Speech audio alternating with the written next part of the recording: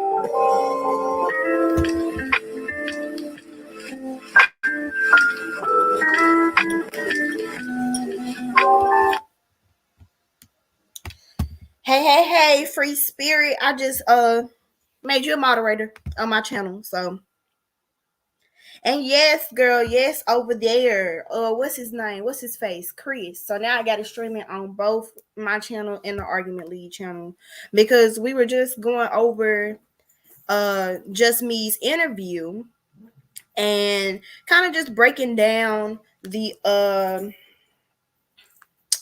questions that Solar was asking, the way he was like trying to twist her words, and like just certain things he was saying. So we were in the process of breaking it all down, and we still talking for a whole 20 minutes, and then I noticed that the stream had been ended. So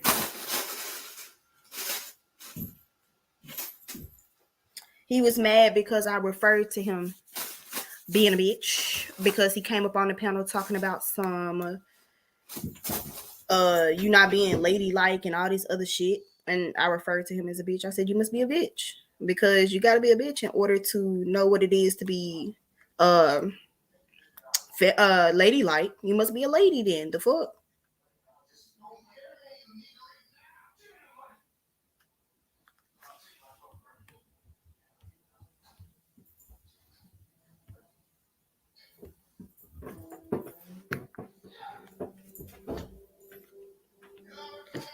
But so we just waiting on Queen Cascade to come back, and then we'll continue on with the conversation because like we were getting real deep into some of the questions Solar was asking, and we were relating it back to how it relating it back to the article that I read earlier about black men like repressing black women and the sexual double standards that black women have within the community. So we were like bringing it all back to the article that I was reading earlier, and that's when we realized that the stream had been stopped, and it was like we were having like really good conversation that really needed to be out there. So we're just gonna wait on her to come back. But as of right now, how is everyone doing? Because I do have this streaming on my channel and the Argument League. So how is everyone doing? Is everyone doing well? How is everyone's night going?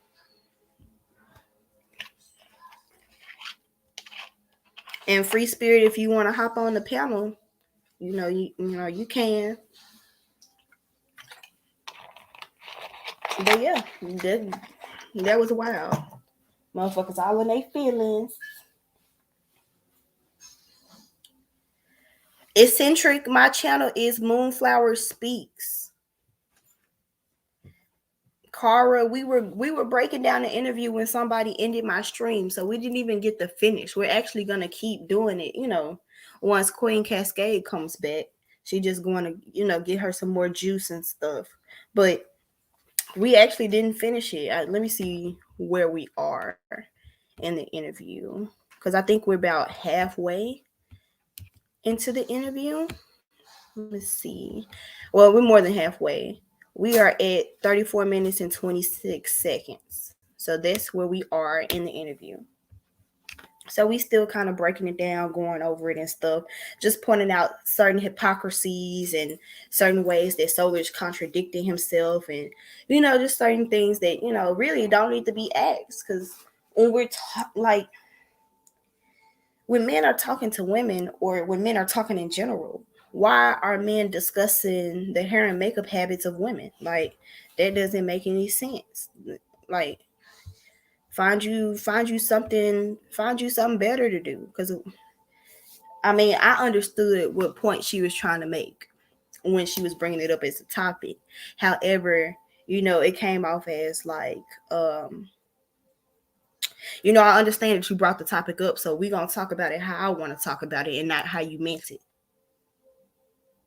So I think the last part of the interview that was live was when I said something about Kim Kardashian and how black men, when they do get up. Hey Queen, okay, just let me see. I'm gonna repost the link. Every time that I try to pin the link to the top, it pins on my end, but when I go into the chat on YouTube, it's not like pin how it normally be, where it's always there and you can just click on it.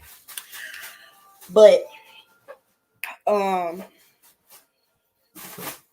yeah, we were talking about how when these black men get money or whatever, they always get with these white women, or women of limited color, who are the embodiment of what they say they don't like about black women. Like, I use Tiger Woods as an example too as well. He married this white woman who, when she found out he was cheating, she came in the house with one of his golf clubs and fucked his shit up, and then divorced him and took him for mostly everything he got. Kim Kardashian, she was propelled to fame because her mother leaked her sex tape with somebody. She is, basically a known industry hoe. Yet Kanye still wifed her, even though, he said he ain't fucking with no gold diggers. So, and they don't like hoes and bitches and stuff. And then you have the rapper Blueface, who always talking about black women's attitude or whatever. Yet he's with a feisty Latina who bust the windows out his fucking house. And that shit is ghetto as hell. It's ratchet as hell. Yet when when it's on the complexion for protection, it's not seen as ghetto and ratchet. Hey Queen, how you doing? And hey, bear with me a hot second. I just need to find where the other YouTube pages. Yes, Campgrounds TV. Tiger Woods is black. He's a black golfer. One of the only black golfers. Only reason why I know about Tiger Woods is because my granddaddy watched golf. But yes, he's black. Okay, is my sound okay? Because yeah, your sound is great now. Okay. But yeah, I got it streaming on the Argument League and my channel. So even if they take it down on the Argument League, it'll still be playing on my channel. So just a heads up, if somebody does in my stream again, y'all, just go over to my channel, and the stream should still be up. And I don't know what Tiger Woods. Okay, so Tiger Woods is biracial. Okay. Yeah, he's biracial. His dad is African American, and I think he said that he had some Irish ancestry, and then his mom is like a mix of different. Is it like Filipino, Thai, or something else? Okay. Well, that makes more sense as to his behavior. But regardless, if we can't use a Tiger Woods reference no more because he is biracial. But you still got the Kanye Wests, you got the Tyrese's, you got the Bluefaces, the NBA young boys, the who else?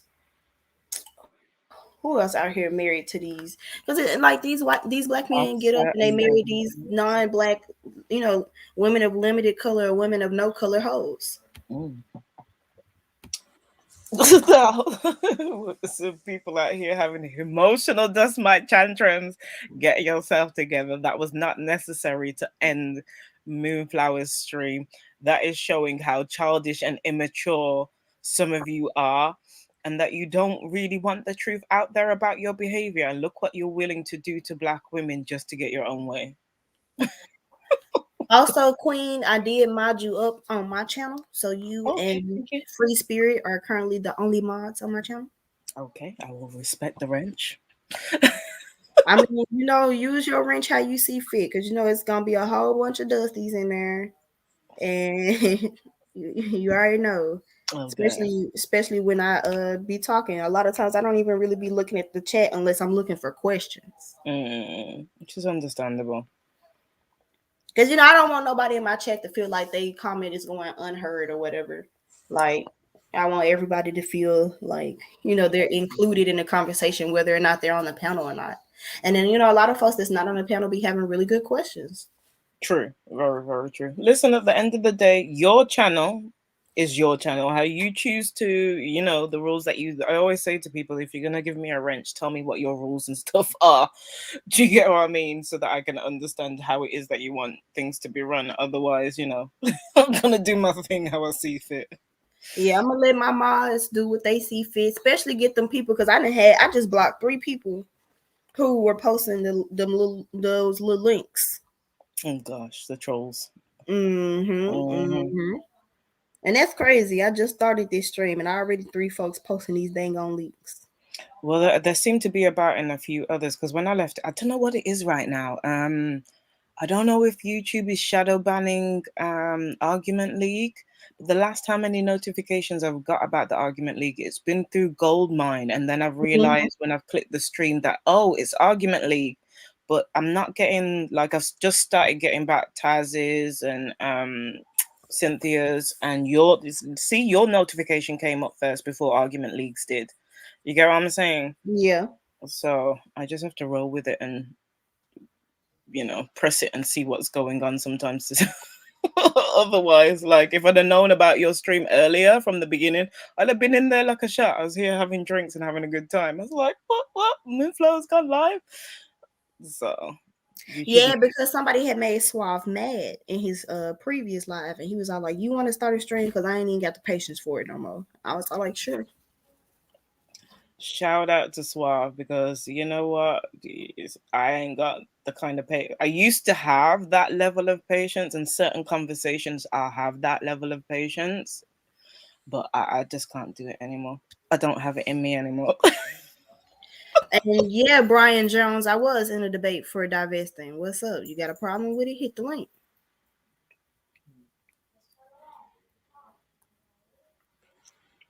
Sitting here with my ginger wine, with my little bit of rum. That low key sound good. It tastes lovely.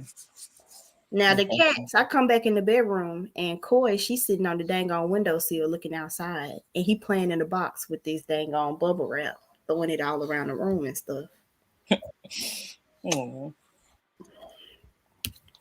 But no, I was just telling them how the stream was ended, and we at the time when we found out that the stream had ended, we were relating Solar's questions back to the article that I had read earlier. True, until you said it, I would have just kept talking. It never even said that. It usually, when the stream ends, it says in the corner that has ended, but that wasn't happening for whatever reason. So that was a dirty move, whoever that was. Dirty move. Yeah, because that one time that Suave had that stream and we was up here talking, and what's his face came and ended a Suave stream, and it didn't say that it had ended, and we were still sitting up there talking for like 30 minutes, almost an hour. Didn't even know that the stream had ended. See, I'm still learning about StreamYard and the different changes and stuff like that. See, it's like they want to talk about gender wars and shit like that, but it's like, we don't want no war. We just want to continue to grow and evolve as women. And it would have been nice in the past to be able to continue to help the guys in certain respects with certain things that they wanted help with, whether it's petition and stuff. but the violence and the discrimination and the prejudice and the entitlement and the abuse and the oppression Mm-hmm. and the way that they behave. Like me and you are sitting here happily having a conversation, and we chill and we relax.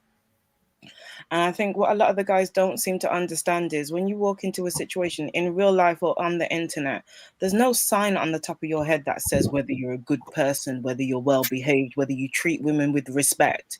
You know, like those game movies where it's got like 5 Lives or Jumanji on the top. Yep. There's nothing that says that like this man is 70% abusive and 30% nice and 25% and is a good father. There's nothing that says that. We need what y'all need some Carfax, y'all be talking about how y'all wish hoes had hoe facts. We need the nigga facts. Oh.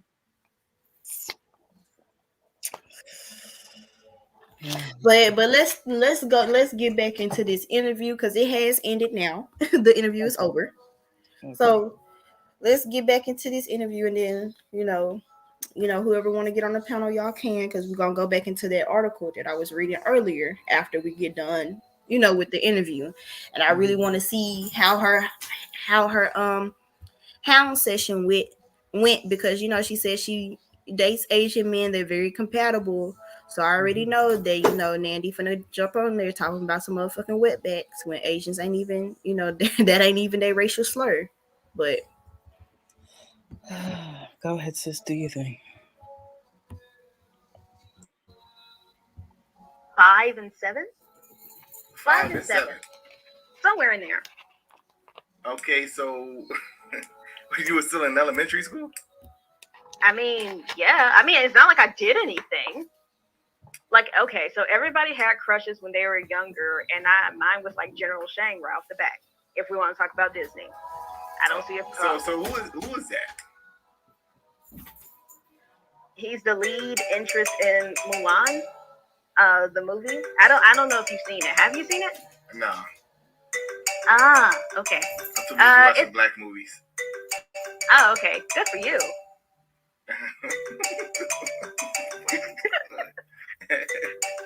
Here, which black movies have you watched?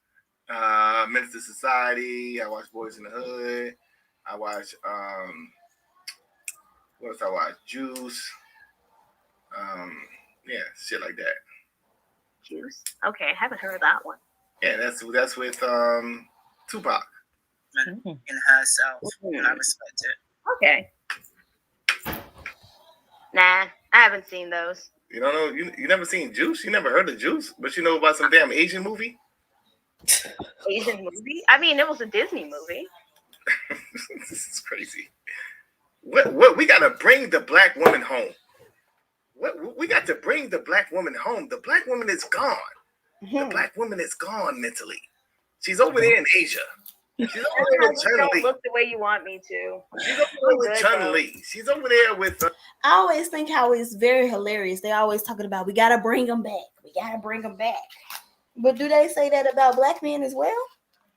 It's like, what gives you the right to define our blackness? Right. Our individual blackness as women. Yep. And then on top of that, just because I'm black don't mean I'm your sister, because I'm not. The only brother I got is 14. 15. That's it. That's my brother.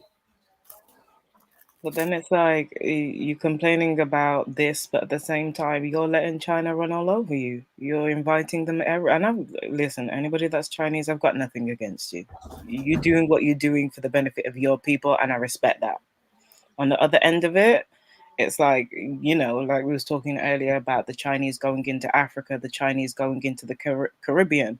And yes, we're seeing it at this point in time for us in this generation. But I was watching, some different things come up in my recommendations. And I remember seeing a documentary where it was about an orphanage filled with biracial African/Chinese children who were kept a secret in an orphanage from workers who had gone out there like years ago. These women are in their like 50s, 40s, 50s. So there was a time before when China had gone out to Africa and did certain work, and those men had left those women single mothers, and they were ostracized by the community because of those relationships. And now it's like round 2. It might be round 500 for all I know, because obviously I wasn't there, how many years ago. But you choose not to do certain things with the land. You choose not to sort yourselves out. You choose to let land that, my ancestors and different people within the Caribbean have left, so that you have something to move forward to. You don't utilize it properly. You sell out back to the government. The Chinese buy it up. It's like, come back to what? You don't want the things that are there in front of you. Like, you handed it over to China a long time ago when you started allowing them to create our wigs, our weaves, our hair products, Apple phones and everything else, and not putting up provisions for the Black community. You were fine with it then when it wasn't cost effective enough to you guys. And even here within England, do you know how many I even know the statistics, but there's been so many shops, Black restaurants that were Black owned, and sometimes elders die and they pass things on to their children, and the children have sold them on, who are mainly boys, because similarly they like to pass things on to boys to be able to certain Caribbean cultures, so that the boys will continue the lines on. And like one of the big restaurants that people think is Black owned, which it's not, it's just fronted by Black people, it's got an Asian man and a white man behind it, and there's a few of them. Do you get what I'm saying? Hell yeah.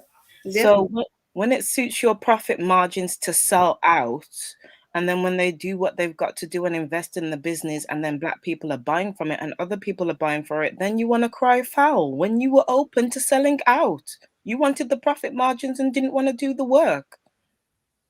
Can't keep bitching and moaning about that. Yep. And I mean, and then what did he say about code switching? Because that relate back to code switching, and the point he made, saying that so you code switch to be able to get a job from the white man. I mean, but are Black men out here giving Black women jobs though? Exactly. Most black men are still getting some kind of, whether it's you doing your taxes with the white man, whether you're claiming your welfare or EBT from the white man, or universal credit here. Do you get what I mean? We've all got to do things via a white man, whether it's our phones, our laptops, internet connection.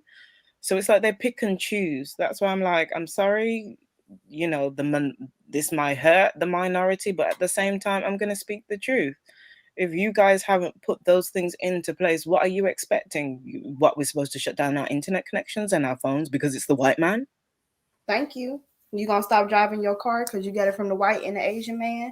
You gonna stop using money. You gonna stop getting your ibuprofen. You gonna stop buying your chickens and shit because the white man got the farm. Like, big pharma and the rest. Right? Like, how deep you want to go? Like, you don't want to buy no more tires because the Mexicans make the car parts.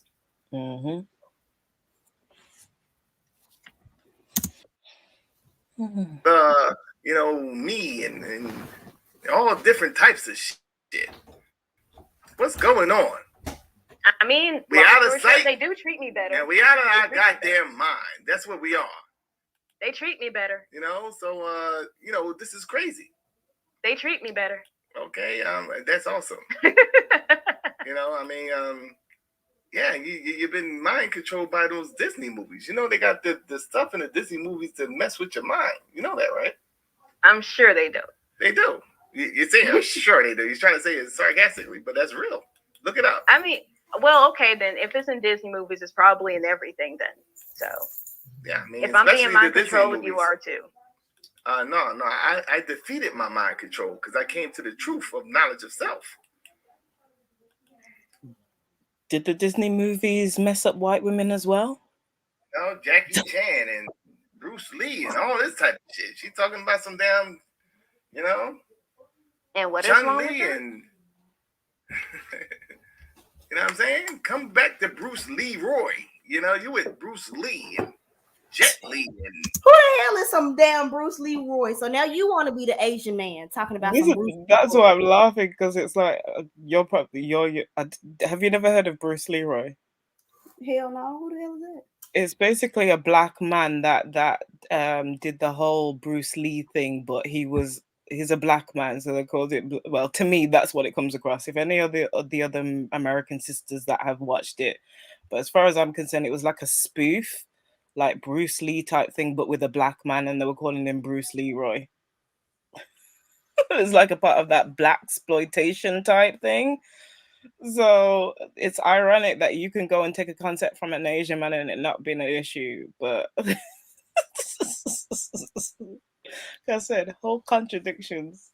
Thank you. You over here promoting cultural appropriation, but not interracial dating. Okay, but that's where you draw the line at. You can't fuck the white man. I draw the line when it's convenient for them, because those popcorn pimps, they didn't business. They just wanted the money.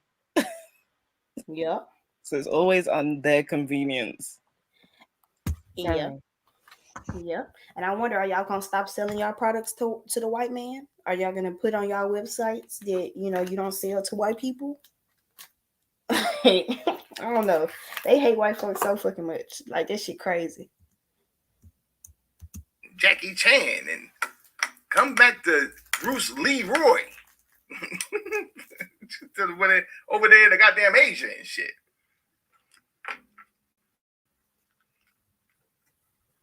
You know? Mm-hmm. So you got to come back home, understand the knowledge of self and who you truly are, sister. I don't know. Maybe my home just looks different. Ooh. Yeah, I mean, yeah, there's nothing matter with your home looking different, but know who you are. I mean, she is implying that her home is with the Asian man. Like, do you not have comprehension skills, sir? She keep telling you she ain't coming back, bro. I don't know. That conversation always kind of irk my nerves. The whole come back.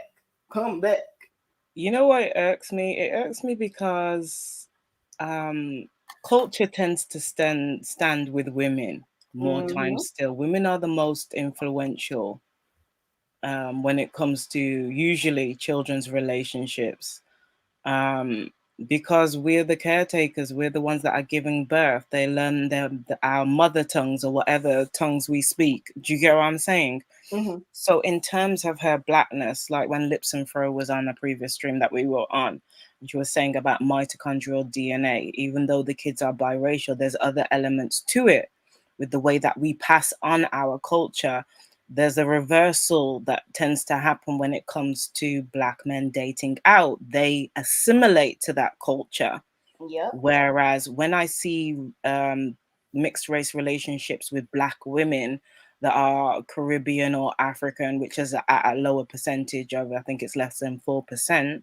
I'm not even sure what the figure is off the top of my head here in the UK. The black women are still passing on the culture in their homes, in their decorations, in the oral history that they present. Like we were on a stream before, and I don't know if you remember Pastor $40. And he's with a Spanish lady. Like, I have no issue if you're dating out for the right reasons, but there was no investment in passing on his culture the way that he was talking, or even investing really for the right reasons in his partner's culture and being able to speak Spanish or whatever the other half's mother tongue is. So I think it's unfair to turn around and say to black women about, come home. Come home to what? Our culture is so culturally diverse. And even if say, for instance, she was dating a black man. Now the black diaspora is how large? African Americans, Caribbeans, you've got how many cultures within the Caribbean? You got Africa, Nigeria has 500 plus tribes and more. And that's just one part of Africa, plus everywhere else that black people are and have been. Because people seem to forget that there's black people in China. May not make up the majority.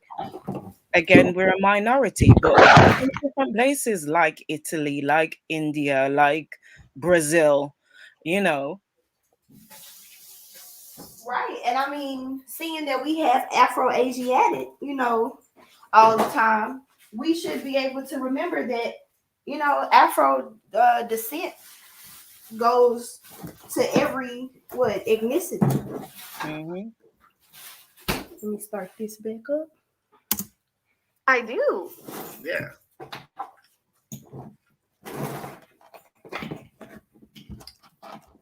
So what do you have to say for yourself? Are you gonna still wear that Asian woman's hair on your head? Absolutely, I paid for it. Wow. And that in itself is a mind virus, because that's what they all say. Like my roommate said, don't play with them. Because why would I take my bundles out? For why? Why are you so worried about haircut he got? You gonna take it back? He don't even got no haircut because he ain't got no hair. That's why he's jealous, because he bald. Take them Jordans back you wear. Shit. Don't wear these motherfucking bundles till they fall out. Don't play. Till they fall out. Don't play. Let me go get it better. Hey. Then you want to come back up here? You want to chill with the big boys? Have fun. But yeah, that's crazy though. I'm glad she stood her ground on the shit though. That's not what we're talking about. I mean, We're not you talking about asked just because the you're paying for it. question. We're talking about why you're paying for it. That's the question. Why are you paying for another woman's hair? In the The store, dog they hair. just You want the have dog hair on your goddamn head. dog hair? Oh, I know he did not just call it dog hair. Dog hair. Really? I think we're past the days of when it used to be horse hair and animal hair and, that yucky old texture that was back in the day. Are any of these people asking white people about back in the day when they used to shave off black people's heads and put them inside cushions and pillows and actually use our hair for wigs? Thank you, because I don't see them mentioning it at all, ever. It's always, you want to be the white woman. You want to be the Asian woman. My bundles ain't Caucasian. They Mongolian. Like I was, me with the society and how it really works and people's opinions and views. It really interests me how we get to these kind of points in time. And I remember seeing, I think it was like a couple months back, a black man that's a carpenter, and he does like home decor and chairs and stuff. Mm-hmm. He was reupholstering some chairs for an old Southern family, and when he opened the inside of the chair, there was a whole heap of hair from slavery. This chair is that old. I need to actually message him because I'm like, and they just wanted it reupholstered. They still wanted the hair in there because of how good it was to sit on it. Wow. Do you get what I mean? It made me wonder, from all the hair that he was taking out inside of the chair, how many black people were inside those chairs. Do you get what I mean? How many people's DNA is sitting inside that chair due to a slave master, and these people want that shit back? Yep. And I mean, I don't know. That's some real sick ass shit. I ain't even gonna lie to you. Okay. I could never get on that fucking train. I think also what Just Me is talking about, I think black men don't see that in terms of the intellectual and the race that is going on, whether they believe it or not, we have a lot in common in terms of, our drive, our determination, being able to have intellectual conversations, the drive and determination to climb the ladder. Do you get what I mean?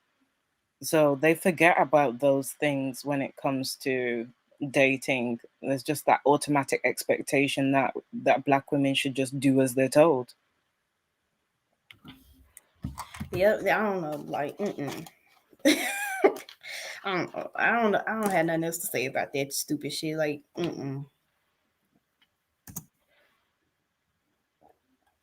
Okay, so we're going there. I mean, let's not give what's good to the dogs.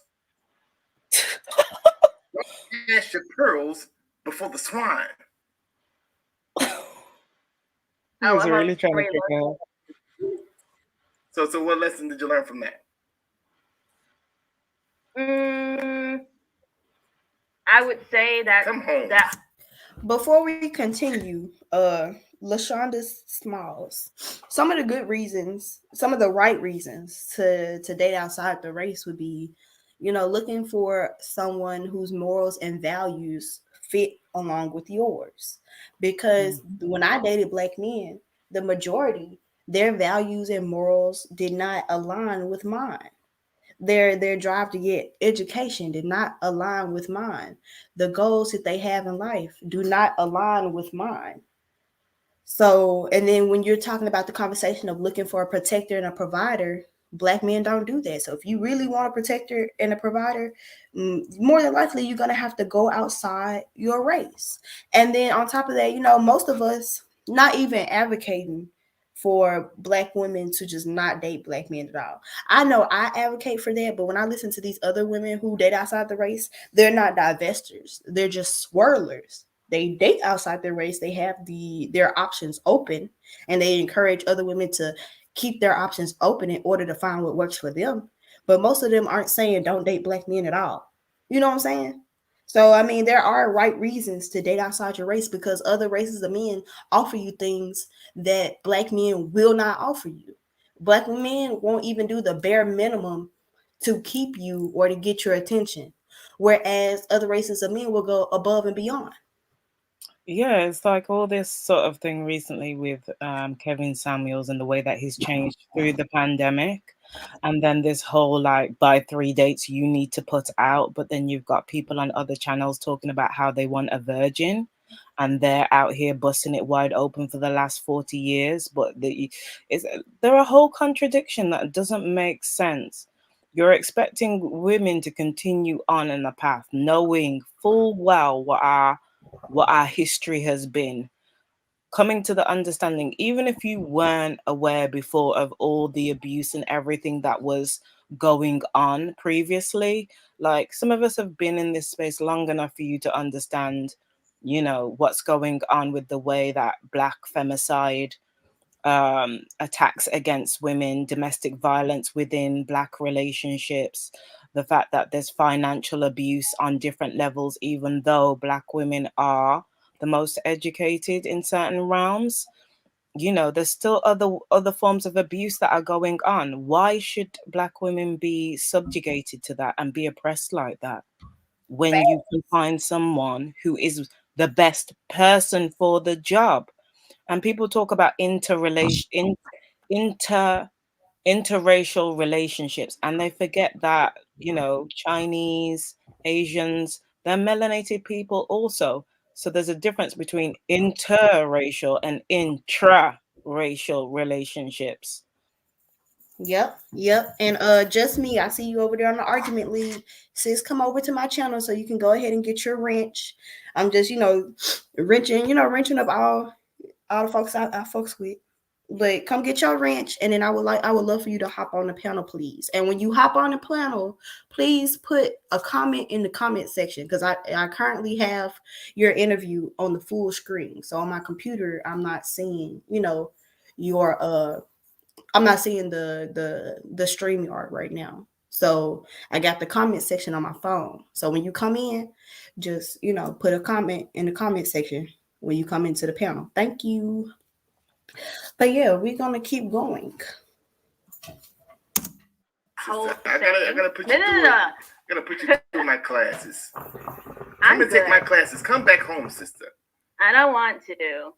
I don't want to go where you're going. Come back to dust, girl. Stay where you there.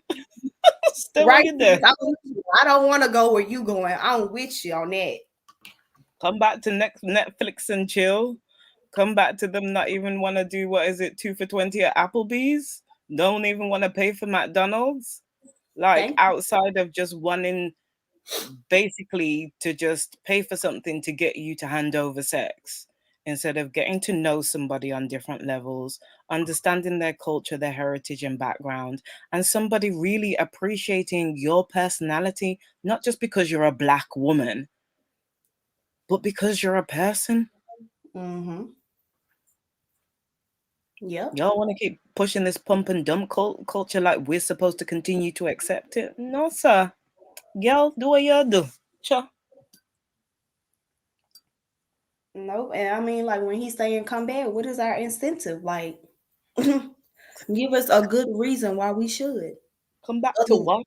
Thank you. If y'all ain't build shit, y'all ain't got shit, and it look like y'all ain't never gonna have shit. The gap is so far stretched now with the way that things are moving, and it's like the only time that some of them are interested in is when I hear our women is when there's money involved. Like when Goldman Sachs started turning around and saying they were going to donate and do all that thing for Black women, then it was our women.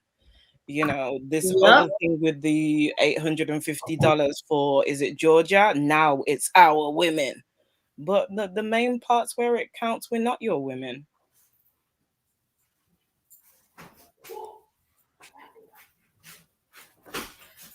Let me start this back up. Ooh. Then go over to China then. What's going on? Lance is in the building. Peace, bro. What's good? What's good, sister? Just me. Hi. How you doing? My name is Lance. I'm a debater here at Solar Vision Debate League. Release the hounds. You have some very interesting topics. You and Solar have some good dialogue going there. But he raised a question in my mind that I haven't thought about in such a long time because it's been kind of normalized. When you look in the mirror, right? Because I'm looking at you, you look like a beautiful young lady, right? Mm-hmm. But to me, as an older man, 48 years old, I know that that's not your hair, right? And I know. And I did not claim it. Right? No. But how do you know that's not her hair? Because she could have very well pressed her hair out. This is the thing. It's not even like half of them know about our autonomy or the way that exactly our hair grows out of our heads and the assumptions about texturism and phenotypes and all that bullshit. I think Crispy Duck was in the back. I've just seen a message. I don't know if he's still there. Okay, coming for attention from women right now.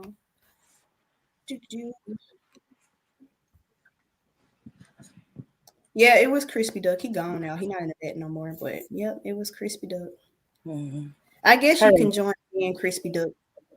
Like I said earlier, put a comment in the comment section of the video when you get in the back. That way I can see it. You don't know how to listen, Dusty Duck. Mm-hmm.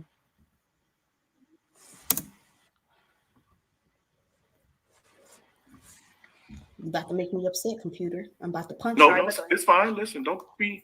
I know when you look in the mirror without that hair, you're not as beautiful to you. That's no. Why are we getting into her beauty? What? Gosh. I had my wig on earlier and I was the baddest bitch alive. Do you know what? Whether I listen, bad bitch. Well, I don't really like saying the B word, but yeah, bad itch, full stop, as far as I'm concerned.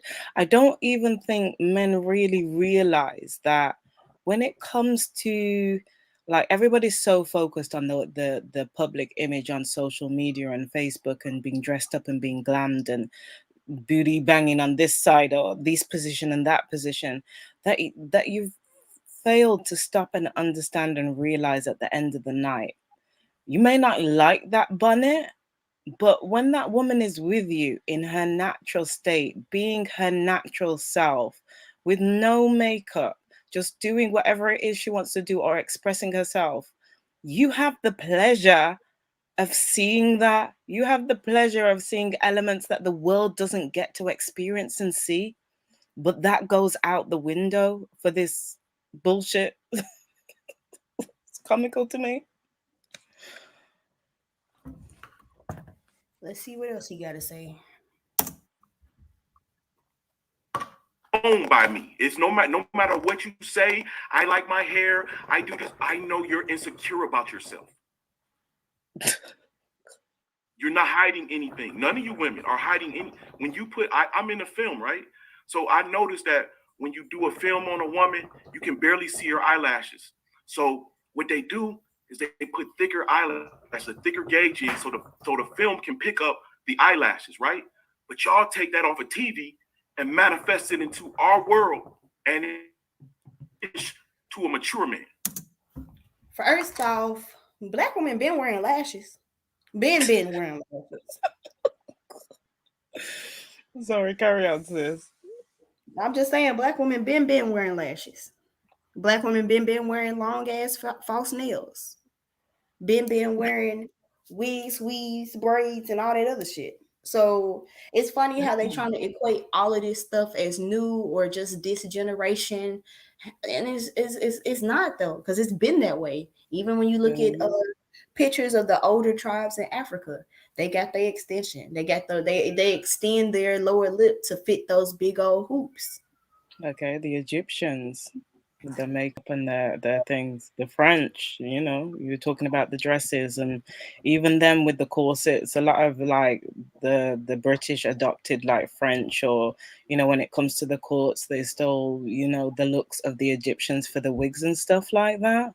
Mm-hmm. So to me, it's just BS. But yeah, continue. And we get our winged eyeliner from the Egyptians. Mm-hmm. And the Campgrounds TV, you are absolutely right. He never, when it comes to the women, when he do interviews, he never goes into what they have to offer to the league.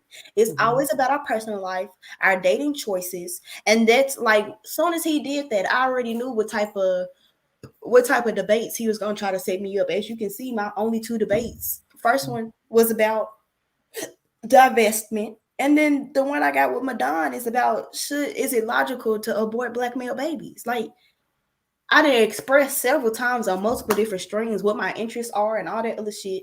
But motherfucker said, fuck that. We gonna talk about your bedroom. That's what we gonna do. Mm-hmm. Even when was it? A couple of days ago. Well, not even a couple of days ago. I think this was about a month ago. Because yeah, we're in December. There was a picture to do with, you know, wigs, a woman with a natural hairstyle by some beautiful river, looking all goddess like, which was beautiful. But the title on top of it said something to do with going back to women having their natural hair.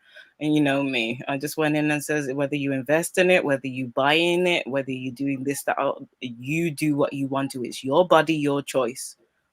Do you know what I mean? And then there was I'm still getting comments today about what I posted from men, and they say that they want to have the conversation, but then when I'm trying to have the conversation with them, you're trying to tell me how I feel and how I'm insecure.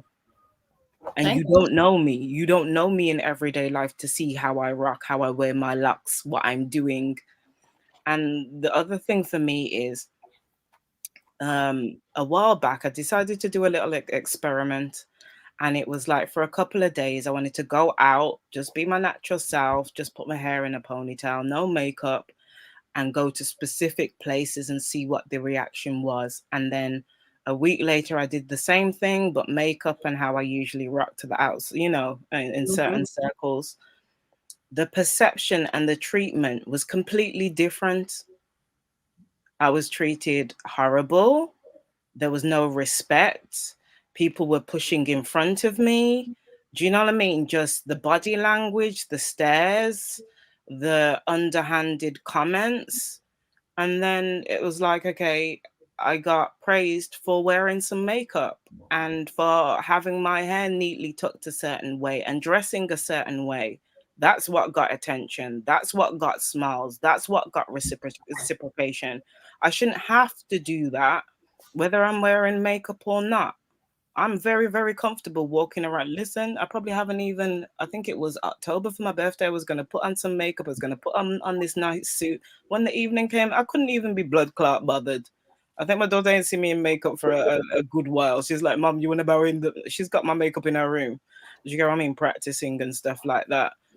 So it's like, I'm fully aware what it is to be my natural self, to be secure in my natural self, and to be secure in my blackness. You don't get to define that. You want to define that for other women, that's your problem, but you don't get to define that for me. Yep. And it's just like, you black men want to include all these different phenotypes, all these different hair textures into being a black woman, but don't do the same for their own image. To respond to Jessica, hey chat. I've just clicked on the other side.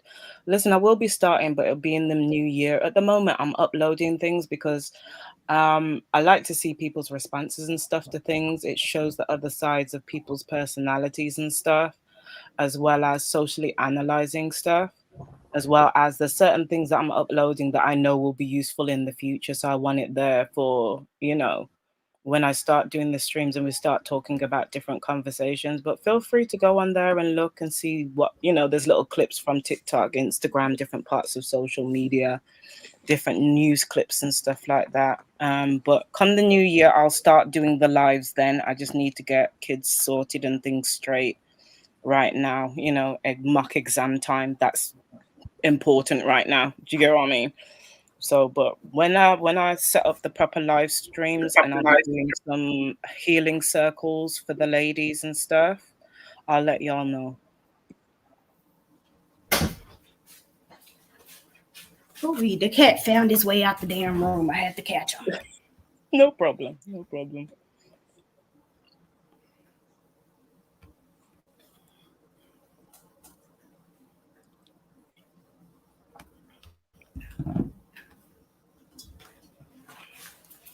It's not sexy to a mature man. It may be to you. And I'm not saying that I haven't seen some Jessica Rabbit's cartoons in the real world and give me the same effect. But that's not real. He just said he saw some Jessica Rabbits in the real world, but they not real. What do you mean by that?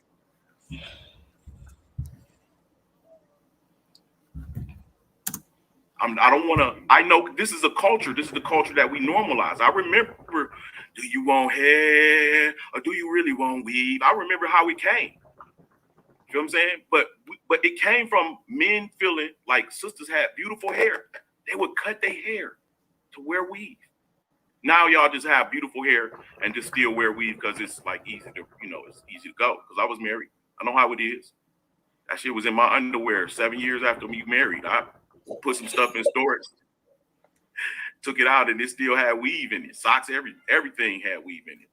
You feel what I'm saying? But I'm just saying, you are a beautiful lady. Normalize yourself, get acclimated to yourself, and you will be just as beautiful. We're just used to seeing you with that hair. You will be just as beautiful to yourself if you normalize being yourself, because you're beautiful to everyone else. So here's my thing. I get what you're saying, but it doesn't apply to me. I'm sorry. They all say that. That's like me putting on a wig and going out and thinking that shit. A man wearing they wear it. They wear it. I mean, I can't possibly feel as confident. You feel what I'm saying? Like me personally, I love how God made me. From the top of my head to the bottom of my feet, I done bad to myself. But what He gave me, how I came here, strap your boy. Okay. You know so when it comes down to, that's me. That's how you supposed to feel. I don't need nothing added to me to feel better. I need to lose weight, stop smoking. I'm good. But I don't need nothing added to me. And I'm not trying to, I'm just saying, you are a beautiful sister, yo. Like, I'm looking at your picture. You're a beautiful sister. Why do they always come up here being so fucking weird? You're a beautiful sister. You're beautiful. This is the joke for me. You're beautiful until you say something that they don't like, and then it's calling you out. You're a name, you're a bitch, suck my dick, and all the rest of the thing, or some kind of formal thing that you feel rejected over. So to me, it's just like comical. Yeah, he's just a fucking creep. This old ass man creeping on this young, beautiful lady. It's interesting that he says that his weight and smoking is the only things that he's got to work on. Those are some of the most unattractive things about men. Oh my gosh. But what was I about to say? But you saw how he you heard how he personalized it. I think you're beautiful. Mm-hmm. I don't know, and they wonder why folks don't be wanting to talk to them.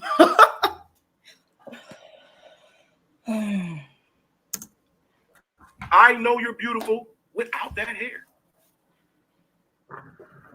Now you're gonna do what you do, because that's what the black women, we do what we want to do. This is Burger King. We have it our way. This is the society. You feel what I'm saying? But I'm telling you, what men see, mature men, a non-feminine, I mean a real man. This is, we see insecurity, young mind. Now, any fellas that disagree with me, not Swab Boss punk ass. Oh, I know he did not say that. Yes, he did. I heard that. Yes, he did. Oh, no. Lord. Taking shots. Oh, Shots fired. Wow. We ain't supposed to be talking about Suave. We supposed to be talking about Just Me interview. And you done brought Suave into this. Why? Suave ain't even studying you. Suave ain't even worried about you and your pyramid earth head ass. He's so bothered.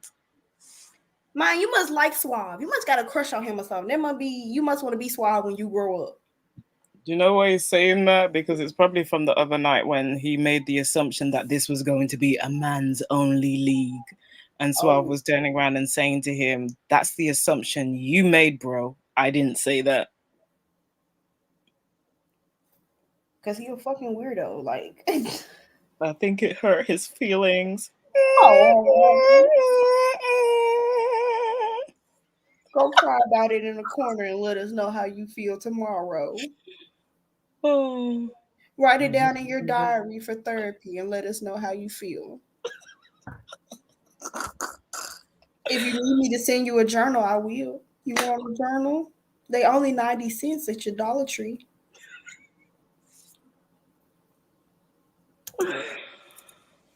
Madam Henhouse. I'm talking about Swab Easy. Come on, he's a kid. Yeah, do it when I'm not on set. Well, you don't do it over here, bro. You don't do that over here, bro. Yeah, you're right. I apologize. You know how it is. Say. And this is exactly why I refer to these men as bees. Because they act like women. He be talking about me when I don't be on the panel. You sound like an old bitter lady. You sound like your name is Gertrude. And you just mad all the time in the nursing home. Pissed off. Pissing on yourself. Face the wall. Man, because you can't wipe your ass no more. That's what you sound like. Character. Different show. But sis, just me, just take that from a man. You a beautiful sister. I'm not trying to dissuade you from that, but I'm just saying how we see it. And a lot of men just accept it. It's a tough fight. You feel what I'm saying? And it ain't nothing that we should have to fight about. But a lot of sisters wearing they natural. And I'm pretty sure a lot of y'all like, yo, I like my hair like that. They're going to impress some of you and change this long trend that we have. My thing is, why can't we alternate between our natural hair and a fucking weave? When it's cold outside, the cold air is not good for your hair. When it's cold outside, I wear my wigs, I wear my sew-ins, and when it's warm outside, I wear an afro. But if it's too hot, I'm gonna put some braids in my head. I'm gonna put some twists in my head. They don't understand, and they don't want to understand is the difference. Because like you said, at certain times it's about a protective mode. At certain times it's about the weather and the climate. Like when I travel and I go to the Caribbean or I go to Jamaica, I'll put my hair into my locks into braids to protect them while I'm dealing with that kind of heat, while I'm dealing with that kind of sunshine. People forget that heat protection is not just from a curling tongs or a curling iron. It's from the actual blood clot sun. There's women that are doing it in Africa right now. They put that stuff, I can't even remember what it is, the top of their heads, that ochre stuff, and gel it into certain patterns to protect their hair from the sun. Yeah. Protection looks different for different women. It's not your right to tell us what to do with our hair. If you want to tell somebody to do with the hair on their head, go tell yourself to go grow that hair. And I get so annoyed with these dudes because it's like, you know, like when you saw like Wakanda with the female soldiers, I think they're so beautiful. And I've always at one point, and I probably will do it at some point, just completely shave my head off and just do some beautiful, intricate pattern. There's sometimes that I wake up certain days and I look in the mirror and I'm like, ugh, should I pull a Britney Spears? Before we start that, how do I share? Oh no, you did it. Okay, you shared it. I was just about to ask you, how do I share the link to my channel? But I see you shared it. Thank you. But it's just like, and when it comes to that decision, it's my decision because of the hair that grows out in my head. I'm the one that has to look after it. I'm the one that has to, you know, we even go through as women times where our hair, do men even understand about split ends? About the times No, that they your don't, hair because is when black actually men do good? their hair, they don't take care of it. All they do is whip out their fucking sponge they shit up with the dead balls of hair at the end. And that's why half of y'all is bald now. Like sometimes we have to go through big chops because the hair is dead or because of whatever we were going through before, that we need a fresh start. And men, I want to leave. I've seen people leave their partner because they chop their hair, had to do a fresh chop. It's ridiculous. Some of you are so vain. It's unreal. Yeah, and they be like, "Oh, you should consult your man before you cut your hair." Bitch, why? Do you Fuck his consult us? feelings. Do you Fuck his consult us feelings. when you want to cut your hair and get a new style? I didn't think so. This is the thing, entitlement. Why do I have to go to my man to ask him permission about my hair on my body that grows out of my head, about what I should do with it? If it's a case of like, say it's like my godfather or something who is a hairdresser, then I can have that conversation and he will say, "Oh, I think this will suit your face, queen." Do you get what I mean? Or this shade of color. But other outside of that, there's no reason for me to ask you what I need to do with the hair on my head, on the hair on my vagina, the hair under my armpits. God gave me it to do whatever I want to do it with. Okay. Facts, and they just really don't understand that, you know, thick coarse hair is the most fragile hair to have, because so much can cause it to break off, can cause it to split. And then with all the curls, they're tangling up on a regular basis. You do a style and it tangles and you have to try to calmly detangle it. But if my hair get tangled up and I feel like I don't want to keep combing it, I'm gonna snip that piece right off. Snip. Exactly. I've just had to go and chop two. I just sort of reached my target and I was so happy. But with the locks, it gets to a part where it's bubbling at the end and you can kind of, well, me personally with my hair, I can tell where it's dead and where it's flying. So I've had to take 2 inches off. So I've got to, you know, back to the target. But it ain't a thing. It will grow back. I'm not going to have heart failure over it. You guys are having... it's like you guys stay in a box and you want us to stay in the box with you. We're not meant to be in the box that you're in as a man. We're women. We're in a different lane. We're complex and multi-layered. And how we choose to express ourselves through our hair and stuff is up to us. I don't see men out telling white women who dye their hair blonde not to dye their hair blonde. Do you get what I'm saying? I don't see half of the things that I see with other cultures in the way that men demand authority over their hair is absolutely ridiculous. I agree. Ooh, who's that? Hey, just me. Welcome to the panel, sis. Hi. Hey, it's just congratulations, just me. It's nice to meet you all. Nice to meet you too. Hope you don't mind that going through your interview and giving commentary. It's nothing personal to you. Do you get what I mean? These are just our opinions. No, it's fine. I'm not even gonna lie. I was more so nervous, and on top of that, I'm not feeling that great either. So I mean, yeah, I missed some things, but I tried. So go ahead, you're good. I mean, I and don't know then if it's me. Is you sound a bit robotic? yeah, you Oh, sound a little robotic. sorry.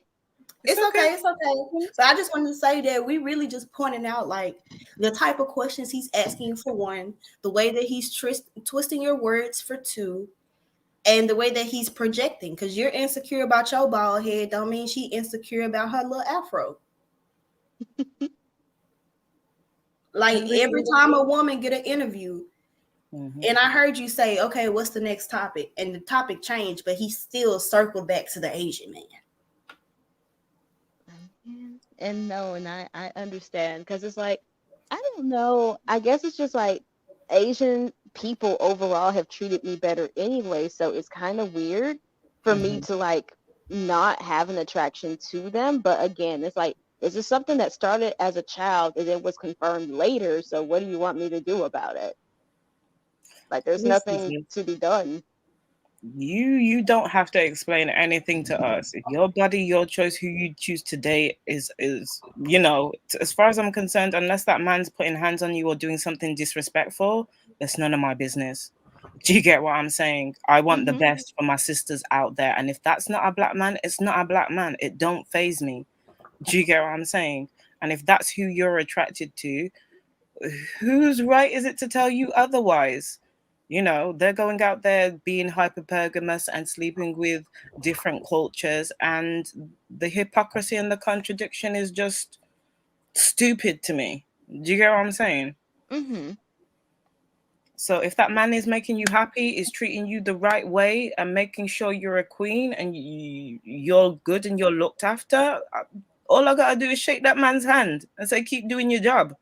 Do you get what I'm saying? There's nothing more to say if a man's handling his business and making sure our sisters are good. Outside of that, I these in general men, period, I side eye them, and I especially side eye the black ones because those are my counterparts. But there's a lot of discrimination out there in terms of young women that have an attraction to other cultures but are not allowed to express that because of the onus on protecting the culture, protecting the culture, protecting the culture. Do you get what I'm saying? Baby, Mm-hmm. fuck your culture. Do you get what I mean? It's like, how dare they define your blackness? Your blackness goes with you, sis. No, I agree because it's like blackness is something that is different for each and every person. Mm-hmm. So I know for me, because they wanted to talk about blackness, it's like, no, my blackness is knowing who I am in whatever setting. It doesn't matter if black people, white people, or any other races around me. I'm still going to be me at the end of the day, and I still know that I'm black. I can give Right. birth. Yeah. It's like I can give birth to a biracial child and know that I'm black. My husband is Asian. We're going to have to teach this kid both cultures and know at the end of the day that my racial counterpart is still going to be a black man, but my soulmate is my husband who is Asian. It's not hard. This is not as hard as people make it seem. Thank you. It's not. And LaShonda Smalls has a question for us. She said, "What is it y'all would like from the black man?" And my answer is not a goddamn thing. Leave me the fuck alone. I think personally for myself, I do sort of get what Moon is saying, and there is that. But in general, all this there needs to be provision. There needs to be protection. Even the women who are dating out, if men are dating out and being protected by BLM, George Floyd was with a white woman when he died. We still So went what? and marched for him. So why is it that a white woman black woman dating out doesn't get the same protection, gets abused and shit like that? Do you get what I'm saying? I know what it is to walk down the street, and I don't even have biracial children. Like, I'll give you a quick example. I've got biracial nieces. Yeah. There's certain places that I can't go with those biracial nieces because the assumption from black men, because they've attacked me before in certain areas, is that, oh, I'm a bed wench. I slept with the devil. I'm walking down the road with 2 kids. You don't know if those kids are mine or not, but you feel the entitlement and that you have the right to attack me. Other time happened, I was my friend's husband helping me up some steps because we'd done 70, 2 hours straight clubbing and projects and photography. Black men accosted me in the train station because I was helped up the stairs by a white man. You don't know our personal circumstances and the things that we're going to, but the same provision and protection that you want for yourselves, that should be held the same way for Black women. The community has been left wide open. The predators, polite, and all those kind of people are running around. I'm not cool with those kind of people running around. Black men need to dick check other Black men. Because when we as women try to do it, we get attacked, we get oppressed. Women get acid thrown in their faces. They get cyber stalked. I can't even begin to name the amount of women that I've seen, let alone today, that have been stalked and attacked and have what do you call it? Court orders and that kind of shit. Mhm. And there was one woman the other day that's stuck in her apartment being stalked by a Black man that made a fool of her, and other people took his word and have made some challenge, and now she's been sacked from her job, and the GoFundMe that she needed to be able to move out of that place, she no longer has because Black men reported that. You talking about that lady in Texas who saw that dude through her Ring camera? I think so. This is the thing, Moonflower. I think it is that one, but there's been so many that it's just ridiculous. So Yeah. if the provision and the protection was there for women in the community, these other dust mites and emotionals wouldn't be able to get away with those things. Other communities outside that know that we're not provided for or just generally protected on the streets feel it's okay to sexually assault us, grape us, kill us, cyber stalk us, and the rest. Yeah. So, as much as I don't want much from Black men, there needs to be much from Black men, because Black women wouldn't be dying every 5.5 hours if Black men as a collective were doing what they are supposed to be doing. Yeah. And Other than that, don't do it for us up on this panel, because do it for the women that still want y'all. The fuck. And see, actually, no, I still said that in my interview, I believe, because it's like, I mean, I have no zeal for Black men at this point, and it doesn't mean that I hate them, but if you want to do so much better and you're asking me for advice, then do better for the women that still want you because they still have faith in you like that. Like, I don't know really what else to say about that, because it's like, you can't ask someone like me who, one, y'all kind of, and I mean, I've seen it on both sides, but Black men have done it too, and they did it during the interview. You can't kick me out the community and then try to get me to be a leader. Make up your mind. What do you want? Facts. They want to kick us out the community. They want to ostracize us. But then when one of them die, you gotta march for us. Why you not marching? You need to be in these streets. No, I need to be at my job making money. I'm sorry. Go ahead. No. Go ahead, sis. Go ahead. Oh, no, that was my little 2 cents right there. You go ahead. I'm like, you know what? I'm not marching anymore for these men. I was born in the 80s. Over here, we had a situation similar to George Floyd in 80. I think it was either the time that I was born or just after. So that's what I was born in. I was born into protesting. Some of my earliest memories is being on the street as a child protesting. Now, when I look back at that years ago, I didn't think there was anything wrong with it. But now I look back at it, I'm like, what the frick was I doing 3, 4, 5, 6 years old on the street protesting? Even down to my own daughter wants to go and protest. I'm like, okay, well, there's other ways that we can protest and help. I'm done with it because you don't appreciate it. I've nearly been stabbed. I've nearly been shot. I've had my knees kicked out and all sorts of things by Black men. And I've still been in the community helping you guys with your education with no appreciation, fighting for your rights, other people fighting for your rights. And you still want to stab us, kill us, murder us, come online, abuse the fuck out of us. you know, I get other people shouting at me because I'm a Black English woman and not fully understanding my cultural background. Nothing I do is ever enough for you guys. So I'm going to do what's right for my sisters because you guys don't want to hear. You don't want the help. Originally, I thought this was just like an English Caribbean problem. And then, you know, being during the pandemic, coming online and getting into different realms and seeing what was going on, understanding that it's an actual international problem, that there's so many ways that Black women have been tried to help you, and the petitions, and even in terms of like the Crown Act and things like that, the Halo Act, majority of the time when I go back to check those things, it's Black women signing those things. I even seen white and Chinese people signing those things. The lowest majority of people in gender that I see signing the petitions are Black men. Even when it comes to, there was some guy, I think it was like just around the pandemic, that was trying to do something with changing the child support laws, and Black men hounded him. He was trying to help you guys sort out your issues with child support. So it's like, you guys are comfortable in your uncomfortability. You like to complain and moan, and you don't want to do shit about it.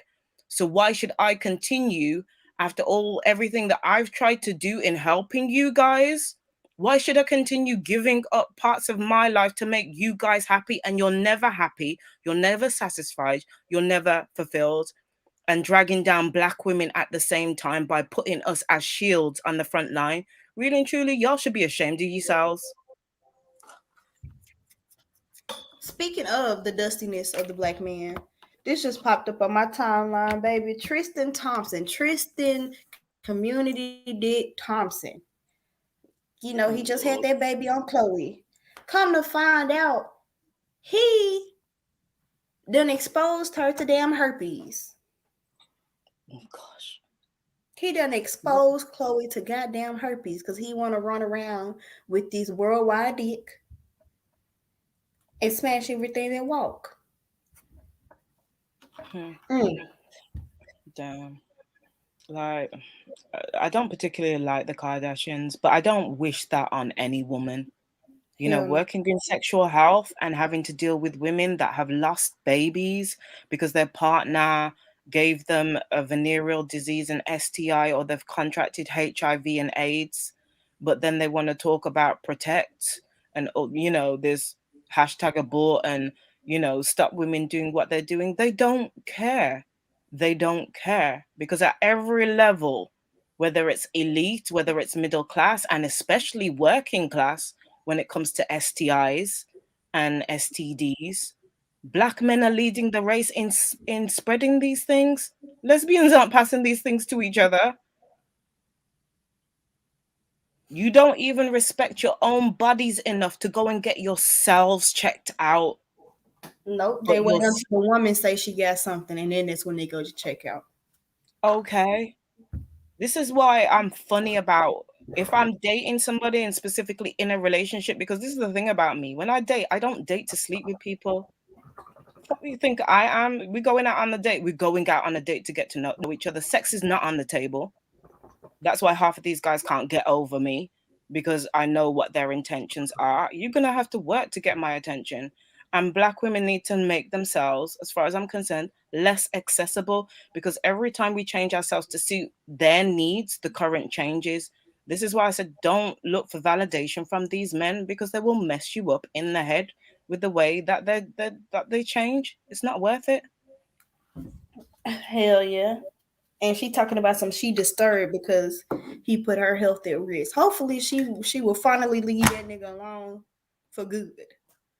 And this is the thing. It's a good thing that, you know, testing is more regular these days, but you've had how many women that have sat down with diseases inside of them, eating away at them, that they can't have children today because some dumbass mistake that some dude decided to do it in the past that has affected their future decisions. They don't fully want or care about the implications of what happens to our bodies, because a lot of them just see us as objects to just be spermicidal dustbins for. And that's not what we're here for.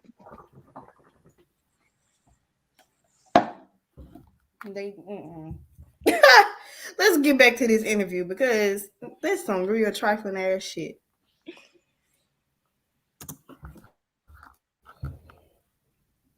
But we want you sisters to be natural. We know we don't black men real like you talk about y'all talk about black men that's rich and been out of the culture. They ain't come up with their people and they supposed to represent us black men and marry y'all. But black men, when I go outside my house, the neighbors are all black and they all couples. You feel what I'm saying? I'm in Detroit, Michigan. So we love our sisters. We don't want nothing but our sisters. Trust me. They come in all flavor sizes. Like if we can have any woman in the world in our sisters. No booty, big booty, all of it. You don't got. If y'all can have any woman in the world, why can't I have any man in the world? Huh? What's the difference? Oh, I was just thinking, why can't you leave me alone then?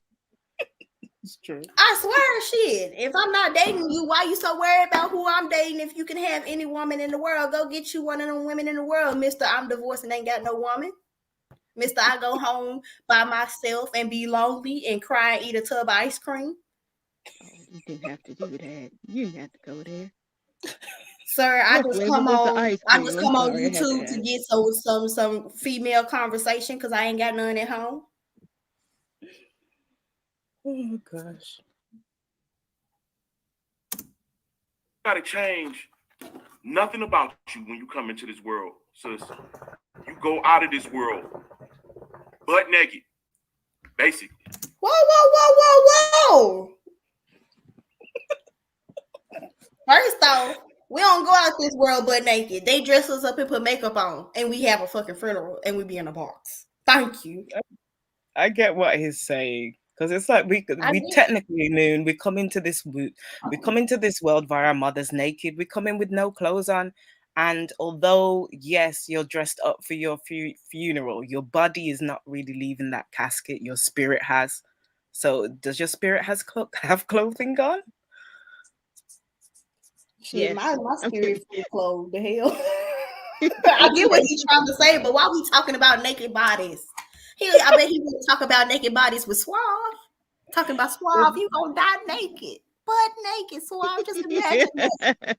Your booty cheeks gonna be on the bottom of that coffin. Listen, I love nudity. I'm not going to lie about that. Do you get what I mean? But it's difficult to have certain types of conversations with men because of the way that they objectify us and sexualize being naked. It's like, why shouldn't we be able to run around and be naked? We can't because of the way that things are. And because, men want to make excuses for people being able to, grape us because of a piece of clothing. It's dumb.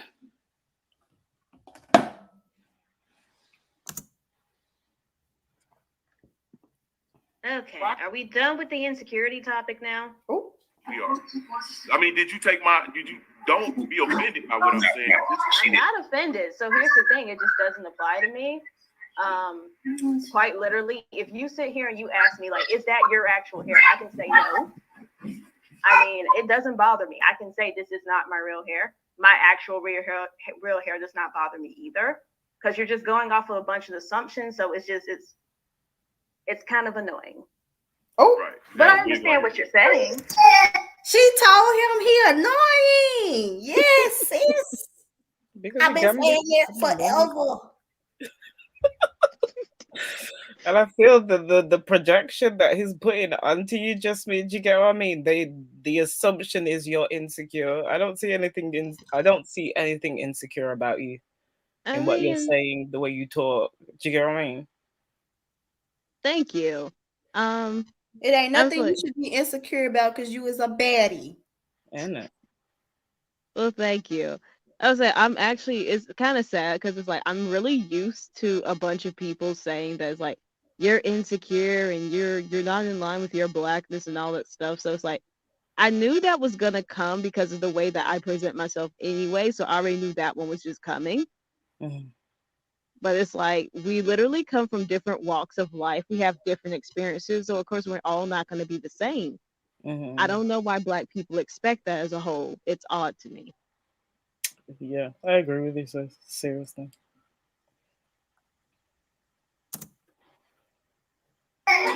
Well, Shalom to you, just just me, excuse me.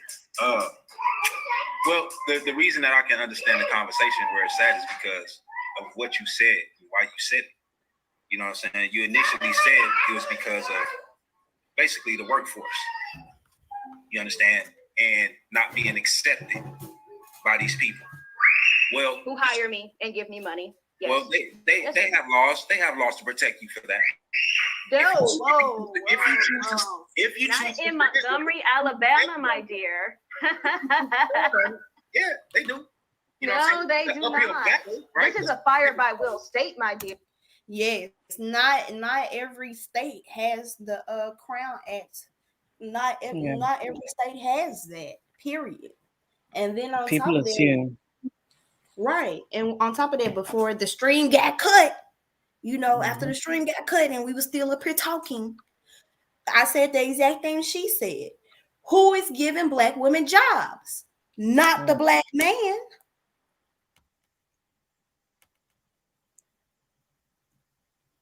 Hypocrisy. Here. It's an uphill. And I promise you, this is still a higher by will state. No. I mean, but understand this. We all have our choices on what we choose to do. So because you choose to stay there, right? You choose to be in that type of. Oh, so you don't choose to be in Alabama? No, I hate it here, actually. So why are you there then, sis? I'm working on my way out. But this is the thing, right? You have laws to help you, right? And if they don't want to, hear you out legally, you can fight that and get paid. But if you choose not to, not in a fire in the state, because Tennessee, Oh, here, I'll say this, because isn't it interesting that now they want to have so much confidence in the court system? Mm-hmm. Yeah, so much confidence in the white man, asking the white man for this, asking the white man for. I thought y'all didn't trust the white man. The white man is all of our enemies, I thought he was the devil. Oh, gosh. But no, Tennessee is also a fire at will state. So they can fire you for whatever reason, and they don't even got to give you no fucking notice. You can come in to work on time one day, and they be like, okay, we don't need you no more, but you can stay to the end of your shift. They help the company. Boop, after today, you got to go. True. I mean, so this guy in the chat, was it Weezy? I don't know how to say that name. Yeah, that guy. Gotcha. Long story short, my dear, you don't live in Montgomery, Alabama. You can speak to me about that when you move down here. Okay? Thank you. Because I got fired for reporting, I reported discrimination, harassment, and bullying. And they fired me for reporting it. Mm-hmm. Exactly. I've been through that myself. It's not pleasant. Yeah, I've been there too. So. And you know who was doing it? Black folks. It wasn't the white man. It was black folks. I mean, like, I already have this one on my channel personally. I have a whole story up about a black guy who apparently, I guess he liked me or something, and I didn't like him back. So he got mad and started started like verbally attacking me, and then just making my job really hard at my job. And the entire time this guy is doing this, he is engaged to a mixed woman. I had to leave this job because of this asshole. I'm sorry to hear that, sis. It's fine. I found a better one, but I'm just saying, it's like, no, I don't want to hear anything. Thank you. And LaShonda Smalls, I'm sure you can relate, because this shit happens far too fucking often than not. Exactly. Now you talk is Craig, the white man not giving black women jobs, but the government and corporations are giving American citizen jobs. Who runs the government and corporations? The white man. Who runs these semantics? You want to get caught up in semantics, and that's not what this is about. The fact is, internet, you're having to go through white companies with white bosses, with white CEOs. Your phone bills, you're having to go through white bosses, white CEOs. There's a whole heap of things that sometimes you think are black owned that are just black fronted, and there's some Asian man or white man behind it. So y'all have got a lot of excuses for the things that you should be doing and that you should be providing for the Black community. You got I such an mean, issue with the white man? Create the jobs and businesses and job specifications and laws and requirements so that sisters can be properly employed by you guys. Otherwise, shut the hell up. I mean, I'll say it this way. I'm working a job right now that's paying me really well, and I like everybody there. I haven't had an issue, but I'm working for Korean people, so hey, there's that. Exactly. First point I want to make, yes, and Mari Sweet, that is corporate retaliation. However, when you work in a fire at will state, it is very hard to prove that it was corporate retaliation unless you have some form of written or recorded documentation. The job I got fired from for reporting discrimination and stuff was a prison, and we weren't allowed to have our phones in the prison. If we were, I would have recorded it. But it's hard to prove that you were discriminated against in a fire at will state. 2, next point, Craig Scruggs. You can hop on the channel. On the panel. Hop on the panel. Just make sure you put a comment in the comment section, not in the back chat, to let me know that you are on the panel and in the back, and I will let you on. 3, TJ Wilson. If I hated Black men, you would know, because I would tell y'all to go freeze in a blue hell. It's ironic That's a how new it's one. like. Sorry, go ahead, sis. No, you go ahead. She just But got me with that one. Talking about the blue hell. I've never heard of that in my life. Yes, you win. You win. Go ahead. My folks be saying I don't give a flying fuck in a blue hell. Gotcha. Would it make him feel happier if I just said I hate Black men? I It would be probably would. lying to you if I said I hate Black men. I would be lying to you. I work around them. I wouldn't have come to Suave's channel if I had such hatred towards Black men.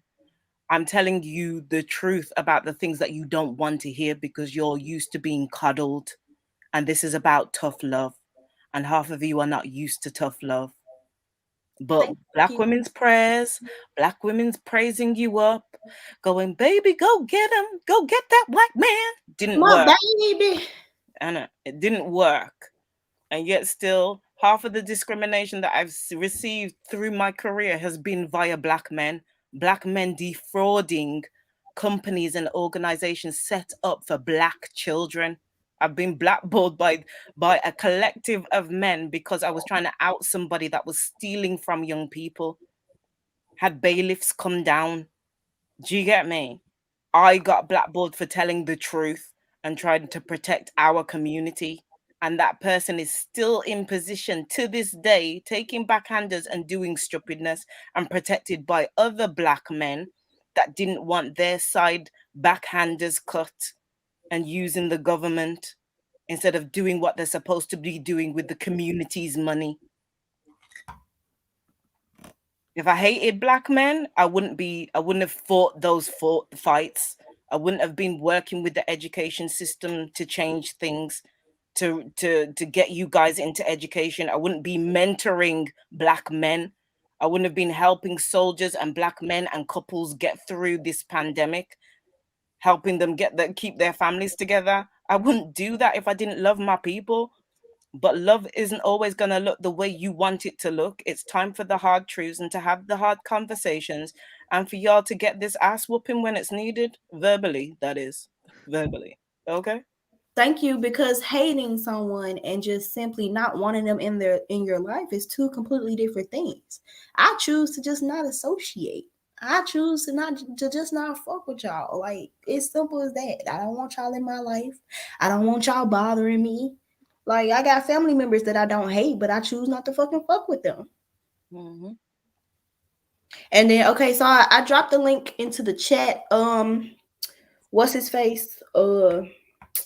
Craig. I dropped the link in the chat. And T-Duck, I see you came back like 3 times. Like I said, T-Duck, you gotta put your comment in the comment section, not the back chat, in order for me to see it and let you back on the panel. So if you want to come back, remember, put your comment in the comment section, not the back chat.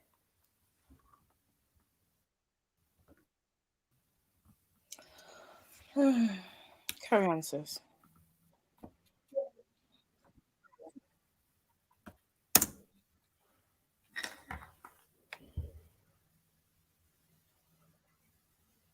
Stand on those legal terms, those laws and things that they have put in place, then you submit to this system, right? Name the laws then. I can pull it up for you. It's not a problem, but you should know this because you're a woman. You know what I'm saying? I don't have that problem, right? I'm trying to see if they. I want to see if they were passed. He don't have that problem, but he telling us how to address the problem. How you gonna tell us how to address a problem that you don't even have? Make it make sense. I mean, technically, thinking back on it, I've seen men get discriminated against for their hair too.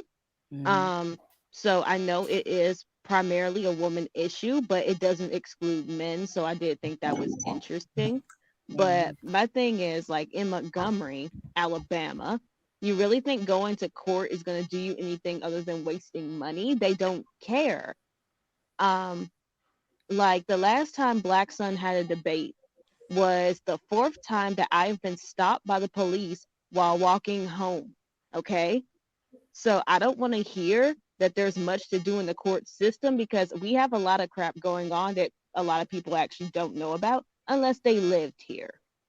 So like the guy in the comment section, if you want to sit here and tell me how to run things, feel free to move to the deep South, the heart of the Confederation, then you can tell me what to do. Thank you. Because I know Alabama ain't no joke. When I was coming home from basic training on the bus for Christmas break, and we had to do a stop over in Birmingham, Alabama, that shit felt hella fucking uncomfortable. All of us Black folks in our motherfucking uniforms trying to go back to Memphis, and nope, wouldn't stop back there again. Yeah, I mean, like let's see, what was it? Oh, okay. So I live in actually a pretty decent neighborhood, and I was just walking around the neighborhood, probably just trying to get to a store or something. And this white guy stops me in his car, and he's got like his pants pulled down and all that stuff. So, you know, his appendage, I'll just call it that. His appendage is out and up and all this stuff. So I try to call the police to get him like basically off the street because he's crazy as hell and he shouldn't be, you know, out around other people. So tell me why the cops come to my door and they have the nerve to tell me while I'm wearing a black long sleeve shirt and jeans that, oh, that happened because you look like a prostitute. Oh, hell no. I had my What's hair your wrapped badge up. number and name, sir? And see, this is the stuff that I'm talking about. But if you go and you report this stuff in, there's nothing really that's done about it. Unless you have like any proof that they did it, they're not going to do anything. I think Who is what this men talking have to about understand. abort black male babies? Who is this? This Creed. You hear me? Why is your name that? I just named it for this stream. What's up? Why you being a How you doing? fucking Hey, y'all tripping. But what's up, Moonflower? No, you tripping because why would you We're name tripping when you come up with a name saying you're black male baby. Hey, I'm doing bull black girl, baby. Definitely stream. No. Calm down, ladies. I'm asking you a Calm legitimate down. question. You must want it to be swallowed or something. Calm down, ladies. Calm down. I'm calm. Calm down, Moonflower. You ain't have to go there, bogle with it. Calm down, okay? First off, I am calm. What you're not finna do is come up here and tell me to calm down. Because the B word about to slip out, you might want to stop because you're about to see me not calm. I don't think that's what you want to see. I ain't been on my meds for 3 weeks. You don't want to see that shit. You better stop while you're ahead. Craig, stop gaslighting and get to the point. Hey, it ain't no point. I came out here to join the panel and I wanted to discuss a few things you ladies was talking about. Y'all got worried about the nine. Y'all got distracted. Stay focused, ladies. Be the way. How y'all doing today? Oh, if you say that one more time, your ass is getting off the fucking panel. Say it one more again. One more time. Hey, but don't get kicked. I'm dead ass. Say that shit one more time and your ass is off the fucking panel. You might want to sit there on mute for a few minutes. Just be quiet. Just hush. Come on, Flower. Mute. Is this dude one of the debaters, Moon? I don't know.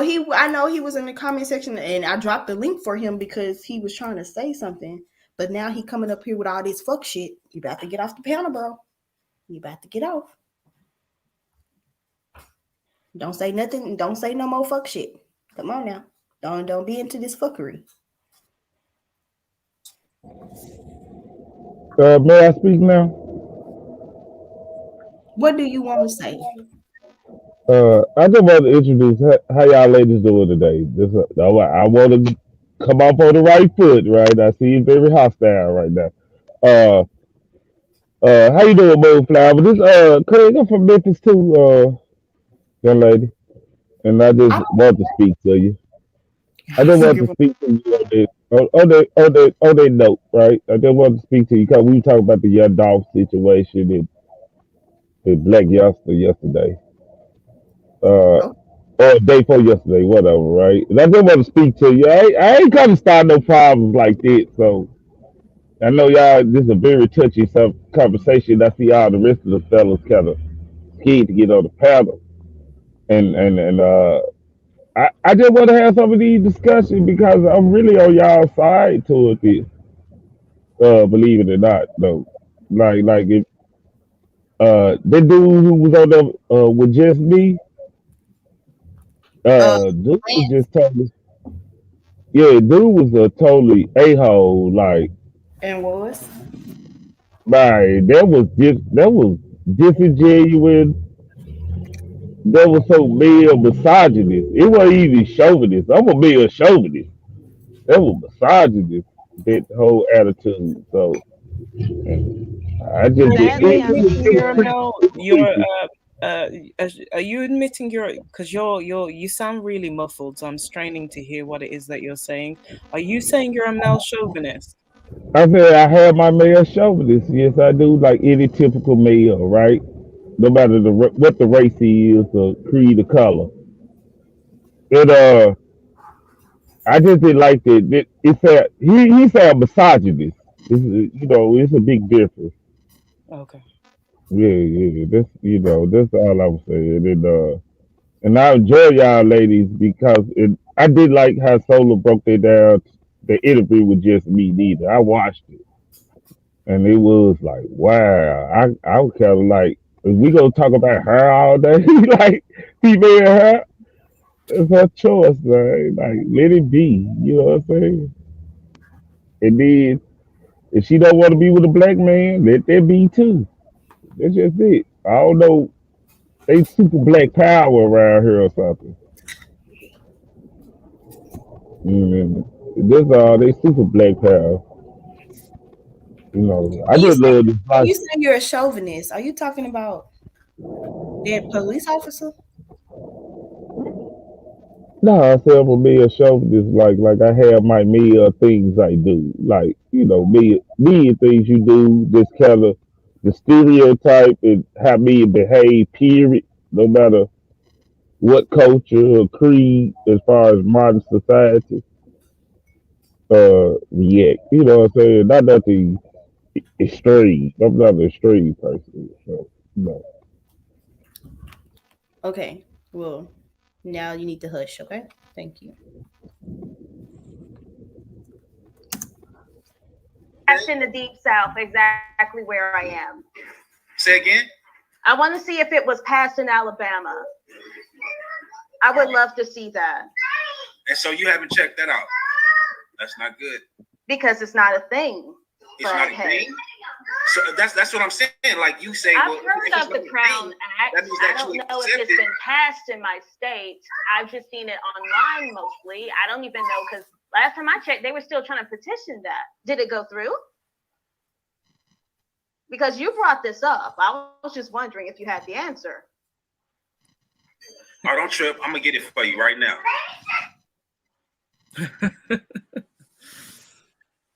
Yashar always with that shit. Mm-hmm.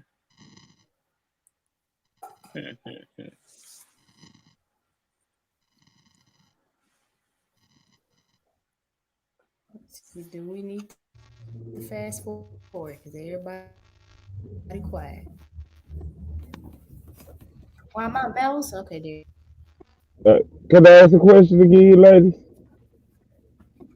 You can ask the question, but we will decide if we want to answer that. You won't know until you actually go through it. All right. I'll wait till you get there. He said he want to ask a question. I think that's yeah. what he said. Because Yeah, Craig, you had your the speaker question? is very muffled. Nah, I'm on my Bluetooth, but I'm sorry. If I disconnect right now because I'm driving. Oh, Yeah. But check this out, ladies. Well, I was asking, I said the white man don't hire a person. As far as corporation in America hire people, But you who are the know. corporations ran by? Who are the corporations ran by?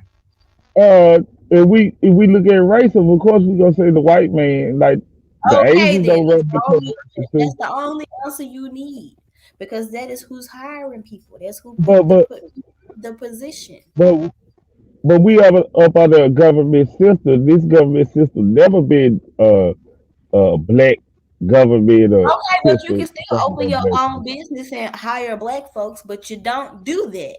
I mean, there's a lot of black males that do, but you can't hire the whole It's black not the race of majority America. though.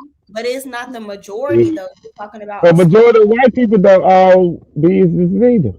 So here's the Okay, so if you problem. want us to stop going to the white man, then give us something that we won't need the white man for. It's common. I always tell people let black women go to the other side to see how it is anyway. So then, Now, what is your problem? Uh, I just said that when people, I'm basically why I said that is basically people got to look at it. Y'all working for the white man. They working for the American government and the American corporations. I will never say this the white man unless you working for his particular balls and pop type thing. I don't consider it no you working for the white man, I and mean, I think who cares what you consider it? The fact is, the white man runs the corporation. yeah, you this run is the a you run the very whole young world. Then. man that's running these corporations. So at the end of the day, it's not black men that are mainly providing and protecting for the community as a whole, whether it's America, whether it's United Kingdom, or any other place What about where Africa? the diaspora is. no, you have the Asians taking over that, so I wouldn't really call that support or protection or anything of that sort. Mhm. Anywhere in the anywhere in the world, black Word. people are at a disadvantage, but at the same time, we never set up a system to garner power. This is why we're in the situation that we're in. And this is why when the Asians come over here, they're able to get this much power because they support each other. But we are too busy being divisive over the dumbest of things. This is why we fail. This is one of the key reasons why we fail. But So we, I so, digress. so white people get along like that, like they stick together like that. They stick together a heck of a lot better than we do. Yes. Yeah, I agree with it. Yeah, a heck of a lot better. But people make it seem like all white people are on the one page. God no. So Bro, here's Yeah. the common thing. sense lets you know it's not all. Use your common sense and comprehension skills. No, I'm saying most people who be in these circles think like that. I'm not saying I think like that. Mhm. Here, I'll say it this way because this is what I've noticed with white people. And this is why in the interview when they kept saying like, oh, well, you're for the white man and all that stuff, that was kind of annoying me too. Because white men have actually threatened to hit me and fire me and all this stuff. So I don't get along with white men myself because I tell the truth about black people. But see, here's my thing about that. Because I can have a whole conversation with white people and then they would have the gall to say, like, let's just bring up like the Holocaust. And we all know what happened with the Holocaust, you know, with the Germans and the Jews and all that stuff. Oh yeah. White people in the US and I would say probably in England too. They would be the first ones to be like, oh, the Germans were horrible and what they did to the Jews were horrible and all that stuff. Okay, so let's switch it. Let's talk about what you did to black people. Why everybody get quiet, why everybody get defensive is literally about the same thing. Mhm. Why are you getting mad when I bring up the torture that you've done to both sides here? You know, England is very good at shoving things onto America, because when I was young, Mhm. I was lucky enough to go to Saturday school, which was about Black history. But half of these stories that they would tell me in school never made any sense to me or didn't really click, like something was missing. But the thing that they were telling us back then is basically transatlantic slavery was because of America. England wasn't taking responsibility for their role in half of these things.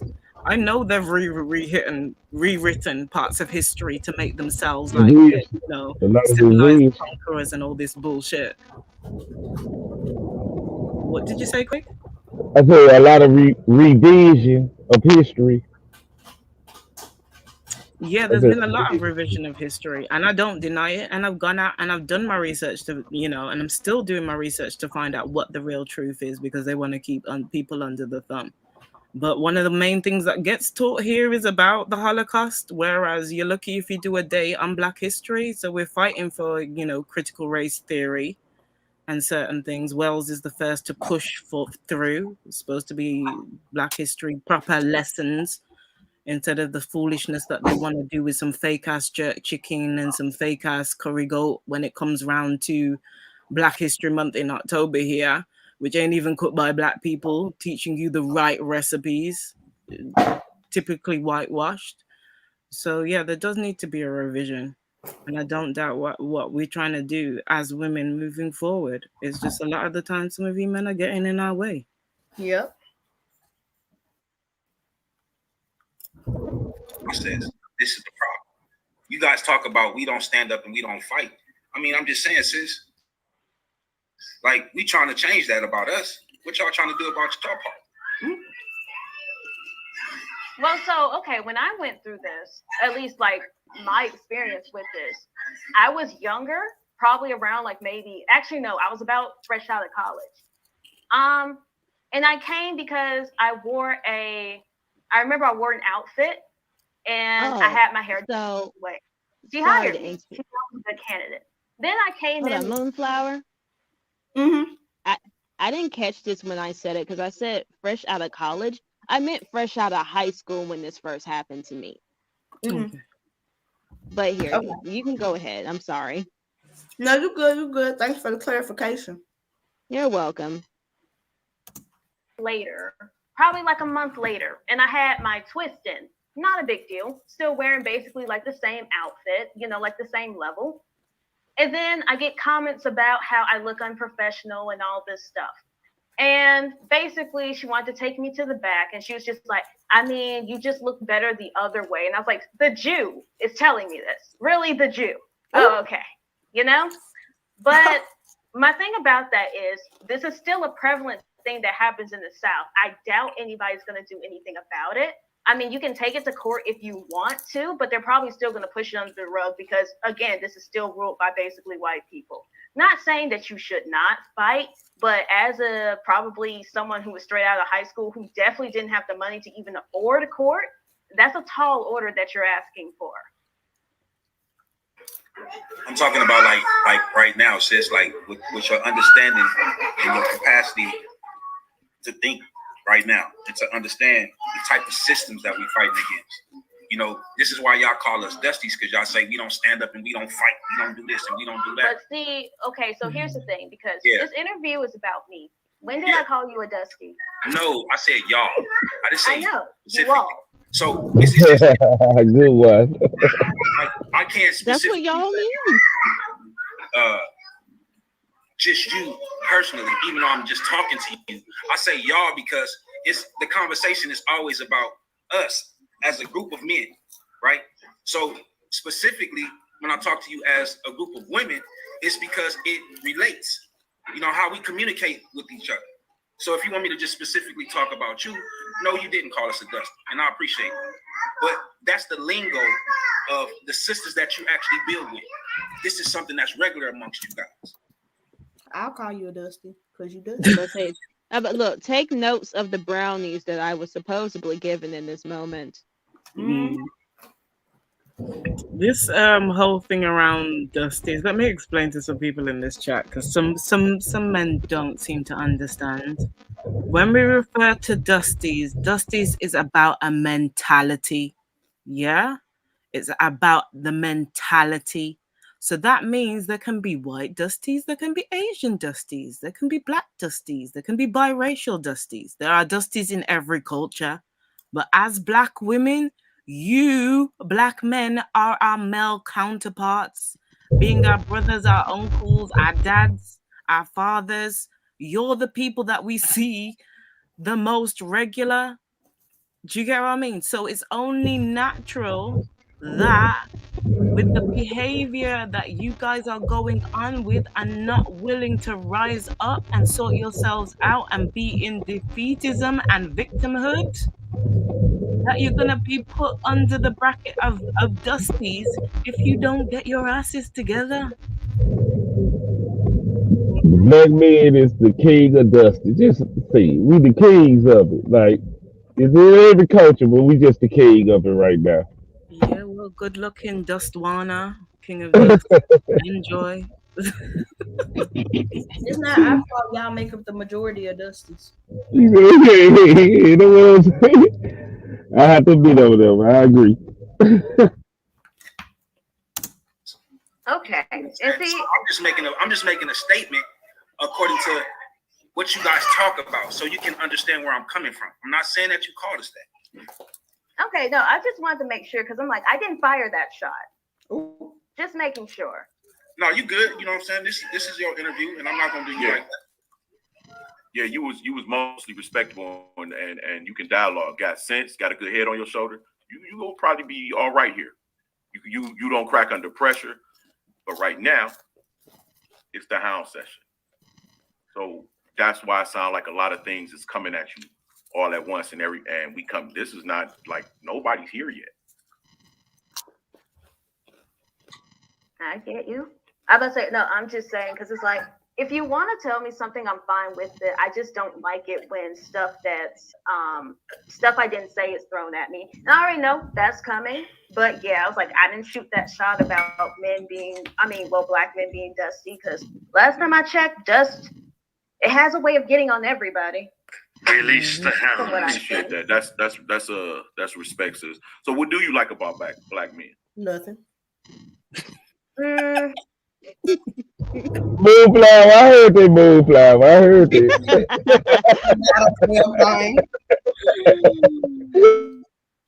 Oh my gosh. Don't like a damn thing about y'all. See.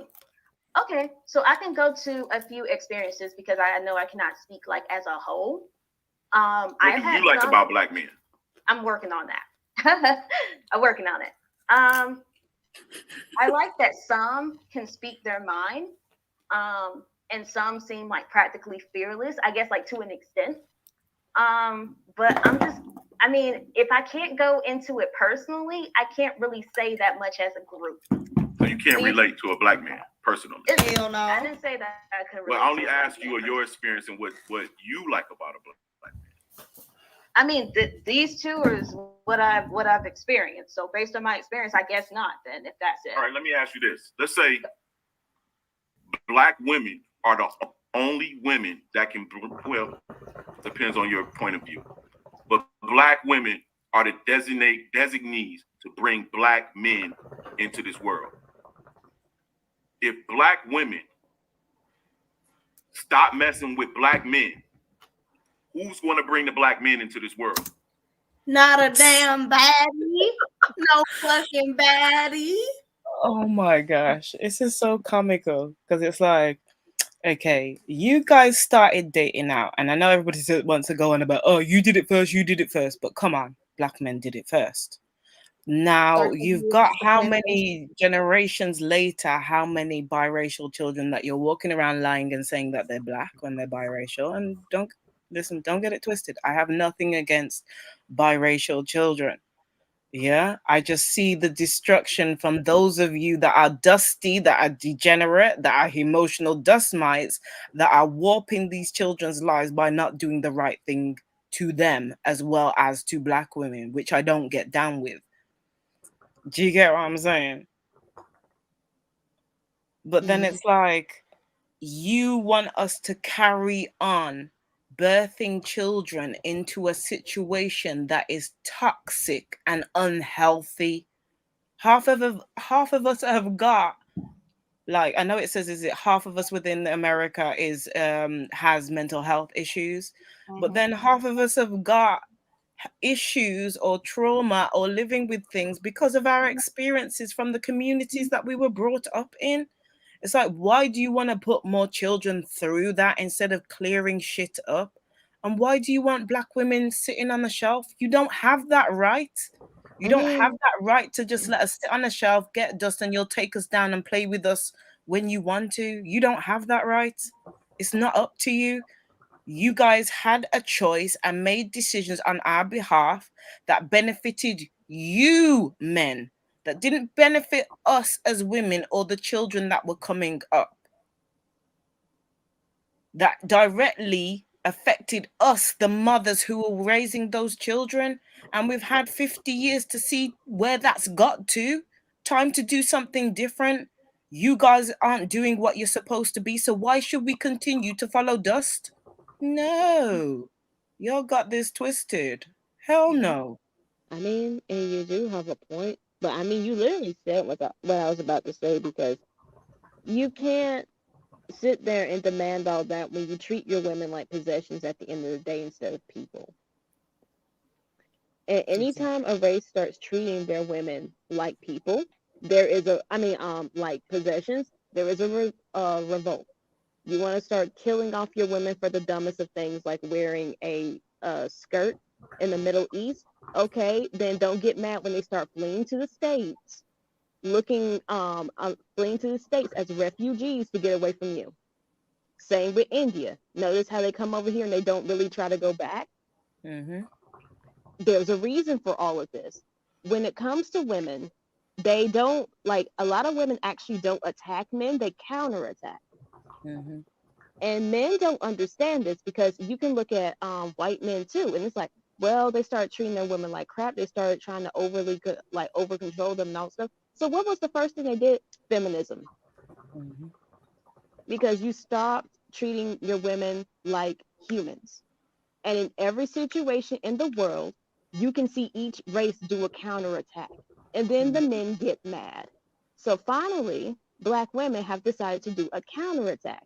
And right now, it's a counterattack in the works with the whole abort Black babies. But now we're mad. When we were killing off the babies before, when we were shooting them because we got mad at the woman or all this stuff, it didn't matter then. Now, when Black women say, oh, well, you know what?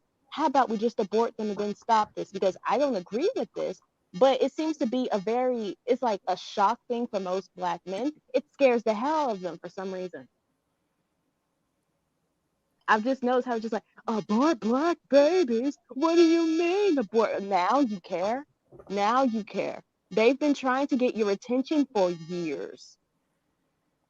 They have been switching stances. They went from pro-Black to swirlers to this to that to get your attention. Yeah, I mean, sorry, carry on, sis. No, you're fine. But it's just like, when women try to get attention in more normal ways, men ignore them until they jump to the extreme. Now men are appalled by them. And this is just something I've noticed on like every race. That's all I wanted to say. I'm sorry. Hey, You're right. can I? Go ahead. My fault. I'm sorry, sir. Sorry. Can I say something right quick? I don't know why people are anti-abortion anyway in 2021. Oh, well, 2022 coming up, but I don't know why. Because it's normal. People are killing each other at all-time high today. Normal people, right? It ain't even wars, and people are killing each other. So for a woman to choose not to have an abortion because she don't want to be a mother or parent, I don't know why people are still like, oh, that's the most worst thing in the world right now. And they try to blame it off on the woman. This society is not could do it for children, especially a lot of children anyway, but a person. So, this is how Just I like kind of look men at who it. disagree with abortion don't even Abortion take and care of their stuff. kids. It's ridiculous to me the things that are going on. Like I understand that with the whole Mary Sanger thing and the family planning, that there's an undercurrent of, because of the history. But as a community, we really need to utilize it and actually plan and prepare for the children that we're about to have. Moon, can you share this screen a hot second? I just want to share this. Hold on. Okay, hold on. Let me get Let's see back if I can over do this here. properly. Let's see if I've got the right one.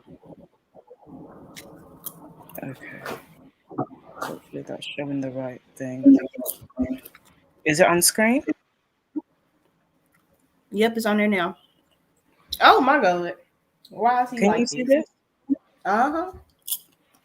This woman is a mother of 2, soon to be 3, pregnant with a baby boy. A lot of the women under this post are telling her to keep the money and the baby. What would you do? Yep. Keep the Baby money. daddy trying to give me 20K to get rid of my baby. Why is he like this? Some of you are a whole contradiction, because half of you don't even want these children.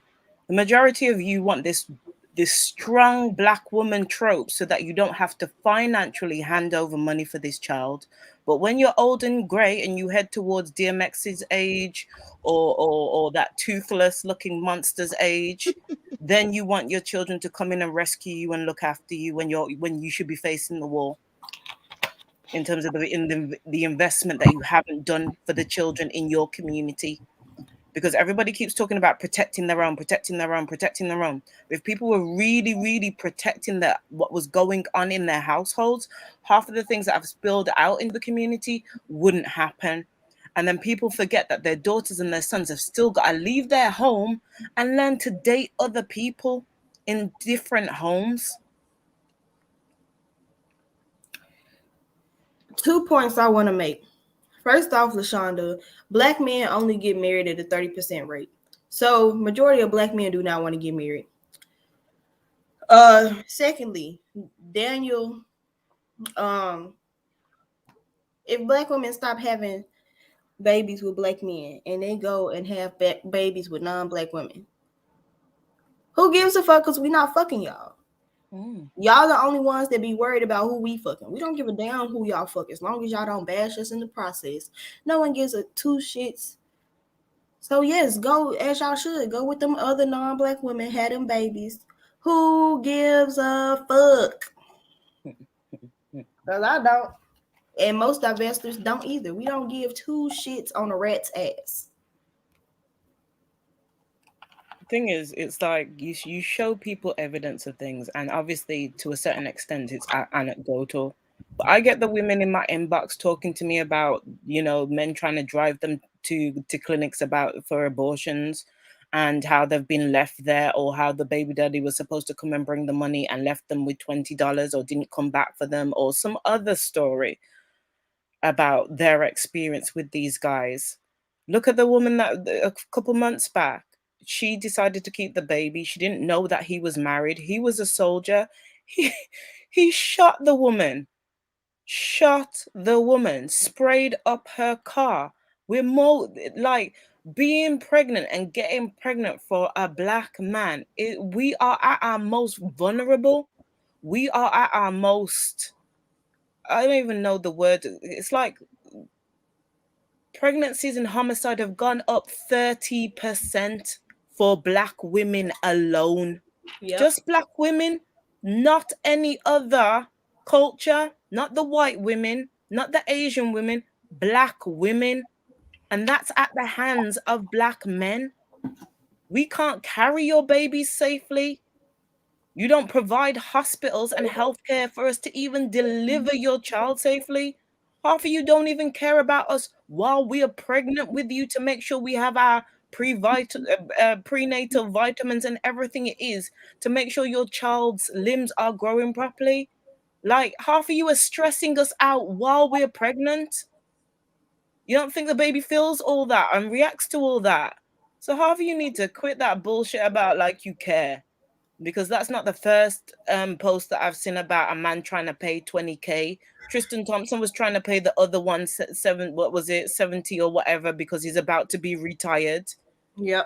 There's how many other babies that he's got rid of. There's how many other people that I know behind the scenes that have been in the music industry that are doing dumb shit. That's why I don't hang around half of those jerk-offs, because they're jerk-offs. Because they're not the people that you think they are, because they have a media personality. Okay, before we continue, Jay, if you got a problem, hit the link. Because Black women do have options to divest. A lot of non-black people who want to be with Black women.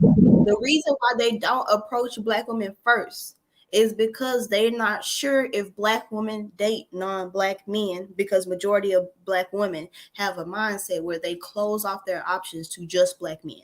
So Black women have plenty of fucking options. We actually got more fucking options than you do. Secondly, you saying Black women kill Black women and stop blaming y'all. Pull it up then. What are statistics that show that Black women kill other Black women at alarming rates? There are none. It's just y'all. Y'all criminals. Y'all serial killers. And you belong in jail. So do you. I'm going to call a white man to lock you up.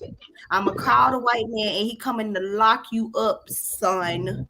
I got 3,456 white men in my inbox right now. Right now. You rough, boy. You rough.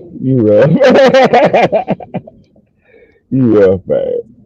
I'm I know serious. I know you Memphis. Hey, but that'd be a good debate though. Who have better options? Dating outside the race, Black men or Black women.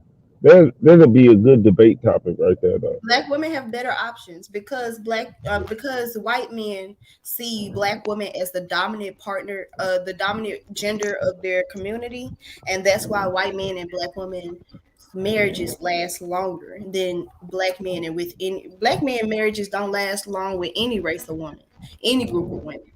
Their divorce rates are the highest. Yeah, that'll be a good debate topic though. If in this league, because that would be an interesting topic, though. I That's mean, all. it's an interesting topic, but not for this motherfucking league because there's too many fucking weirdos and creeps in this bitch. We wouldn't be able to have a real conversation. And LaShonda, how has dating and marrying outside the race elevated the Black woman? How When has Black marrying and women- dating inside done that? Thank you, because Black men are in poverty, and the men of the community being in poverty reflects in the women, so the women are in poverty. But when Black women marry white men, they get to be in luxury, they get to be in their femininity, they get to be housewives if they want to, they can open their own business, they're thriving. Whereas Black women who marry Black men, guess what? Headed to divorce. They marry baby mamas, marry single parents. And I did answer the question, LaShonda, who you think you yelling at with your cap lock on? You need to put it back on lowercase. At the end of the day, if people are asking questions, it's up to us whether we choose to answer them. And it's like we give you certain answers and you don't like what you hear, so you want to be emotional about it. Take that somewhere else. Because the fact is, the statistics are there. Moon already did this in her debate where she was showing the statistics for how successful Black women / white men's relationships were, and in terms of the amount of divorces that are happening within Black men in comparison to white women. White women are becoming the fastest growing baby mothers with Black men on the rise because of what is taking place. So they're not treating us good. They're not treating a good majority of the white women good. And then this statistic about, what is it, 51% of black men don't have any children.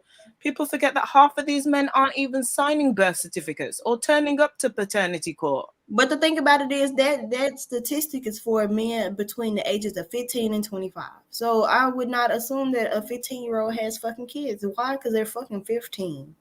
But Boom. 25 and up got goddamn kids. Thank you, sis. Thank you. You dropped my next point, but thank you, because you said it perfectly. Just me. Did anybody else come to your hound session other than those two?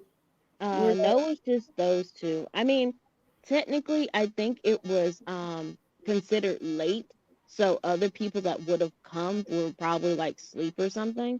I know it's 10, but like some people do go to bed at that time. And I know Them folks don't Solar. they do not be no dang on sleep because they be all up in Hey, my don't camera. nobody go to sleep over here. Don't nobody go to sleep over here. This is no sleep league right here. Ain't no sleep. You didn't turn up to your hound Well, session either. I mean, it's fine. I mean, it would have ended the same way anyway. To me, it just Ma'am, doesn't how matter. is getting treated better a material thing, bro? How is getting treated better? The only material thing I mentioned is being able to open their own job. I mean, their own business. So how? So hold on. A woman having decent vegetables, organic greens, having a decent skincare, having her health care properly provided for, somebody that's willing to go to bat for her in circumstances, are not just material things. There are things that affect our mental, emotional, and our physical health in life. And a good majority of the collective is not willing to provide the provision that is needed for women to thrive. Most of these black men need black women to stay with them in a financial sense for them to enter the next bracket up out of being working class. So who needs who? Most of these men are asking, what do you bring to the table? Because they have nothing on the table to offer you, because they need something. Thank you. And no other group of men have this conversation of what do women bring to the table except for black men. Because y'all ain't got shit. Like, I've got black men in different parts of my community that are embarrassed by the community of black men that don't even like black men anymore because they've watched 50 plus years of black men taking advantage and not putting back in. So people are criticizing black women, but there's also black men that don't like what's going on in the collective and have segregated themselves because they don't want to be a part of this bullshit. LaShonda, just because you're not dating outside your race does not mean what you mentioning is material things, okay, sis? So I mean, listen, girl, if she don't want to listen, she wants to stay with Dusties, and this is the thing: we are talking about a mentality. Yeah, you don't want to date out of your race. That's up to you. We're not stopping you from. If you want to date black men, date black men. But if we don't want to, or we choose to open our options, that's also our choice. So respect that and stop enforcing what you want on us, because that's part of the problem. You mammies that like to come down from Mammy Mountain and start shouting and bleating on about what we need to do, when half of the elders were not in a position to do what they needed to do for us.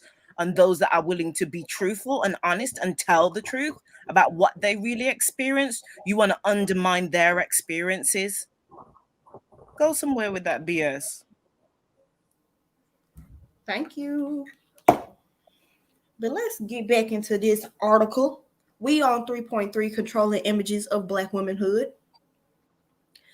Black Americans have historically been subjugated to systematic sexualized racism. Over the years, racism and sexism alike have transitioned in social institutions from being overt to covert. Oops, what did I just do? Oh, I took it all the way down. I took it to page 16. I was on page 17. Let me go back. Hit the wrong button. Oh, why I go to 7? Dang. Okay.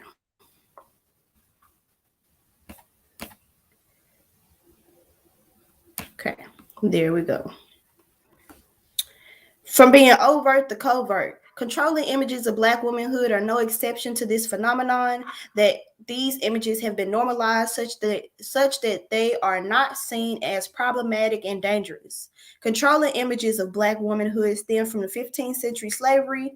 White slaveholders and slave handlers used methods of dehumanization in order to justify their occupation of African lands, as well as their usage of human bodies for capitalistic gain. Negative depictions of African people were created by whites in an effort to not only justify their cruel actions, but to encourage Blacks to justify their own insubordination.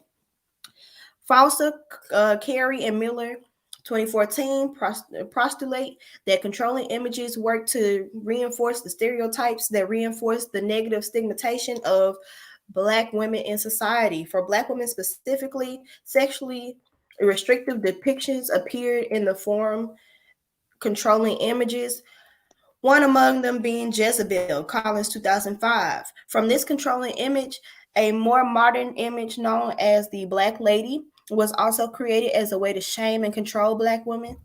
By using controlling images as a stereotype, society can place the onus of Black women's vast disadvantages to their inability to adhere towards appropriate femininity rather than addressing the systematic inequality. Interesting enough, scholars who study controlling images of Black womanhood contest that these stereotypes are essentially the antithesis or the inability to fully achieve docile, soft white femininity. The Jezebel image was created to foster the ideology that Black women are quote unquote unfeminine, aggressive, challenging to the patriarchal family structure, and lacking sexual control. Faslu 2014. This idea that Black women are hypersexual was used to justify sexual violence and sexual breeding of Black women in the plantation South. White slave owners would sexually abuse and use Black women for breeding purposes. By creating this image, they could claim that Black women in fact enjoyed these experiences and looked forward to being sexually pleased in any way made available to them. Whether or not Black women consented to these sexual advances was not considered. In addition, the Jezebel image was not only perpetuated via personal interaction, but was recorded throughout ideological, scientific, political, religious, and popular literature texts. Sims 2001. Keeping this in mind, it can be said that controlling images remain prevalent today because of their permeation into American social institutions by the way of pro-slavery ideology. The Jezebel image characterizes Black women as hypersexual and therefore in dire need of patriarchal control, domination, or exploitation. Some scholars perceive the Jezebel image as a way for Black women to obtain sexual liberation. However, while Black women may be able to utilize their perceived overt sexuality in an explorative way, they also balance the exploration of their sexuality with the Black community's restrictive view of them as racial and cultural protectors. McGuffrey, 2013. Because of policing via Black communities, Black women may feel as though they are exhibiting poor attributes of their racial gap and stereotypical tropes, which, according to the Black community, could have harmful effects on the race as a whole. Faslula, 2014. For example, in Johnson's 2013 study, Black women adamantly expressed negative reaction towards being perceived as overtly sexual, often trying their best to live in a way that kept them clear of being labeled as overtly sexual or masculine. Although the term Jezebel isn't used in current African American vernacular English, youth use terms such as hoe, whore, hoochie, and thought. That hoe over there, although not restricted completely for Black women, these terms have been particularly negative connotation towards Black women given the historical context of the demonization and repression of their sexuality and enhanced by racial undertones. These terms restrict Black women's expression of self by placing boundaries on how, where, and with whom they are allowed to be sexual. We're going to read that one time. These terms restrict Black women's expression of self by placing boundaries on how, where, and with whom they are allowed to be sexual. This relates back to Solar's interview because he is repressing every Black woman who comes into the interview who says that they dated out. He's trying to tell them whom they are not allowed to be sexual with. So he is partaking in this repression. These more modern terms used in daily interactions and media constantly reinforce many Black women's need to adjust their outward appearance and conduct to avoid being labeled. In accordance with this ideology, a study observed collegiate Black women's disdain towards masculine behavior or not acting ladylike as a result of internal values instilled by their Black male fathers, Johnson 2013.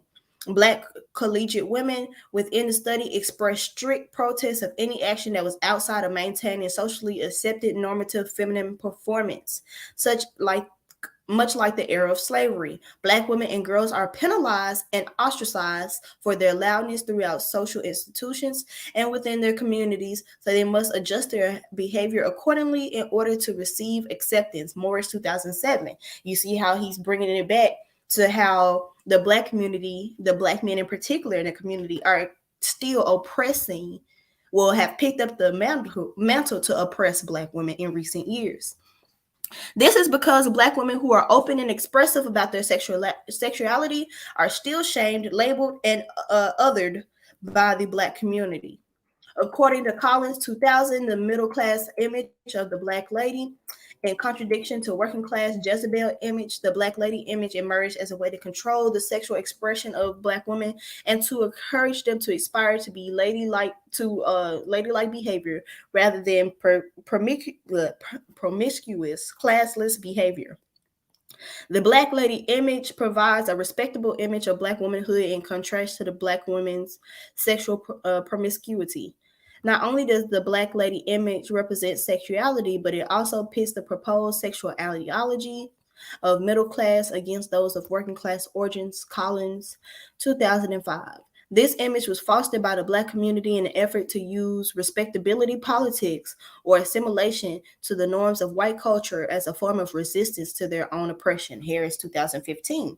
The Black lady image tells Black women exactly who they should be: one who speaks properly, has an accomplished job, is respectable, and sexually modest. Collins, 2005. It's very ironic how we don't have these same standards towards Black men. Speaking properly, because most of y'all sound like hood rats. Have an accomplished job, because most of y'all are unemployed or broke. Is respectable. Definitely ain't respectable, because y'all some fucking thugs. And sexually modest. Definitely not, because y'all got dirty dick. This image is the exact opposite of the Jezebel, and in some cases, it is used as the standard for Black womanhood. In the gamemanship of sex, Irie, 1998, found that adolescent Blacks identified sex early in courtship or even under romantic circumstances as demeaning, grounds for a tarnished reputation, and therefore unladylike. So if a boy wants to have sex with you, you are the one with the tarnished reputation, not him. Johnson, 2013, postulates that Black women use respectability politics and the image of the Black lady as a way to gain cultural capital. By assimilating to acceptable ideals of femininity, Black women can be upwardly mobile and foster respect from their community members. Johnson, 2013. I find this extremely ironic because you remember earlier in the article, it said that either if you are promiscuous, you're seen as a hoe, whore, thought. But if you're not promiscuous, you're seen as a prude bitch. So while this defense mechanism may appear to provide changes, they are only temporary and ineffective at promoting acceptance of Black women within the Black community. In order to formulate a critical understanding of how Black women's sexuality is perceived within Black collegiate heterosexual relationships today, it is important to consult the source of anti-Black woman ideology, Harris, 2015. Collins' theoretical contribution of the controlling images of the Jezebel and Black lady can provide a solid foundation for empirical qualitative research. The purpose of this work is to link the theoretical to the empirical, while Collins' controlling images may serve as media concepts theoretically. Many Black feminist scholars postulate that these images are projected into outward life experiences by linking college students' experiences with the sexual double standard with Collins's controlling images of Black womanhood. We can gain understanding concerning whether or not these images are actually reinforced as described by their theoretical framework. Any questions, concerns, or comments about 3.3?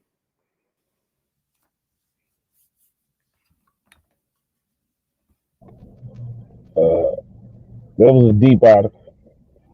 What'd you say? I said that was a deep article. It was deep. I would listen to everything you said. It's deep because it kind of went into details about how we focus on Black women as far as Black men. I was kind of understanding. But I just moved fly. Could I say something right quick? Cause I'm trying to get off. And I'm asking something. I want to ask something of you. I want you to win the whole championship this year in the debate league. You is very crafty. I want you to win the whole thing this year in the debate league. I think you're very crafty, and you bringing the element that need to be talked about, and I think you have what it takes. It's something about you. It's something about you that people gonna like and hate at the same time. So I wish you good luck. I want you to win it all. Get your 8 debate seed and go and knock these niggas out. Knock these niggas out. I mean, it depends on if they actually come with something interesting, because all they got is some bullshit ass topics for me. Okay, kind of compromise. I know you got this hard stance. Kind of compromise so you can get these 8. I want to see you win it. I think you got it. You got it. I like it. I'm sold. I'm bought. If you don't win it, you gonna at least be in the semifinal easily. So Yeah. I just want to go. I want to see you do it. I ain't gonna lie. I'm a slick fan of your debates because I see them both. You crafty on your skills, and you undeniable. So I just want to see you go ahead and do it. That's all. But I'm about to get off. And you finna Haven. I heard you the other day. You finna buy Haven. Mm-hmm. I'm finna Haven too. So and I got a Catholic background too. So You know what? I'm gonna go back to the school and I'm gonna find your picture on the wall. How about that? I'm gonna take a picture of it. I'm gonna post it. Yeah. You do that. You on Facebook? My Facebook ain't for you. No. I'm crazy. No, just saying. You said you gonna post it. Where you gonna post it at? No, I'm talking about at the school where they hang up all the graduate pictures and stuff on the wall. Okay. That was up. But peace out, sisters, all y'all sisters, man. Enjoyed it. And I think just me gonna be nice too. I like her spirit. Big facts. So I think she gonna be nice too. They need this over here. They need this. Even though I don't probably agree with y'all like that, but they need this over here. So So keep rocking out, sisters. Okay, Keep well, rocking thank you, and you have a good night. All right. Before I jump back into this article, LaShonda Smalls, the division between the Black woman and the Black man was created by the Black man when 13 years off the plantation, they petitioned to get access to Becky. So they created that division. Okay, sis? J. Cal, instead of creating solutions and save the Black family, we're running to white zaddy like a coward. Okay, but Black women have been trying to create solutions for decades, and what y'all do? Run the white zaddy up under his daughter's skirt, all up in her asshole. That's on y'all. Fuck And you then up. when White Zaddy's stepping on your neck, who are you running to then to come rescue your asses? You want the black women to stand on the front line doing the job that men are supposed to be doing in being leaders, but you Yeah. use women, black women, as shields. Go Yep. somewhere with that. Thank you. So take your hurt, bitter ass on somewhere else. Because guess what White Zaddy do for me? Fucking Vide.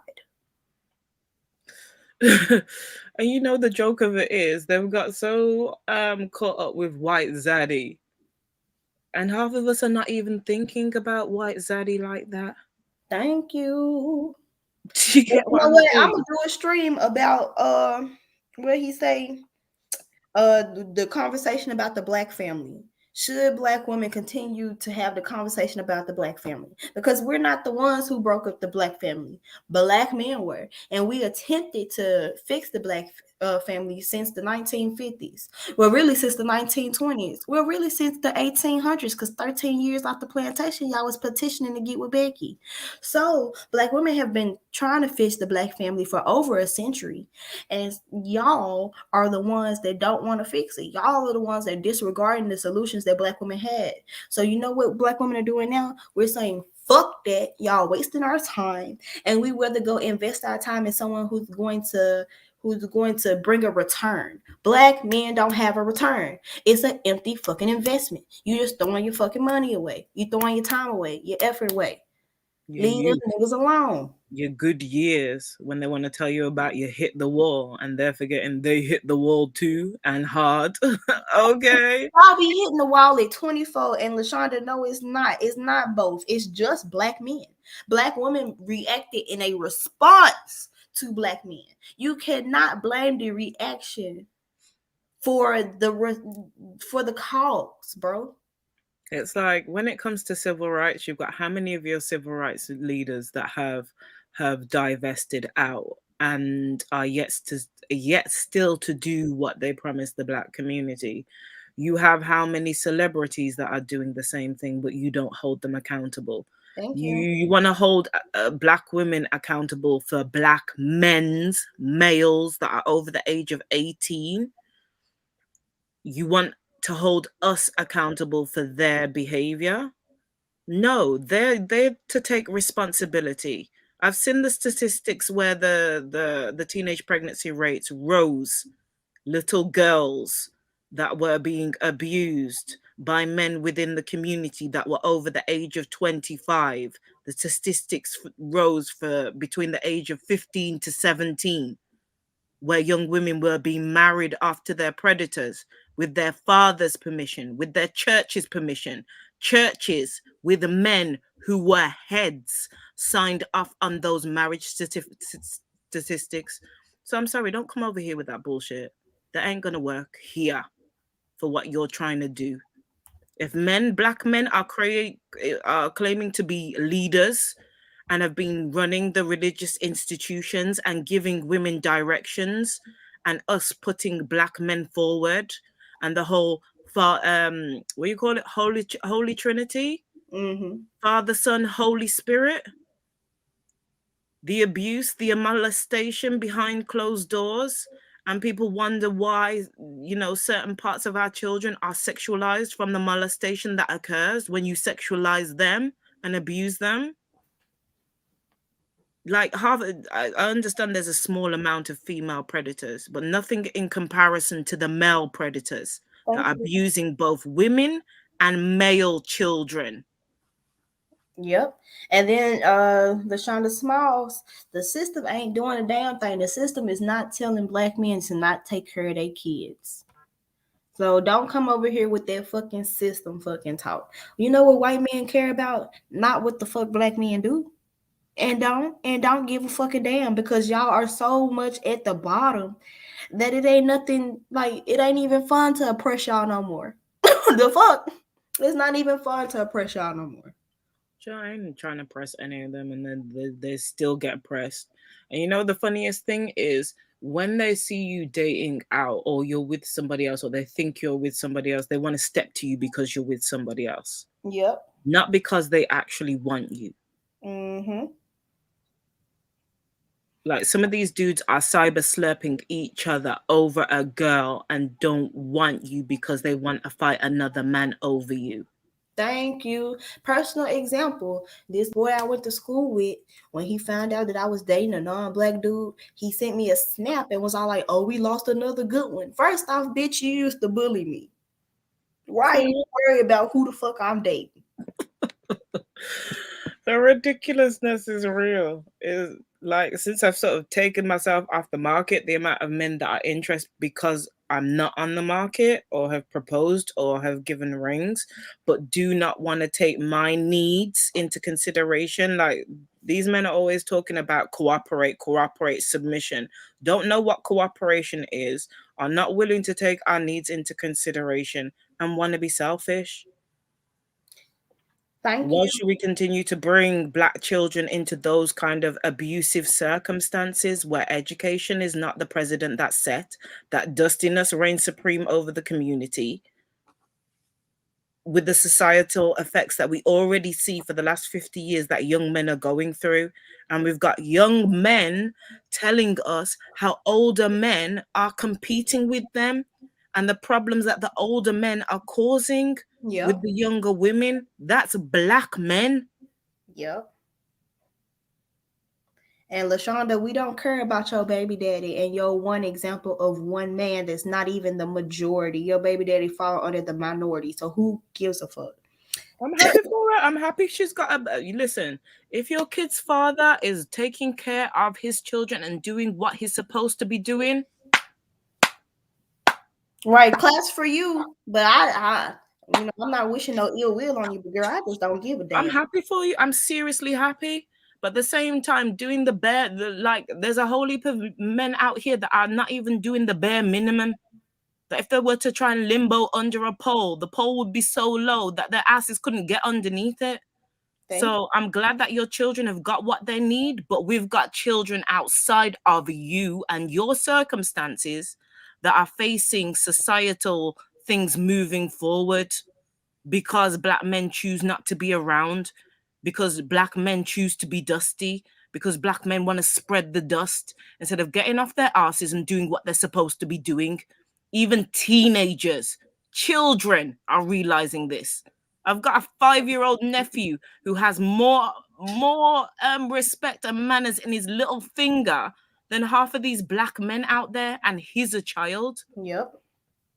What about when he reaches to teenage years, when he wants to be drawn towards other Black men because those are his counterparts, but are dusty, to succumb to that? Hell no. Yep.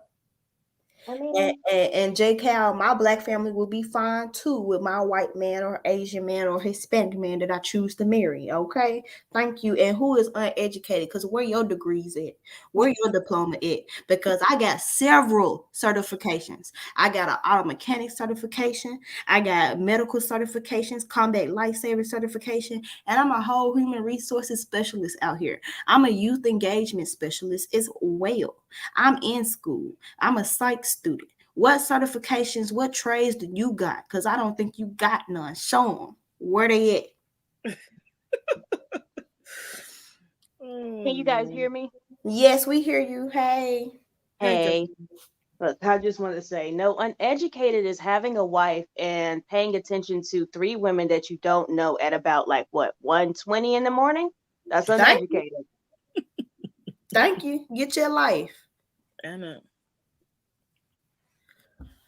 Okay, let's get into 3-4.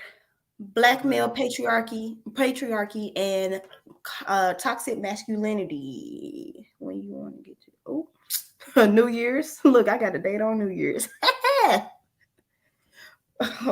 But okay, although theoretical perspectives have largely focused on the ways that Black women have been oppressed, little literature highlights the ways that Black male patriarchy and toxic masculinity enforce Black women's oppression.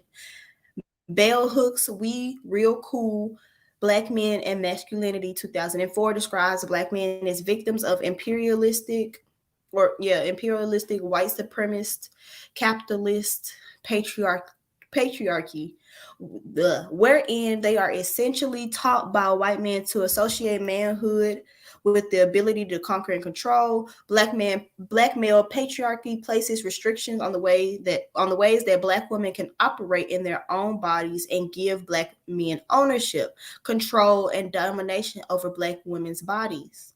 The presence of ownership and control was analyzed in Hertz 2013 study where 79% of Black male respondents expressed that Black women were disproportionately single because of their unwillingness to subscribe to patriarchal gender roles, and 30% of Black male respondents attributed singleness to Black women being too strong and independent. Let's go over that sentence and let's break this whole thing down. The presence of ownership was analyzed in Hertz 2013 study where 79% of Black male respondents expressed that Black women were disproportionately single because of their unwillingness to subscribe to patriarchal gender roles, and 30% of Black male respondents attributed singleness to Black women being too strong and independent.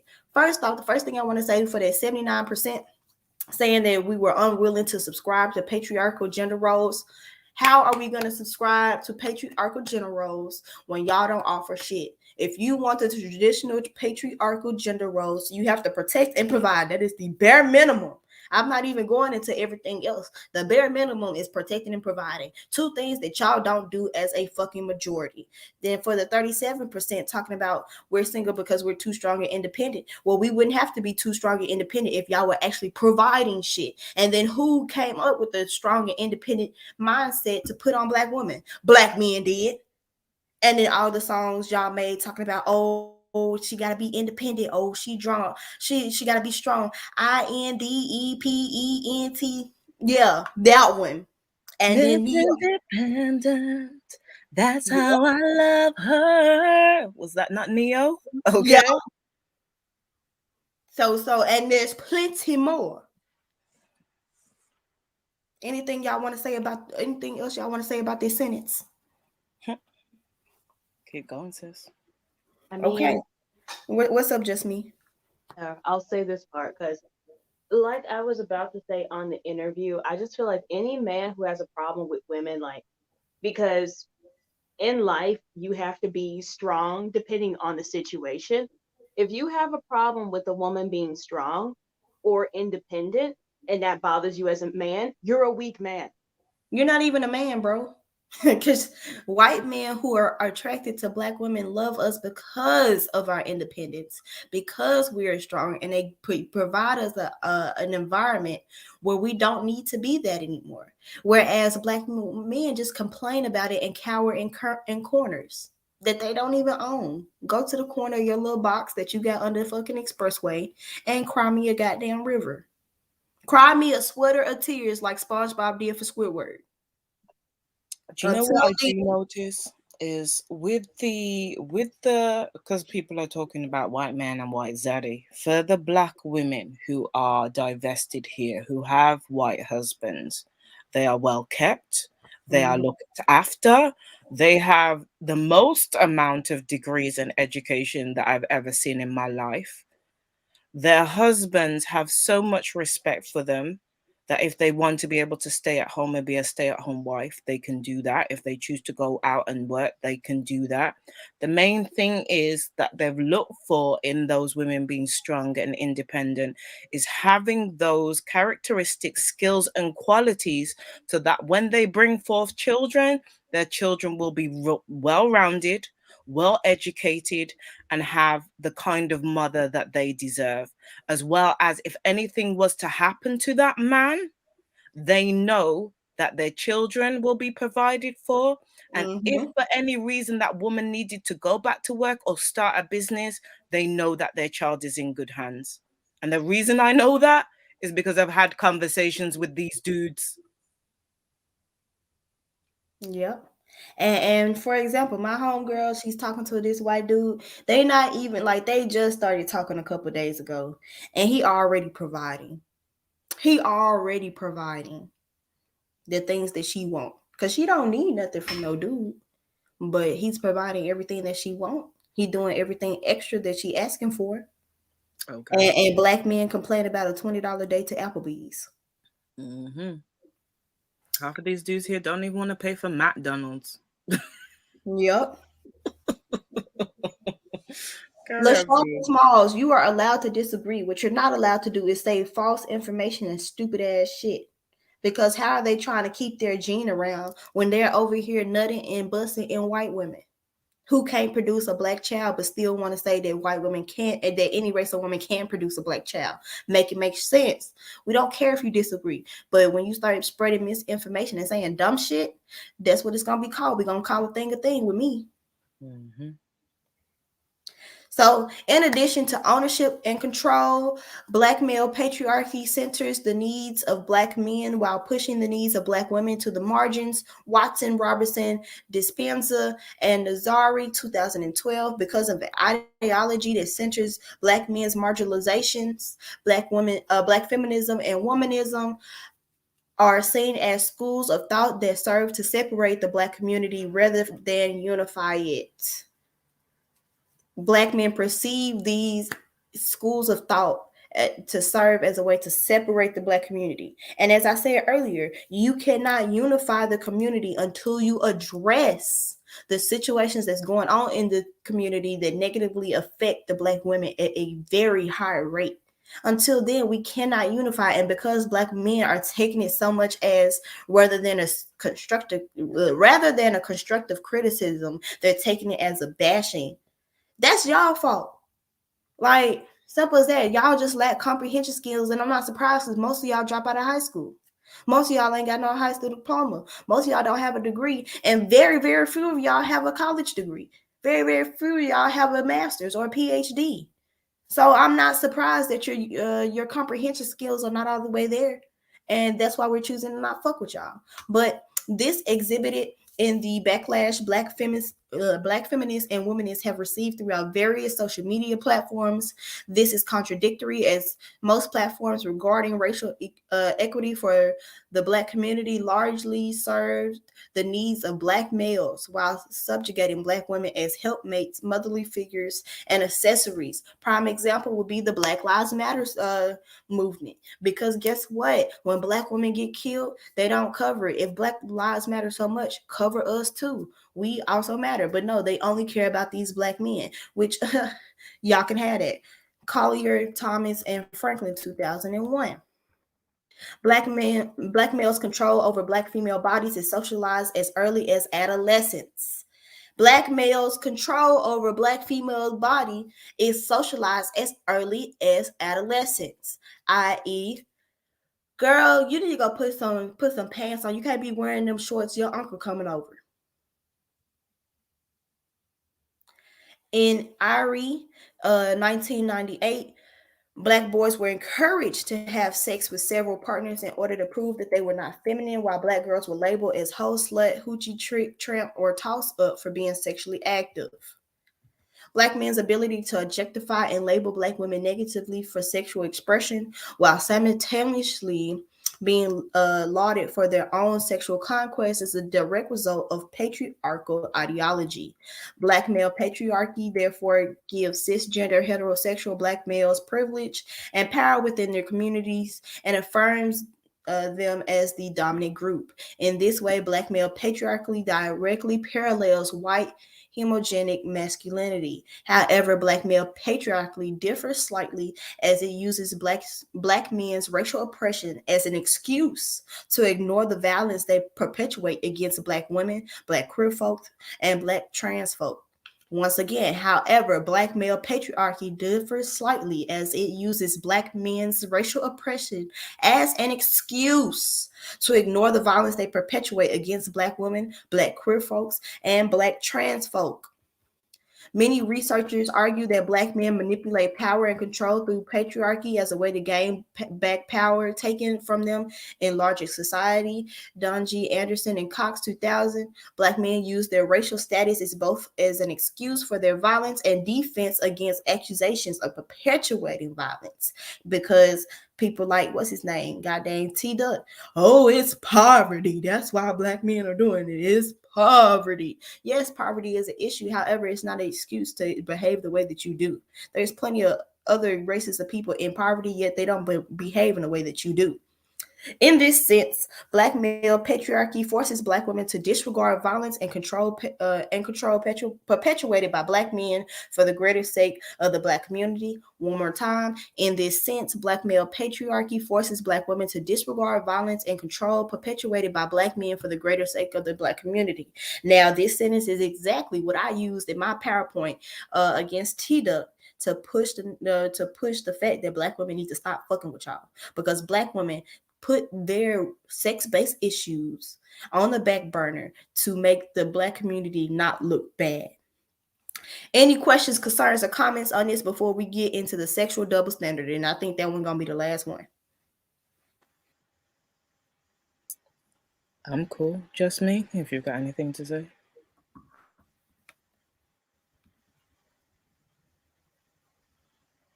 Okay, maybe Carry she on, walked sir. away. Okay. Okay, 3.5, the sexual double standard. Within heterosexual dating interactions, Hey. What's up? Sorry, I'm sorry. I forgot I muted my mic. Yeah, I'm good. You can go ahead. Okay. Within heterosexual dating interactions, a sexual double standard often arises that prioritizes men's desires over women's. According to Connell, 1987, the sexual double standards, SDS, is the idea that men are granted more freedom and control to engage in their heterosexual interactions than women are. Literature regarding the sexual double standard has encompassed both qualitative and quantitative research methods, with qualitative methods heavily focused on interviews and focus groups, ethnographies, and language and discourse analysis. Crawford and Pop, 2003. A major gap exists in the study of sexual double standard, with few studies addressing the impact of race and cultural identity on the sexual double standard. Controlling images of Black womanhood, misogynoir, and Black male patriarchy are all intersect in ways that racialize dating interactions and sexual encounters for Blacks, in essence, leaving a large area of research untouched.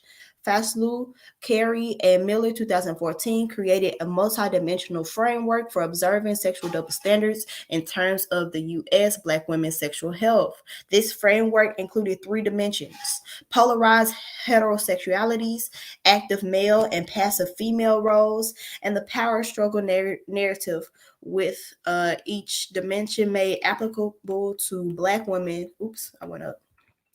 2014. Polarized heterosexualities are described as what society considers to be the normal and abnormal for males and females in terms of their sexuality.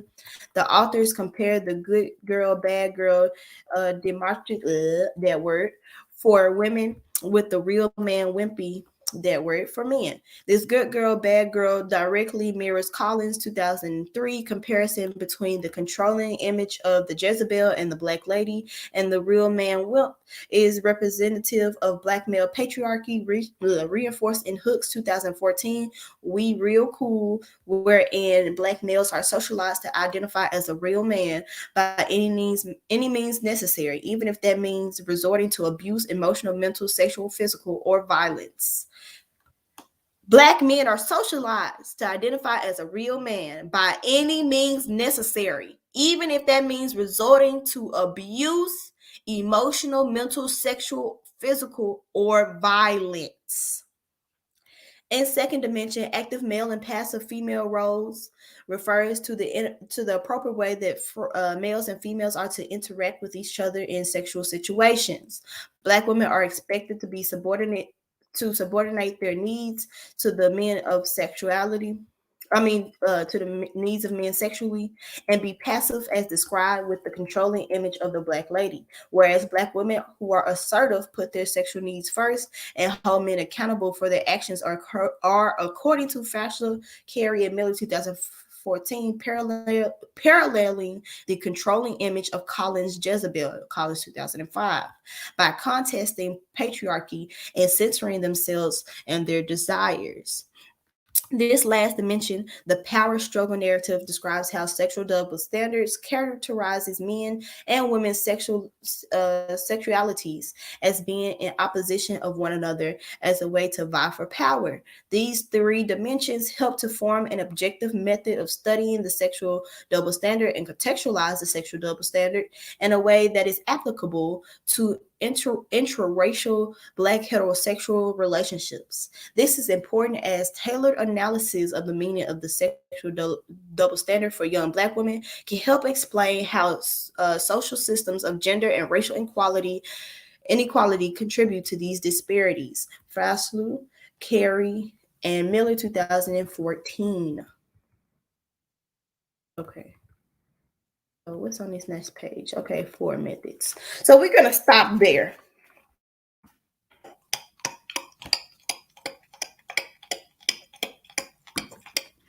Okay, we're gonna come back to the panel. So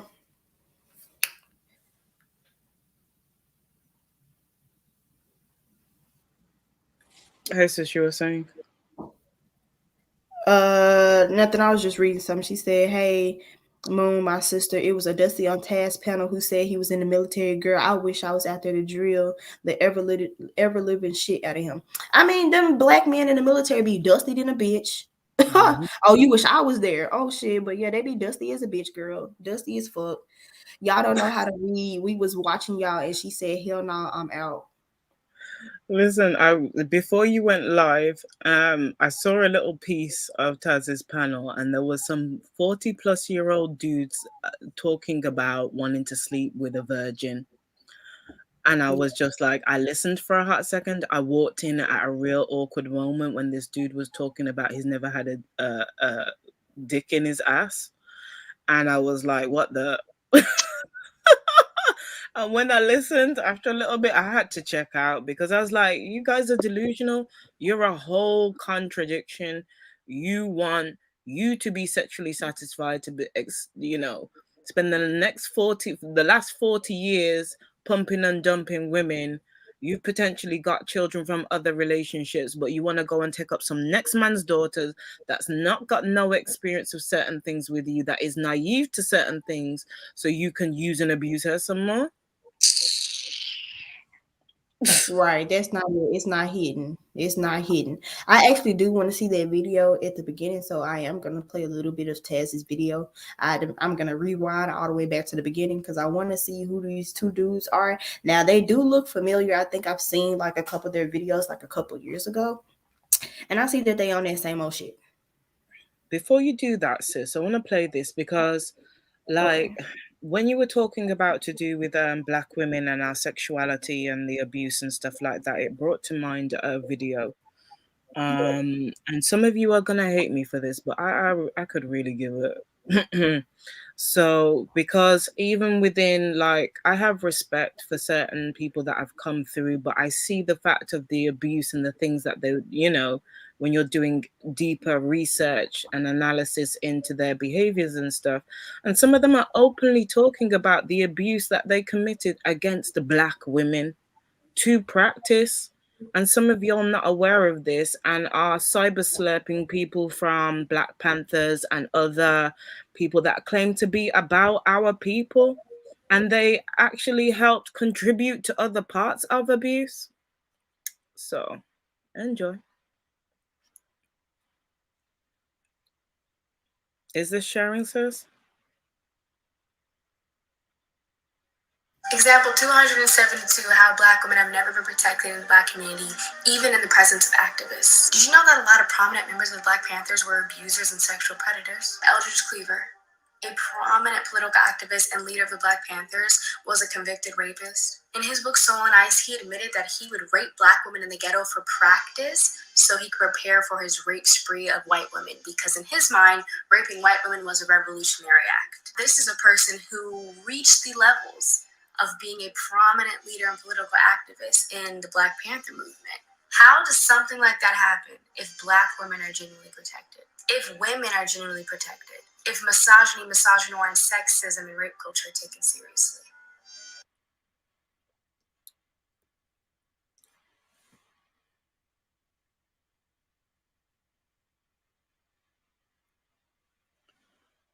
So for generations, our people have been going through this. Women have been going through this and keeping silent about certain things to protect Black men.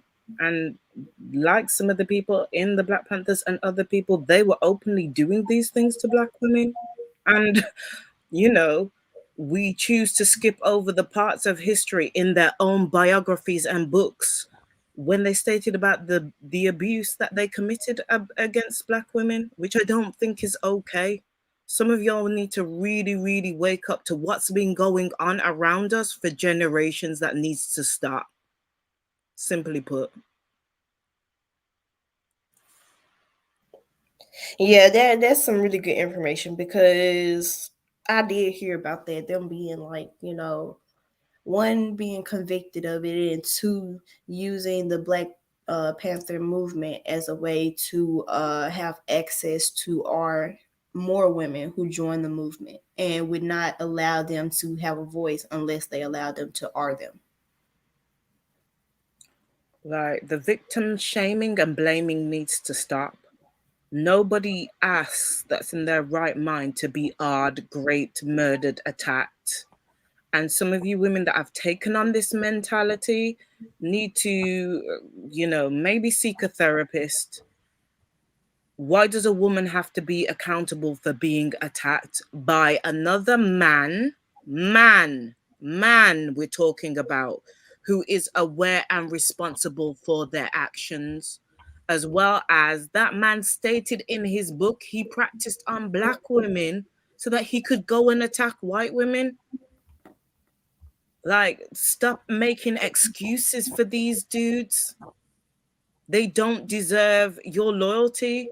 And in fact, outside of our race, men full stop don't. Unless they prove their loyalty to you, they don't deserve it. Black, white, Mexican, Latino, Chinese, I don't give a fuck. If he's a man and he's got two balls and he's got a penis, he's a man, okay? When are men gonna take accountability for their actions and the things that they perpetrated within our community? People are not even aware how many rape babies exist because of the things that were happening, because of the oppression, because women would get attacked and blamed for being great. That's not okay. It wasn't okay then, and it's not okay now. So I ain't condoning that behavior. The accountability needs to be held with the person who committed the crime, which is the males, which is the emotionals, which is the dust mites. And there, with me, it's going to stay. Yep. And LaShonda, we're not throwing away all the Black men for the actions of the minority. We're throwing them all away for the actions of the majority, which we have showed that it is the majority for several different times on several different occasions. And y'all, if y'all can send me the timestamp for the Dusty on Taz's channel, because I do want to see the Dusty. I want to see what was said. While you find the timestamp, I've got one more thing to play, if that's okay, sis. Yeah, that's cool. That's good, because I need to turn on my volume anyway so I can find the timestamp.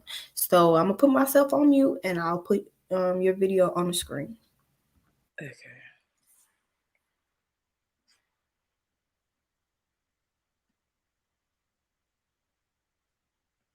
Seeing as some of y'all don't want to hear it from us, the Black women, here's a Black man to tell you.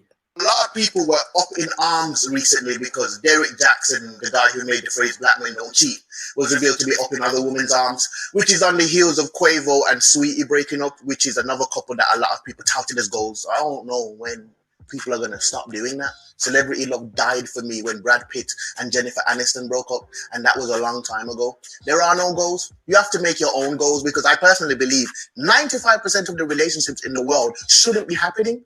I refuse to give certain friends relationship advice at this point in my life, because I already did calculated the sum total of their relationships value, and it came to minus 100. So what do I look like sitting here and talking you through what you shouldn't even be in? I'm basically encouraging you to perpetuate your pain. Anyway, the topic of men and cheating has reared its ugly head again. And I think there's so many aspects of why men cheat that I could literally do a whole series on it. Now, I know there are some crybaby men that are going to say, women cheat too. But it is my opinion that men cheat more. And I'm discussing the why of that. Of course, this is not something you can prove because no statistics could be gathered that would be credible enough when bearing in mind the amount of people, whether men or women, who cheat and haven't been caught. So it's impossible to know the truth. But from what I've seen, I would hazard a guess and say it's more men. And obviously this Derek guy spoke against cheating vehemently and then still did it. So I want to discuss one of the fundamental reasons I think this happens. And it's been a recent thought of mine. I think one of the main reasons men cheat so much is patriarchy. Where is he going with this one? Shut your mouth. Let me land. Now, I want to preface this by saying that I personally believe there's no relationship in one's life that requires the level of work and self-inflicted willing commitment that the intimate relationship requires. None by far. I love my mom with all my heart, but I don't have to talk to my mom every day, whereas a lot of people would find it weird not to at least message their partner every day. The level of upkeep required to maintain that would quote unquote be considered a good relationship is gigantic, and the tougher the task, the more it breeds failure by virtue of the level of difficulty. Because don't get it twisted, even though a lot of men cheat, I also know a lot of women, not all, that feel like the only thing they need to provide to a relationship is attendance, which would also be a failure to commit. Or they do a bunch of things in a relationship that they think make them a good girlfriend that man don't really care about and gives no points at all on our scoreboard. What would I look like getting with a girl just because she's supportive or checks up on me or is kind? Bare girls do that. Who are you though? Who are you? While you're supporting me, am I also bored out of my skull post nut in our conversations because you have the banter of a digestive biscuit dry, right? Is the range of topics you discuss limited to just work and family? That's also a failure to commit your effort to the relationship if all you talk about is the same stuff over and over again, in my opinion anyway. Back to men and patriarchy. I'm going to define patriarchy because I think it's important to. Let's get to it. Patriarchy is a system of society or government in which men hold the power and women are largely excluded from it. That's just a minimal example, but I think it goes back further than that. I think when the first man met the first woman, he probably saw a being smaller in size and stature than he was, and that primal advantage created hierarchy in his mind that has perpetuated through the ages to the strong and wrong men of today. There's still men that find it impossible to accept any kind of telling off or critique from a woman because he views himself as more powerful than her. Patriarchy is a mindset born in every man that lives in this world because we walk around in a world that is unfairly skewed in our favor to the detriment of women. And for the most part, we don't care. We are not in the streets campaigning for women's rights. And why would we? We quote unquote benefit from your beneathedness. The parallels to white supremacy is scary and shocking, but I won't go down that rabbit hole today. Now, it is impossible for you to lord over someone from the beginning of time to the point where patriarchy is perpetuated in the shows we watch, the toys we buy for our kids, in everything, and not see yourself the same as the being you lord over. Impossible. And this is where some will call me wild, but a lot of men subconsciously, or maybe not, do not see women as humans, not in the same way we see men as humans. They are cattle, possessions, playthings. We love them how you love a toy or a pet. There's a feeling there, of course, but the behavior towards the object of your desire is dictated by how you view it in the hierarchy of your mind. Parents love their children, but a lot of times they don't feel beholden to them in any kind of way of accountability because of the hierarchy in their mind. Like their good treatment of the child doesn't come from a place of accountability and more a place of taking care of your property. It's a crude example, yes, but I'm just pointing out relationship dynamics. Patriarchy breeds misogyny, which is a prejudice against women. We call them emotional, which I've recently come to realize is just waffle. Men are so emotional, bro. Now, we just manifest it in ways that we deem to be manly, which is just misogyny within itself. If a next man steps on your shoes and you're willing to fight him over it, you're an emotional wreck with the maturity of a tadpole, but I digress. You explain to me how, in a world of patriarchy, we are surprised men cheat at an alarming rate. Babes, it's not just you that he didn't respect in your relationship. We don't respect women, period, point blank, not as equals. Man, them check your soul. You know it to be true. You may love the woman in your life, but do you see them as equal? Most men talk about their girl like she's an accessory. Like, Like they're a Rolex. There's sentiment there, definitely, but the treatment is governed by the hierarchy. Men are not trying to impress women. They are trying to impress manhood, not men, manhood, the idea of what being a man is. I don't impress girls to impress girls. I impress girls to impress myself and tell myself, yeah, you're a man because you get bare, girl. And now I'm trapped in this relationship and I can't feed that ego. I can't do the things that makes a man feel like a man. This is all subconscious a lot of the times, but it's happening. A man in a relationship is a tamed lion watching his friends roar all over the place while he meows in his household. As a whole, I believe until more men acknowledge patriarchy, not the word or the dictionary definition, but that innate feeling that makes him value his feelings and wants and desires above women, and tries to create a fairer mind, you will continue to see these things, because rarely will a being be beholden to someone they deem lesser than themselves. Of my skull post a nut in our conversations. Facts. And I think this is like the second time I saw that video he did. Okay. But yep, he was speaking facts. And I mean, even in my debate, I showed that cheating is higher among poor men. And men who are not the head of household, who don't make the most in the household. Exactly. Time on their hands to go pass around dusty dick instead of going and getting therapy and sorting out what their real issue is.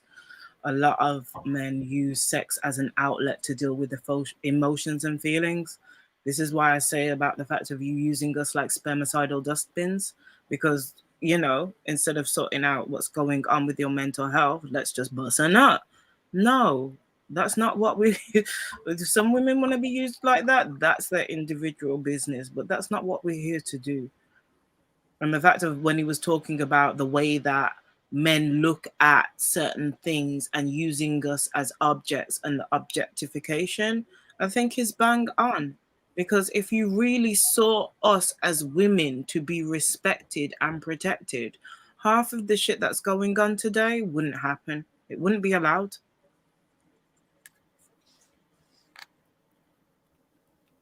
Facts. I don't know. Girl, I was thinking about what I was trying to say to you, but I started typing it. No, it's okay. I just wanted to say facts. I'm trying to tell this girl that she got a Jasmine. I don't even have to type it because I'm talking now. Jasmine, you got your wrench on my channel. But then the way that he said about impressing manhood, I do think it's that, because we've been on previous panels, Moon, when we've told these guys about these skinny ass jeans and about these things that drop down their boxers and skid mark row, and they're telling us about that impresses women. And we're like, nope, it doesn't. Sort yourself out. Right, that y'all trying to impress dudes, because that's what dudes like. They like to see ass. So you can other men. So then it's not really about us and what our needs are, because if it really was about us, half of you wouldn't be doing the shit that you're doing. Facts. But I'm finna play. I think I found the Dusty, this Apple IFC person. So we gonna play the dust. Huh? I think that's what you say, Queen? Did Jasmine give you the Apple? If I think Apple thing is a woman. It's this dude. Is it Francesco or something? He got some dust on him. I think he's the one that I heard talking about wanting to marry a virgin. You talking about the two guys? I didn't see all the beginning part. I walked in when this Francesco person was talking about marrying a virgin, and him being 40 and laying pipe and foolishness.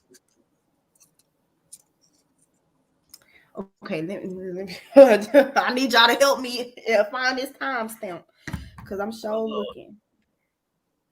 Because I want to make sure I get the right one, because I know Taz cussed out somebody else towards the end. So let me see if because I see the pictures of the two guys. Mm-hmm. But I'm not sure if he played the video with the two guys, because every time I scroll, it's either him talking or Nyla talking. It might have been a thumbnail. Are you talking about the ones that were on the thumbnail? Yes. It might be in the beginning. Jasmine, if you're in the chat, Yeah, she in the chat on my page. I'm trying to find y'all. Okay. Help me find the timestamp, y'all. Well, let me.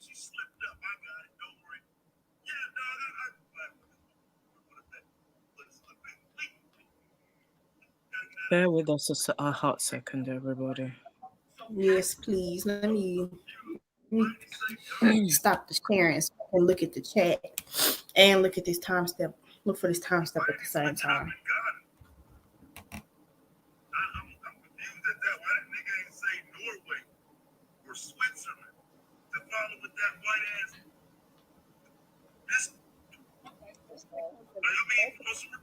Divestment comes in multiple forms.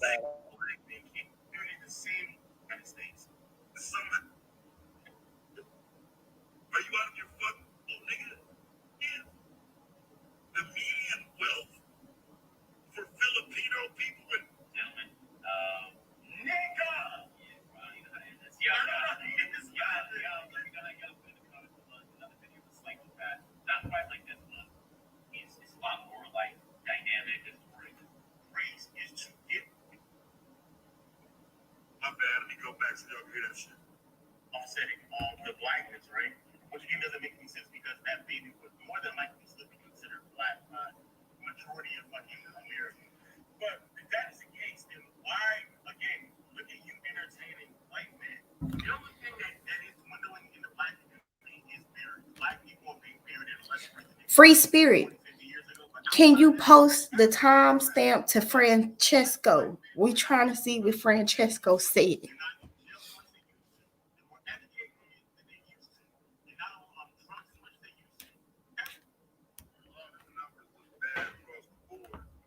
Moon, go back to 316. 316. Okay. Around there, a bit before that. You might have to go a little bit further back. I'm trying to see if I can. Oh, that's what I'm at. I'm at 316. Okay. Okay. Let me put it back on the screen. And we gonna see what he said.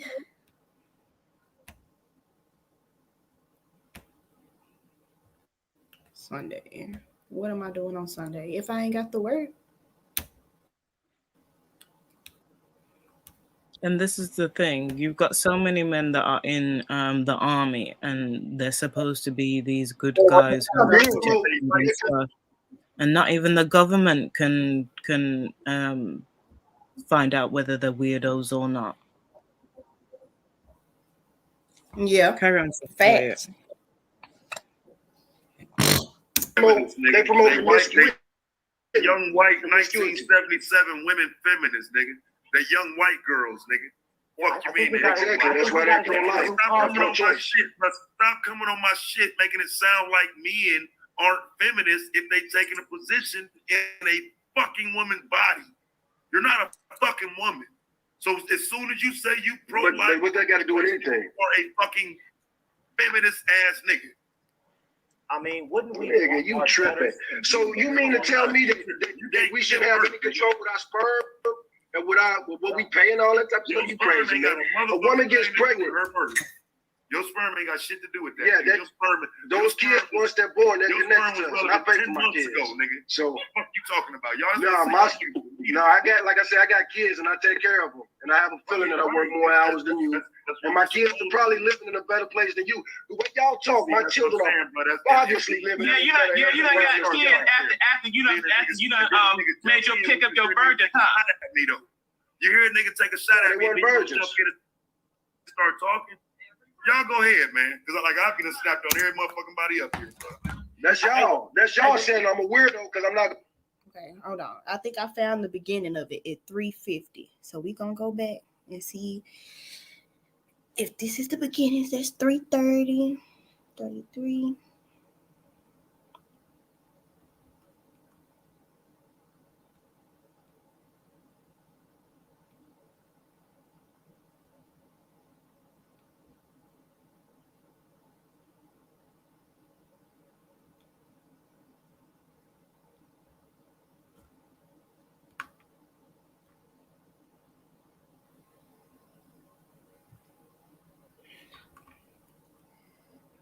Dog, he was on here for a long dang time. Shit.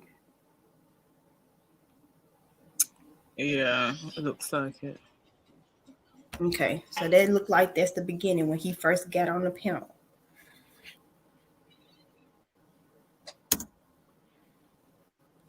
With the Jeezy. Notice, especially with me, you know what my story is. And it felt like a uterus is like being used to just create more black. They want to make black children that look like us. If they had a choice, they would make black boys with their color, and they will go and probably make a daughter from another race. I think that's what I feel like I'm being as a black woman used for my womb to create more black men. So I think when Cynthia said abort black males, they went nuts. And they was like, well, if they do that, there's not going to be no more black men. Now they're scared. Now they're telling us that we're self-haters and we hate black men and that this and that. So I'm starting to see what exactly what you're trying to say is more of control over the womb. They don't really care. They just want control over black women's womb. I totally agree with you, because after Jesse Williams said his speech at the BET Awards, lifting up black women, what did black men on social media say? Oh, he's not black. Oh, he's biracial. Yeah. He's blue. He got blue eyes. He's not a black man. Right. But if that was Jessica Williams, and she was talking about how much she loves black men, she would have been a black woman. Right. You know what I'm saying? I grilled that motherfucker, right. though. So I wasn't feeling that shit. They pick and choose who is black and who is not. That's what they do. Though, man. And then then he broke up with his black wife, or they got a divorce shortly after, right? Mm-hmm. I was one of them that was like, nah, fam, you full of shit. I'm not buying it. It don't sound right. I just didn't. It didn't feel right. So, like I said, I think that's probably a bad example, because you know what I'm saying. It wasn't even a year before he was with a white woman in a picture. Like, you know what I'm saying? Like that's true. That's true. But when Sin says that white men know black men pathology, I totally agree with that. But I also think that black men know black women better than black women know black men. Because if he's able to pander to black women like that, so many black artists are doing that right now. They're pandering to black women. Just like when Sin talked about Big Sean, he pandered to black women. Mm-hmm. And that's what a lot of celebrity black men do. They will pander. Like if you look at Jamie Foxx, his music on his stage, his whole crowd, his whole fan base is black women. But every time he has a child, it's with a white woman. And so even when you right there though, man, let me make sure we clear something up, right? All right. When she's saying that, what she's saying is 95% of these niggas is dumb. So let's just say it a different way. 95% of these niggas is dumb, and anybody on the planet can take advantage of these niggas. It's not just white people. Most people, white women know they can take advantage of these dumbass niggas. I know you can take advantage of these dumbass niggas. So I think when you say white men, in some ways that's giving credence to a bunch of men that I look at as intellectually beneath me. They don't step up to the challenge either. And when in conversation with them, they're looking for the low-level black person to deal with. And when they're in conversation with somebody like me, they diminish. White men diminish themselves when in conversation with me. And if you haven't seen it, I'll run them shows back for you. And that's in real life and on here.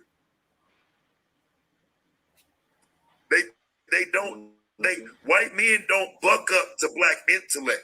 Most niggas just ain't got it to see it though. Yeah. That's very true. That's true. That's insane.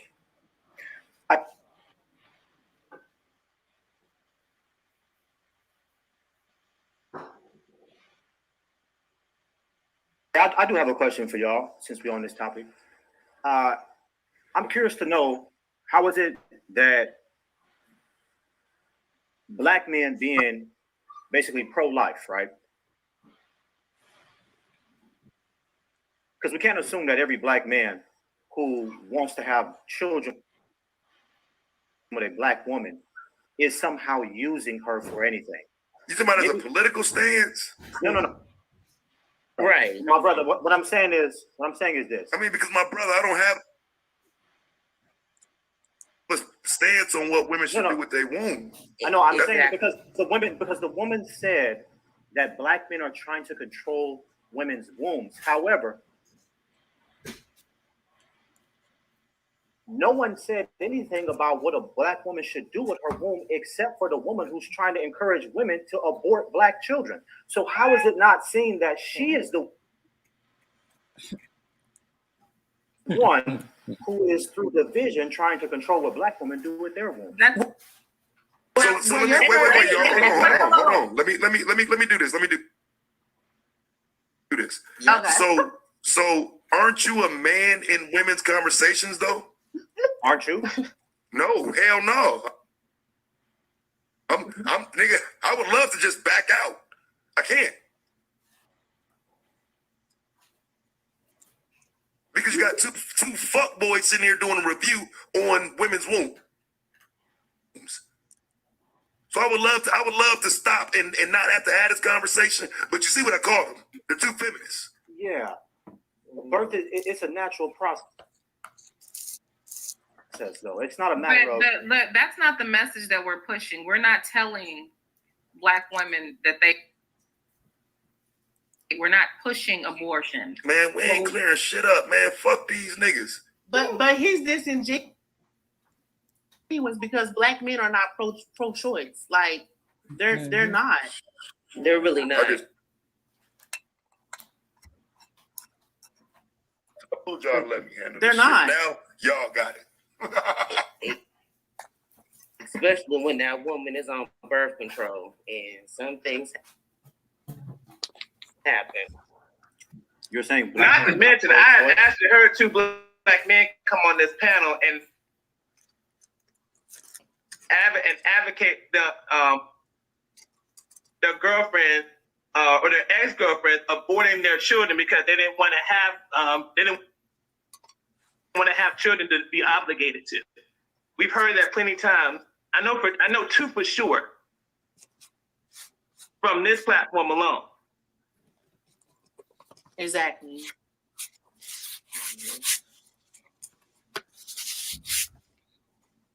Yeah, I just have a hard time with the notion that black men are trying to control black women's wombs when black men are not saying that black women should do anything with their wombs. It's That's not that, but that's not true. But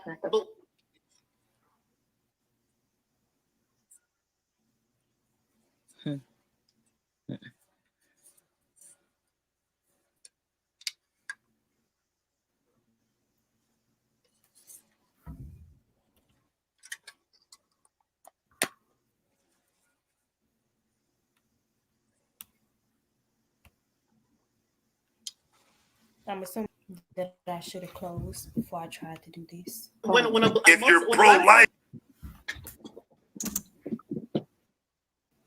Your laptop acting up?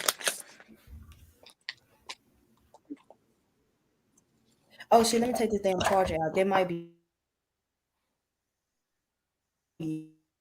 this charger been in this damn computer for hours.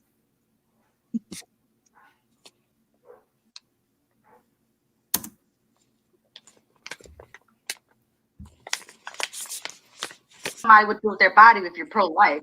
You're completely against abortion. That's Let's try to finish, please. Sorry, Nine. That's okay. no, I'm just saying, like,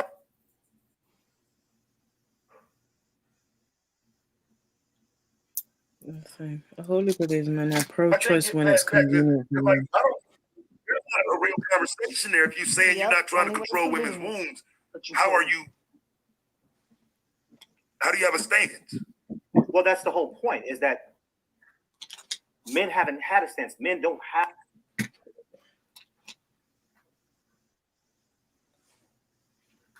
have a position on no You man just has said most men are pro-life. I don't say most people, but what I'm trying to tell you is that no one is persuading women to go one way or the next except for one person. So how is it that the men who have no stance are trying to control what women do with their wombs when someone else has a whole stance on an issue and is pushing that, but no one says that because she's a woman. She's the one trying to influence what black women are going to do with their wombs. when you have because they're the ones that are So tampering with black women's contraceptive. They're the ones that are tampering and putting holes in condoms. in her opinion, when Okay, now what were you saying? I was trying to pause it, but they didn't want to pause. Sorry, I just think it's comical because, like, the other day you had past the $40 talking about black women shouldn't have the choice. No woman should have the choice. If you know, when it comes to abortion, not understanding the amount of attacks and molestation, even talking about that young disabled girl from Ohio that's 11 years old that was abused and, you know, trying to force her to go through with having a pregnancy. If you guys were so pro-choice, you wouldn't be running around poking holes in condoms, messing with women's contraceptions, trying to get, like, the amount of TikToks where I've seen guys where they've purposely got their girlfriends pregnant so that she couldn't leave them. Is that not taking control over women's wombs and taking the choice out of their hands? Like, I worked in sexual health for how many years and had to listen to the stories from men as well as black men about the things that they were doing to their women in terms of having STIs, STDs, full well knowing and not doing nothing about it. How is that not taking ownership over somebody's womb when you know you've purposely got an STI and won't do nothing about it and continue to spread it? But I can't report that because you're entitled to free choice about whether you inform your partner or not. So half of this to me is bullshit, because when I speak to these men behind the scenes and they tell the real truth, I'm held to confidentiality. Do you get what I mean? So I can't say names. But I know the difference when I speak to the sex workers. I know the difference sitting in a sexual health clinic, having to listen to the attacks, the assaults, the things that these men are doing to other women, full well knowing and aware when you ask them their questions to make sure they're cognizant of what it is they're doing. Yep, and that should be illegal on all levels, but you know that's only illegal for the life-threatening STDs. Mm-hmm. Even down to the men here that were running around for years. Like, there was one guy, more than 500 women he gave HIV to on purpose. Come out of jail a few years ago. I know his baby mother. Do you get what I mean? They had to put out a whole thing on black radio for women to come forward if they'd seen this man in a club. And there's been other men since. So it's all right saying you don't want domination over women's women. You don't want control, but look what you're doing to the women that you're involving yourself with. Make it make sense. Yep. Oh, okay. Pushed, it's gotten worse. I was there for the original conversation. It wasn't as bad. Now it's somewhere else. But in terms of you, what I'm trying to figure out from you is, where do you come into that conversation?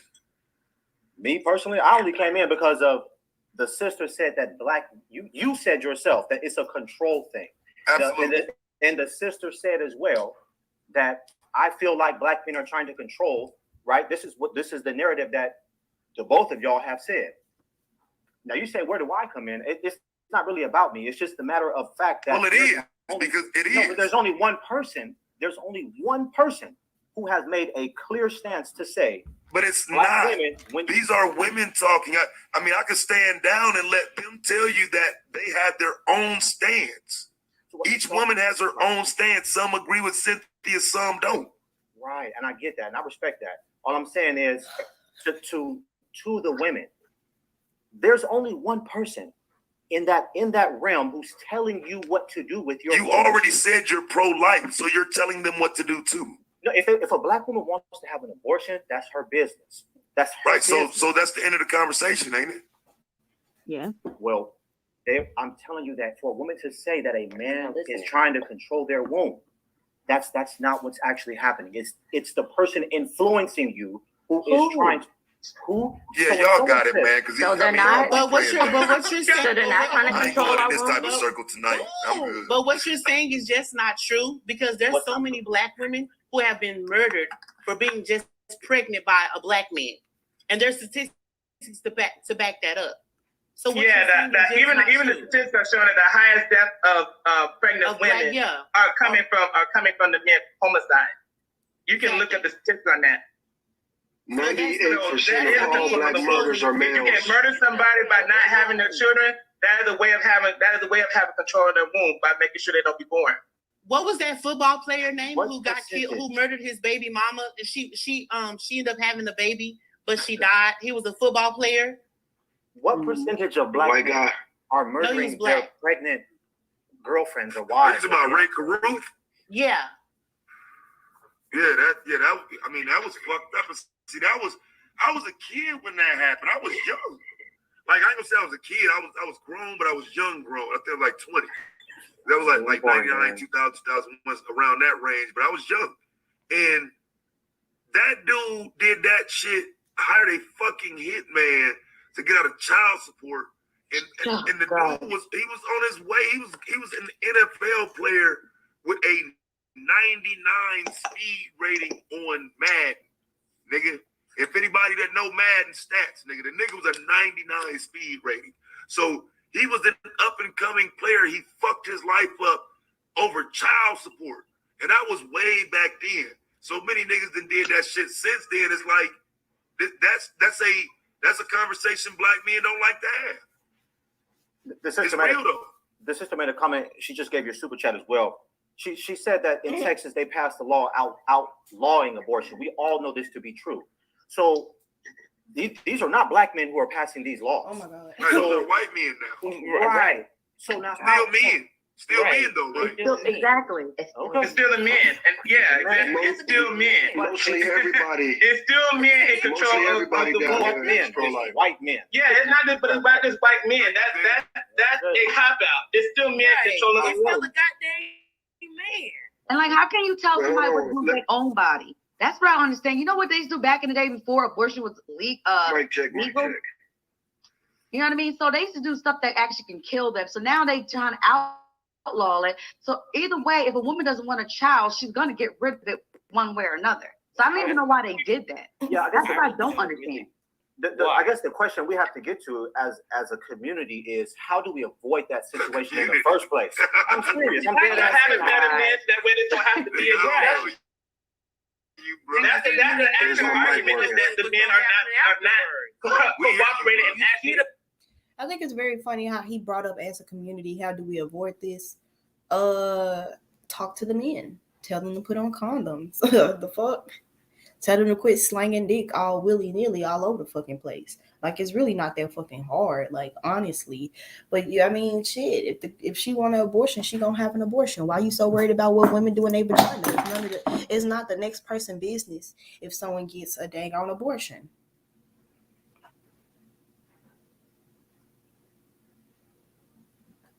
You still there, Queen? I'm here, sis. Sorry. Okay. I was just making sure you were still here. No, I'm still here. Yeah, I think it's ridiculous, the autonomy and the control that they want over women's bodies. It's just... But if we were out here passing laws saying that men had to get a vasectomy until they were married, then it would be a problem. Oh, they riot. I think they should, as well as you seen the other day when I said to them about the trials, the drug trials that had gone on for male contraception in America that didn't go well. But during this pandemic, there's been a new drug trial, which has been like couples, mainly white couples, but there's been some mixed race and some black in there. And those trials have done really, really well in comparison. Now, a lot of the couples that have taken part in the trial, they took part because they wanted to delay having children. They're not ready to bring children into the society we've got at the moment. And they want more time to save and prepare. Yep. So they, you know, the white men and the other men from other cultures who don't want big families but want to be able to provide and protect are pushing for this. The only ones that we're getting real pushback from is black men. Like, going through a hysterectomy for a woman is not simple. It's complex. It affects our brains. It affects our hormones. It affects different parts of our bodies that our body needs to be able to operate normally. Otherwise, we have to go on to HTRT, which is hormone therapy. And who should be doing that on a really young age? A man having the snip, having a vasectomy within less than 45 minutes doesn't affect his testosterone. It doesn't affect his ability to ejaculate. It's about what he's ejaculating and how he's ejaculating. You still get to ejaculate. It just Right. doesn't contain the kind of sperm that it would pre-operation. But you don't care enough to do that, to make that sacrifice. And then when you're actually ready for children, you can have it reconnected. Very simple. But you want a woman to be out of work for months, be on HTR. Half of you are not in a position to freeze women's eggs to be able to do the kind of procedures that you want women to go through, being dusty, being below average, but won't consider a vasectomy. Very simple.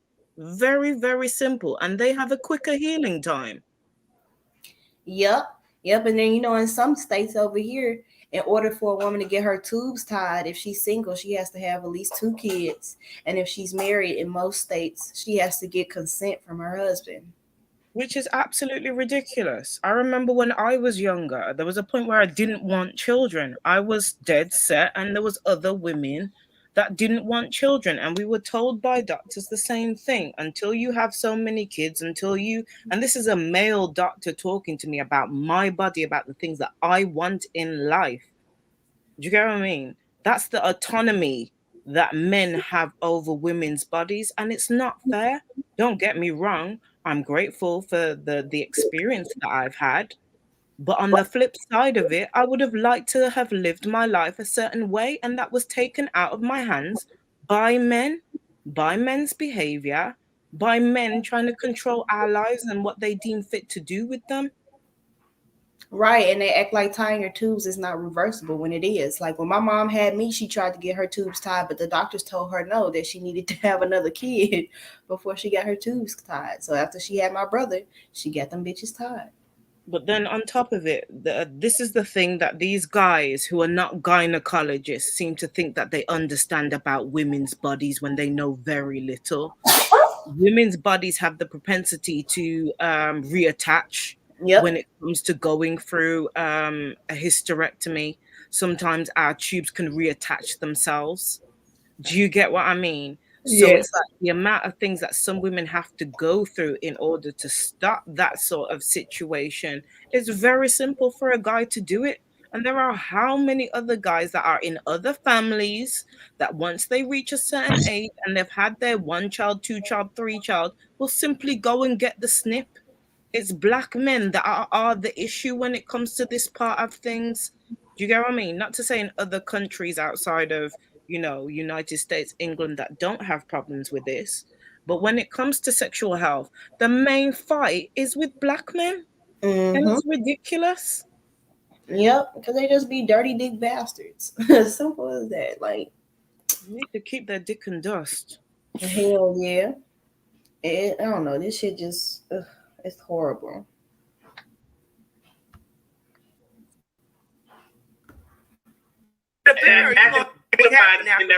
Mic check. Let alone in the community. Bro, that would be the way we correct that. Mike, bro, we hear you, my nigga. We hear you. How did Mr. Moore? How did this become a community discussion for you? When I say community, I mean like us as an entire race of people, us as an entire nation. I don't know everybody in my community. Well, why don't we just why does the y'all heard Kevin? Sorry. I don't know everybody in my community. I enjoy some Kevin. Kevin is so funny. Conversation started this point. Why does the conversation start at this point? When you say start at this point, what do you mean? Well, part of the reasoning why women are being given selective breeding as an option is because of the lack of fathers, the lack of support, and the outcome that you guys blame ultimately on women, and femicide rates and all of that kind of stuff. So why is it starting out? Have you been to any abortion clinics to pick it outside? I've seen that, but I have not. You know, it's not my thing. Are you motivated to go to the abortion clinics and give these women options? When you say give them options, what do you mean by that? I mean, you're the one that's pro-life. Take Well, I just said a few moments ago, what a woman is choosing to do with her, I'm pro-law. Whatever the law says is what the law says. If a woman wants to choose to do that, I can't stop her. I'm not going to get. I have no dog in that fight. Then why are you? I'm gonna drop down. You let somebody else up in my spot. I'm gonna drop down. The reason I'm talking about this is because we can't act as if. You see, this is where my problem is. If a woman wants to make a choice, that's her thing.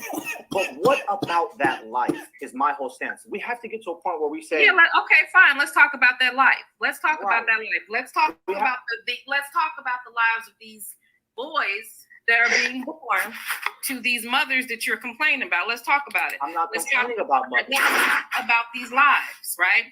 Let's talk about the boys that Black men are blaming on women for becoming feminine.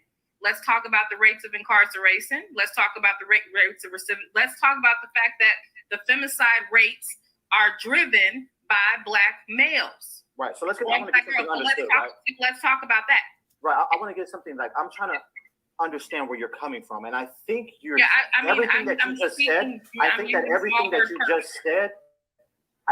everything that you just said is a way to try to validate the decision, and I'm fine with that. Absolutely. Right, and I'm fine with you doing that. But this is the problem. It is not right for you or anyone to prejudge what a life will become. So all I'm trying to say is you lying. You're not the one that's growing the child. You're not. You're lying. It's absolutely correct for me to do this based on the statistics, based on the data, and based on the responses of Black men as it relates to their family. It absolutely is fine for me to prejudge the situation. Right, so you're going to prejudge the outcome of a human being before they Jesus, not me. I judge, and women should judge. Not judging has been the problem. We're supposed to be extremely judgmental. But you're assuming. You're based on an assumption. We're making assumption off of a high probability of fucked up ass men. But why do y'all care more? Stop making bad judgments. But why do y'all stop making bad judgments? That's exactly what. Look, whoever got that music. Yeah, you gotta turn that down. Run the music in the background. Who got the music? Who got the music on? Yeah, that's okay. So, hard. And then that's the thing. Marriage does not stop femicide rates. Marriage does not stop the rates of incarceration, and Black men are marrying at the lowest rates. So the only thing that I'm statistically speaking, I'm talking to Mr. Moore. Give me a second. So what were you saying, Mr. Moore? Yeah, I just you were giving off your statistical reasons to say that marriage is not that even with marriage there's no guarantee that the data says that statistically marriage does not even save Black women from poverty. Nope. It doesn't save them from look, who's got the games going? That's rude. Or the seriously. Mm-hmm. So marriage does not save you from domestic violence. It does not save you from femicide. It does not save you from being killed while you're pregnant. It does not save you from being poverty, and marriage doesn't even save you from being a single mother. So can I ask you a personal question? No. Okay, well, I'm going to ask you a question then. Do you think everyone here is listening to you, right? Do you think that perhaps your mentality is you're overemphasizing negativity? Do you think that at all? No. Do you think that's even possible? No, I spent the majority of my life. No, I'm not. I overemphasized positivity that was unwarranted and based on a false pretense. I overemphasized positivity within Black men based on my own personal experiences, only to understand the data and look at the actual lives of women, realizing that I was in the minority. So no, I'm giving a very realistic view of what's going on in the situation. I know a lot of married young Black women, and they do not experience and I know the data, and I know the data. The data suggests that we are in the minority. Okay, just even being married. Okay, only 26% of Black men are ever going to get married, and of that 26% of Black men that are going to get married, 15% of them are not even going to marry Black women. And I think it's disingenuous because it's like experience is your best teacher. And for over 100 years, y'all have shown us that y'all don't value Black women or children or the Black family. So for you to sit up here and try to tell us that, oh, this, that, and basically what you're saying, and you basically want us to forget what we have watched our entire lives and just go off of your word. No, it's not. That's not realistic. What I'm trying to say is this: is that not every black man is how y'all describe the negative. Yeah, but things. majority of y'all are, and I. But a lot of them are. A lot of them are. So do you think that the majority? Not the majority. Driving the data. The collective of black men drive the data. The collective drive the data. So, and if you don't like that the collective drives the data, then I suggest you take the conversation to the men and do something collectively to improve that. But as it stands right now, you're shit. Yeah, that's you really think the majority of black men kill people? Yes. I didn't say that. I said that the majority of black women that are killed are going to be killed by black women. I'm not ignorant of the fact that the majority of people that are killed by people within their own racial demographics. However, as it relates to black men, the rates of killing their women and themselves. Can I? Oh my God, he's deflecting. Right. So what would you call a white woman who came into a circle of white people and spread every possible negative statistic about white people? How do you think the white community? Why is that even our concern? Right, that's not even our problem. Why is that even our concern to even care about? First of all, I wouldn't give a fuck about what the white woman said. If she's telling the truth, it's just the fucking truth. Okay, and I say that because the people in that group would have enough common sense to take what that person is saying with a grain of salt. I respect what the woman is saying. The statistics are not the grain of salt. The statistics are not the grain of salt. See, this is what you want to do. So what you want to say, well, you're the type of person that'll say, I'm going to leave my kids to be babysat with Michael Jackson then. Even though everything out there says I probably shouldn't, but because you're in La La Land. You're in La La Land. I'm not. The reality is, of me personally, I'm not in the category of men that you're talking about. I'm not a perfect person. So if you're not in that category, you should want to remove the cake from those that are, because you're starting to look and sound just like them. If you're not like them, you should be just as annoyed with the fact that these men are leading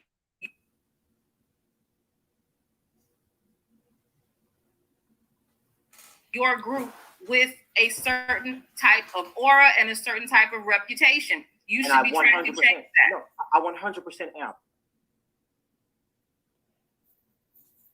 100%, ma'am. Okay, so why are you? So I. But I'm also annoyed. I'm also annoyed. That you are in manosphere spaces talking to the people that are perpetuating this shit. Listen, I don't like putting labels on spaces that I'm in. I assume that when you see Cynthia's name and my name in titles, when they talk about killing us, when they talk about raping us, I'm assuming that you're up there trying to correct the image of black men.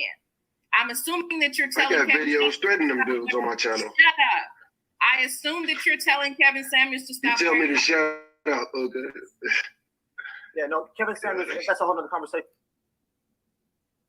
But I am. But what I'm saying is that my frustration, like what I can't do.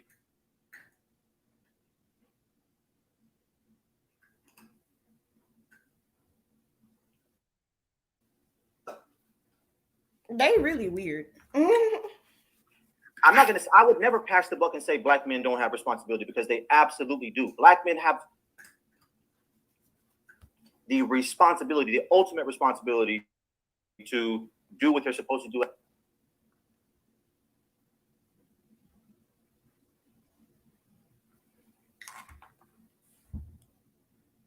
But yeah, dude is being weird. He talking about you telling me to shut up. Yes, we are telling you to shut up. The hell? I'm trying to let it load a little bit because it's acting funny. Let me see. Where we at?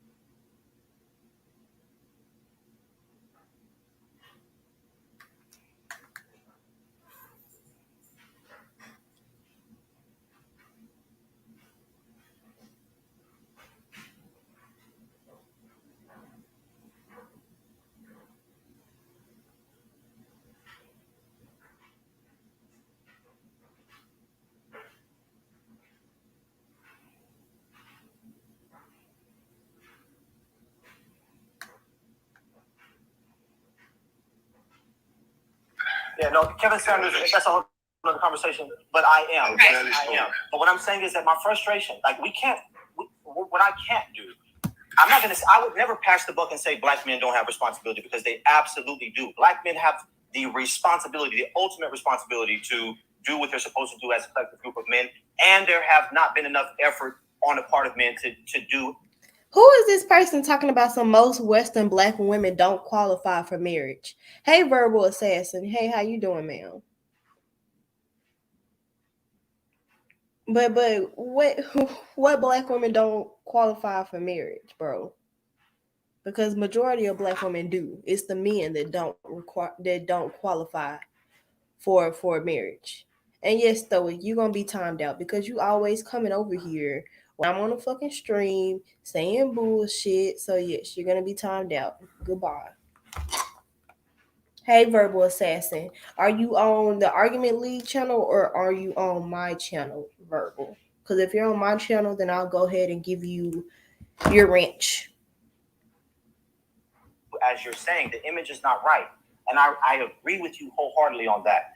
At the same time, we have to recognize as well, too, that it's not just a singular work. It's not just one gender who has all of the work to do. We collectively have work to do. Now, should it start the men? It should. And it must. What exactly do these women have to do, bro? What do they have to do? I think that it's not what they have to do. So I have a question for you. If you set the proper example, you're setting the proper example, and we're doing what we're supposed to do, why the fuck would we be worried about what they need to do? Because hold on, twin, excuse me. Apple IFC, can you mute your mic? Your background is loud. I'm just trying to figure that out. Like if I'm on purpose handling my business. That's somebody else. Can I say something real quick, Mr. Moore? Let's make something clear. You want to know why this abortion conversation doesn't even affect me? And this is not an attack when I say this. I don't give a fuck what Cynthia says. You know why? Because her influence over my woman isn't going to matter. It's what I'm going to do for my woman that's going to matter. I have to show her that I am capable of being a capable man and father. You dudes are more worried about what these women are saying and not seeing why they're saying it. If you're on purpose in handling your business, this isn't even a problem for you. When I hear them say this shit, they're not talking to a man like me. I'm taking care of my business, bro. They're not talking to Kevin. They're not talking to Brother Moses. They're not talking to Taz. They're talking to men who have sat here and literally not done what they are supposed to do, period. If you fit the mold, you're complaining about this. Well, I'm sorry. And I feel like a lot of y'all expose yourself coming up here mad at the conversation. You're exposing yourself. Yep, because they hit dog holler. No, I get what you're saying. Not to mention, all this stuff is usually a reaction to what's causing this type of conversation. And normally it's the men who get up on this platform, get up on their channels to talk stuff about women, to talk about what women aren't doing, and how men need to oppress them. We had heard a man some time ago talking about he wanted women and children to die in the Dust Bowl. Do you think that's a good positive reinforcement for women to keep birthing men who would say something like that? That's not even a half of the shit these men have said in this space when it just comes to children in general. That's why when my big sis sat here and asked you, are you on these channels correcting these men instead of coming over here and trying to correct everybody in this space who basically have the same ideas about shit? You're not correcting these men who's literally driven these women to sit here and feel the way they feel. When literally they are blamed, like even in the video cash reviews, the dude wanted to talk about how these women are raising these boys instead of pointing out that man wasn't there to raise them. Every time something happens with these children, y'all want to blame these women and not point out the fact that these men aren't there to raise them and then deflect to Pookie and Ray Ray.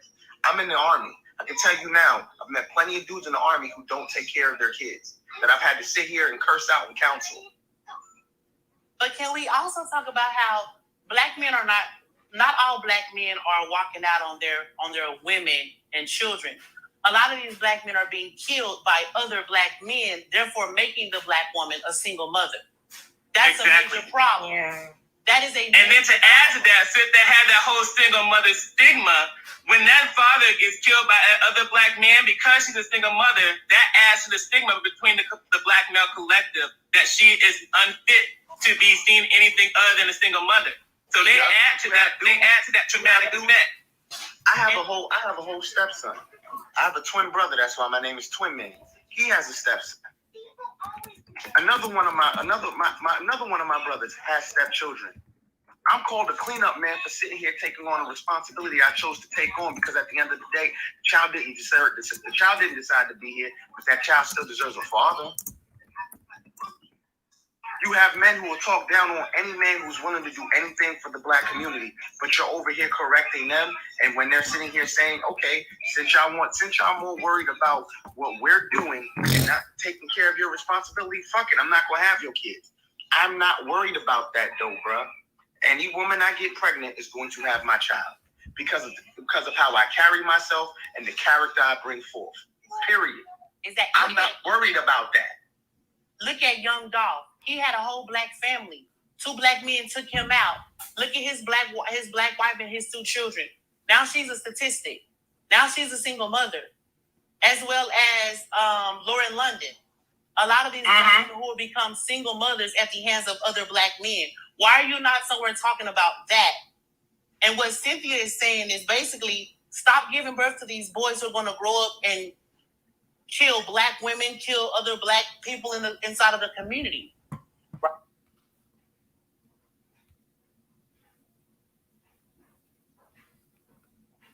Queen Cascade, what's this article?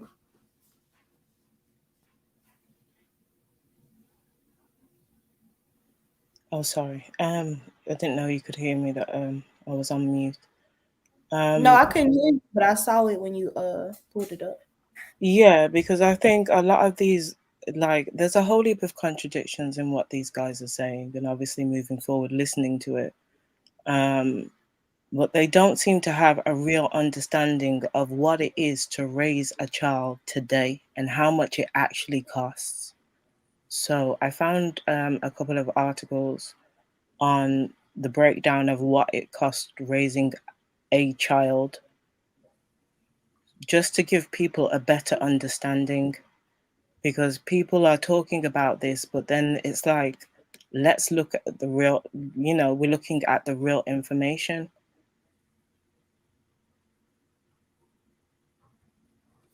Yeah. So this is from the POTUS Foundation. There's other articles as well that I've pulled up that I've put in the back chat if you want those. But look at this. Families reported the USDA puts the cost of raising a child from birth to age 18, $233,610 for a middle-income family married with 2 kids.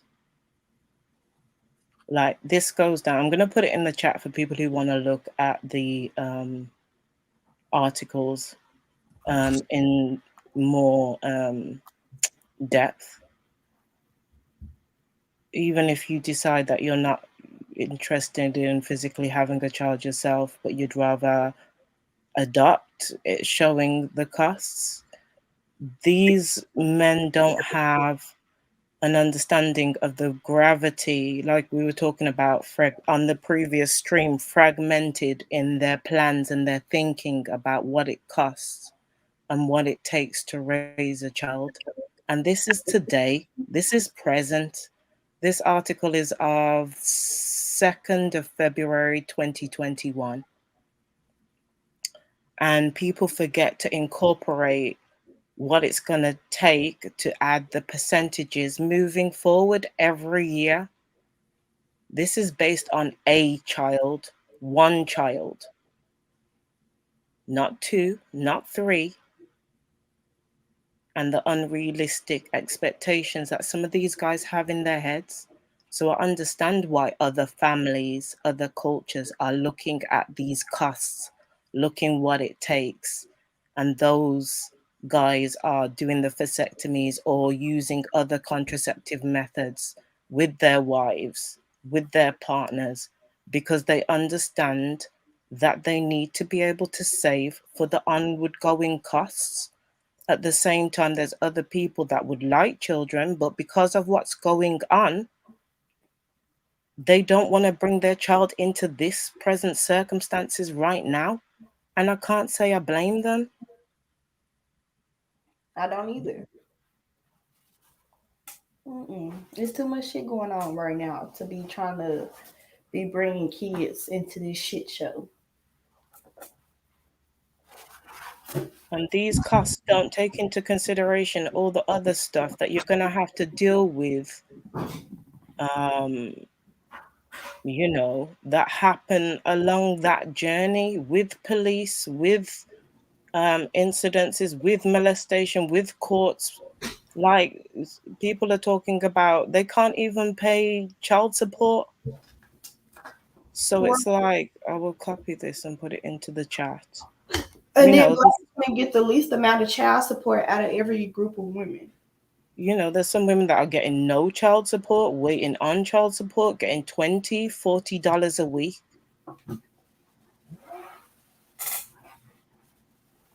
And this is based on a family, married. And you're expecting black women to cope with these costs by themselves moving forward and everything else that we're trying to do. And you guys aren't even earning the average. Nope. Not at all. And I don't know. It's like a conversation that they shouldn't even be putting their 2 cents into because of the lack of provision that they do. Like the stability and creating the community, or, you know, sweeping out the dust and everything and formatting everything. Obviously, you know, in every generation, I'm in my 30s, you're in your 20s. Every decade, there's new generations coming in. So it's like the ones that are already here, the ones that have been born during the pandemic. Do you get what I mean? Still coming through this net at the moment. And you want to bring more kids into this while black women are dying every 5.5 hours. You know, women are getting attacked on their way home with their kids being robbed. You know, the amount of different ones where I've seen where women are, you know, taking their kids for a walk and black men are robbing them. And then you've got child sex trafficking and, you know, all the other stuff that's going on. It's taken how many years to put people like R. Kelly away, and there's other ones that are on the streets.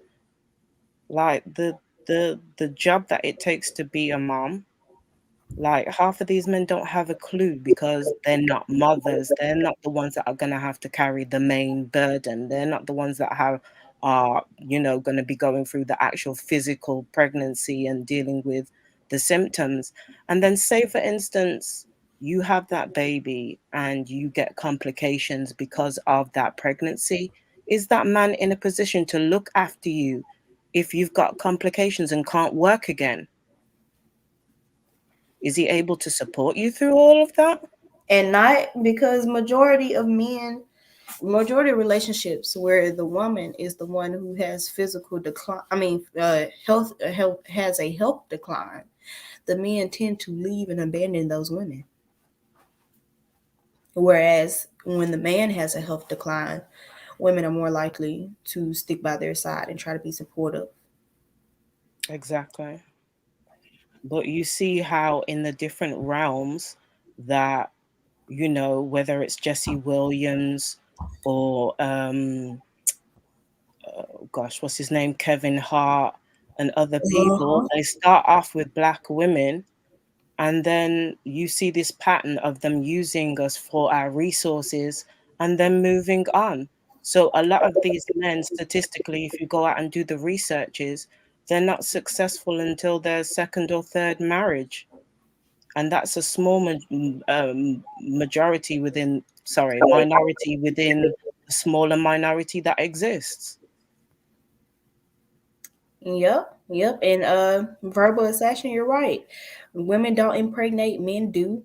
And men who are unmarried should learn to keep their semen inside their bodies because nobody's making them release their bodily fluids. That's on y'all. And to Stoic 1, men control marriage. So You're talking about don't allow complete unprotected access to a womb. Majority of these women, black women who are dating black men, and they are dating these men for 10, 15, 20 years at a time. I just went to my cousin's wedding. He's been dating this girl since 1999. That's the year I was born. So 22 whole years they've been in a relationship but ain't got married until now.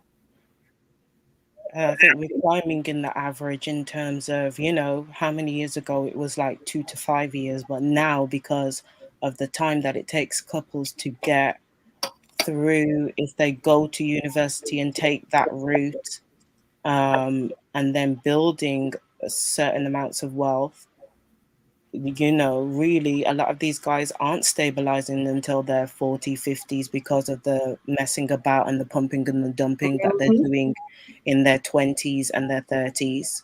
So they have to take they need to take accountability for that. Yep, and the average age that the white community gets married at is between the ages of 25 and 28, whereas for black people, it's into our 30s. That's our average age for getting married. And so when you're in your 30s as a woman, of course, your biological clock is ticking. And you're with a man that you've been with for 10, 15 years. You don't want to leave. You like the relationship or whatever. He just hasn't proposed. Then, well, you know, what are you going to offer those women if they want a child because their biological clock is ticking? Yeah, you're asking us to go against what our biological clock and how we are genetically built, some of us as women. And like, then there comes the later on conversation for those that are in their 40s and 50s that are child free in terms of the quality of sperm, because, you know, you want to talk about getting women pregnant and all this, but after you reach a certain age as a man, you hit the wall. The same way you're talking about us hitting the wall, you guys hit the wall genetically as well. I know this. I studied sexual health. Your sperm quality goes down. You get double heads, you get double tails. There's more chance of Down syndrome and cerebral palsy and other things. Now, I'm not saying that there's anything wrong for those that are willing to take on a disabled child.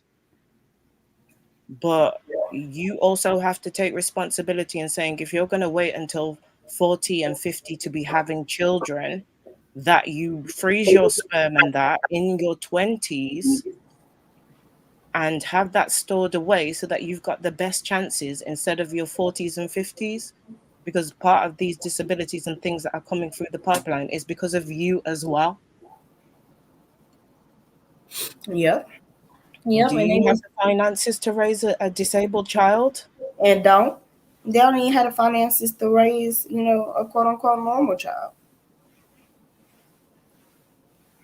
So I think people have got a lot of unrealistic expectations, especially in the year 2021, and we're about to go into 2022.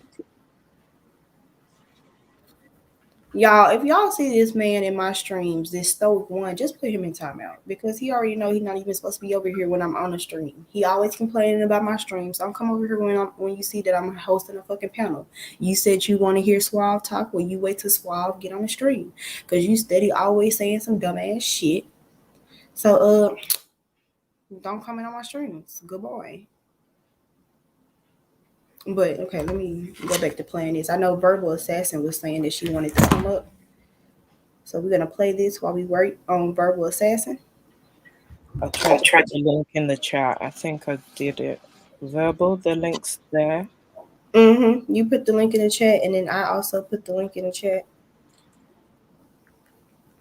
Okay, here we go.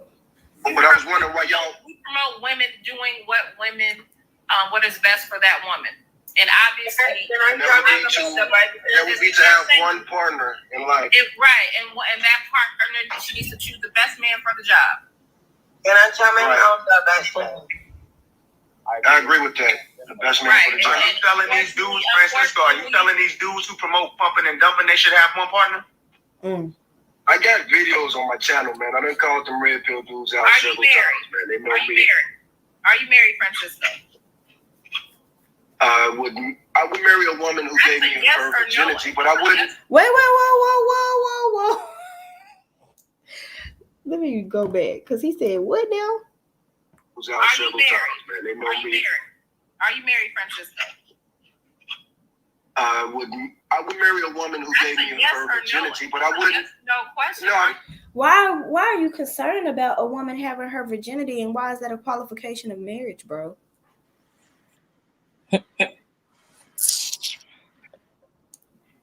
Make it make sense. If you only gonna marry a woman who's gonna give you your her virginity, are you a virgin? You out here fucking? Then you don't need to be fucking either. And if you don't have your virginity, then you might as well just stay single for the rest of your life. Because how you gonna require a woman in order to be married to you to have virginity, but you don't? And if I remember correctly, he's got kids from a previous relationship. Exactly. So why do she need to be a virgin? And they go right back to that article saying that, you know, black men try to repress, you know, women using a sexual double standard. Mm-hmm. I'm married. I'm not married. No woman has ever given me a virginity. I've never given a woman a ring. So you're not married to any black woman, but you want to talk about black women divesting. I'm trying to get married now. I'm on the site. I'm on the all black people site, but Can I chime in about I don't know. Like I say, I would like to get married, but I'm not marrying a woman who gave a virginity to somebody else. You said you're not married. Bro, where the fuck is your virginity to be talking about a woman's virginity? Hey, Verbal Assassin, how you doing, love?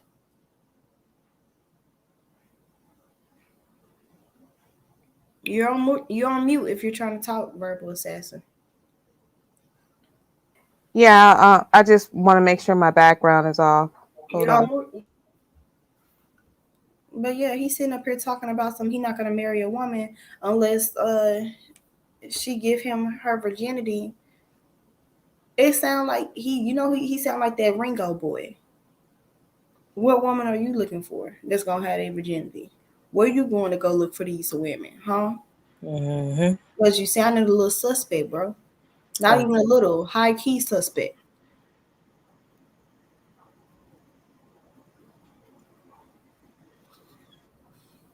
Who's giving her virginity to someone else?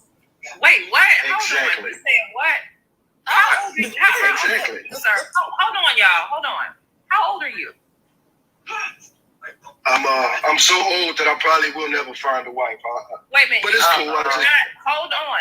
You're going to only I'm marry over 40. virgins. Did you say that? You're over 40 Right. and you believe you're supposed to marry a virgin? Or die single. Are you a virgin? Exactly, Amari Sweet. He want girls straight out of high school. And not even straight out of high school. He really want like a 15-year-old. Because even high school folks is fucking. So he really wants somebody in middle school, to be honest, if that's his goal. That's weird to say that for a 40-year-old. Excuse me. Are you a virgin? Francisco, she's talking to you. He knows the answer to that question. I'll answer you. I will answer you. There has never been a penis inside of me. Wow, so he equates being a virgin as never having a penis inside of him. Sir, you must want to fuck me in. Because if that's where your mind goes to when someone asks you if you out here fucking, that means you on the down low. What you want is a man. You need to start living in your truth, leave these women alone, and go be with a man. Because that's what you want to be. You want to be with a man. Oh my God. Hey, Francisco, I'm sorry. Bro, you're doing the most, bro. You're doing the most right now. So you're a pedophile. You asked if I'm a virgin, I'm saying yes. So you're a pedophile. You're a 40-year-old that you want to get married to somebody. See what I'm saying? See what I'm saying? I want to marry a woman that's pure and that's going to be dedicated to me. And if we have children, I know Yeah, but are you pure? Are you just a virgin? Yes or no? Are you a virgin? Time out. Well, hold on a second. Somebody called me a pedophile, and that is a serious thing. Wait a minute. No, you be quiet. You're going to go there? You're telling me that you as Can y'all still hear me? Yeah, so be quiet though. So you as a 20-year-old man who is up here worried about black women divesting, yet you believe that the woman that you married is supposed to be a virgin, even though black men only marry virgins. But men. Wait, why the fuck do you ask for a virgin? What age woman is you looking for, nigga? That's I basically would the love question. to date a 40-year-old virgin. I would love to date a 30-year-old virgin, but y'all are not saving yourself for marriage. It's not my Are you a fault I gave virgin? you the 25 Wait a minute. Why you want to? Why as a 40-year-old man would you want? The thing about it is, we don't never hear white men talking about them. Oh, I'm 38 years old and I'm waiting on a virgin to come my way so I can marry her. We don't never hear. That's because they don't live in delusion; they live in reality. Yep. That's why. And And it's so fucking hilarious how black men are the only group of men on the planet who have these nonsensical ass conversations. How are you demanding a virgin, but you're not even one? The same they're way. just all delusional, Moonflower. They're delusional. Like, it's just at this point. Yeah, and they be like, well, you can't ask a man to buy you a Chanel bag if you can't buy you a Chanel bag. Well, Why you can't. not? Why can't I? Thank you. But you can't ask a woman to be a virgin if you ain't one. 40-something year Exactly. old. Like, come on now, big bruh. A 30-year-old as a virgin. What is your aim for having a virgin at 30 years old as a wife? Hey, bro, can you hold on a second? Again, like I say, you want Hey, to my answer? nigga, let me ask you a question, bro. When you talk this virgin shit, there are no 40-year-old virgins. There are no 30-year-old virgins. And I'm cool with that. I know. There are no. But here's my thing. There are no I don't 20-year-old virgins. Bruh, there are no 20-year-old virgins. So what the fuck are you looking for? So I don't have to get married. I just keep doing what I do. And that's my thing, you know, if you have sex with a woman, let's say, for instance, I get with a woman that's not a virgin. She pop up pregnant. How in the hell do I know if that's my kid or not? So, and that's the thing. I mean, if you're married to her and you're the only person she's fucking, obviously it's your fucking kid. But, you know, I push that everybody should get a paternity test, more so really to protect the woman, because niggas like him would get folks pregnant and be like, that's not even my child and blah, blah, blah, blah, blah.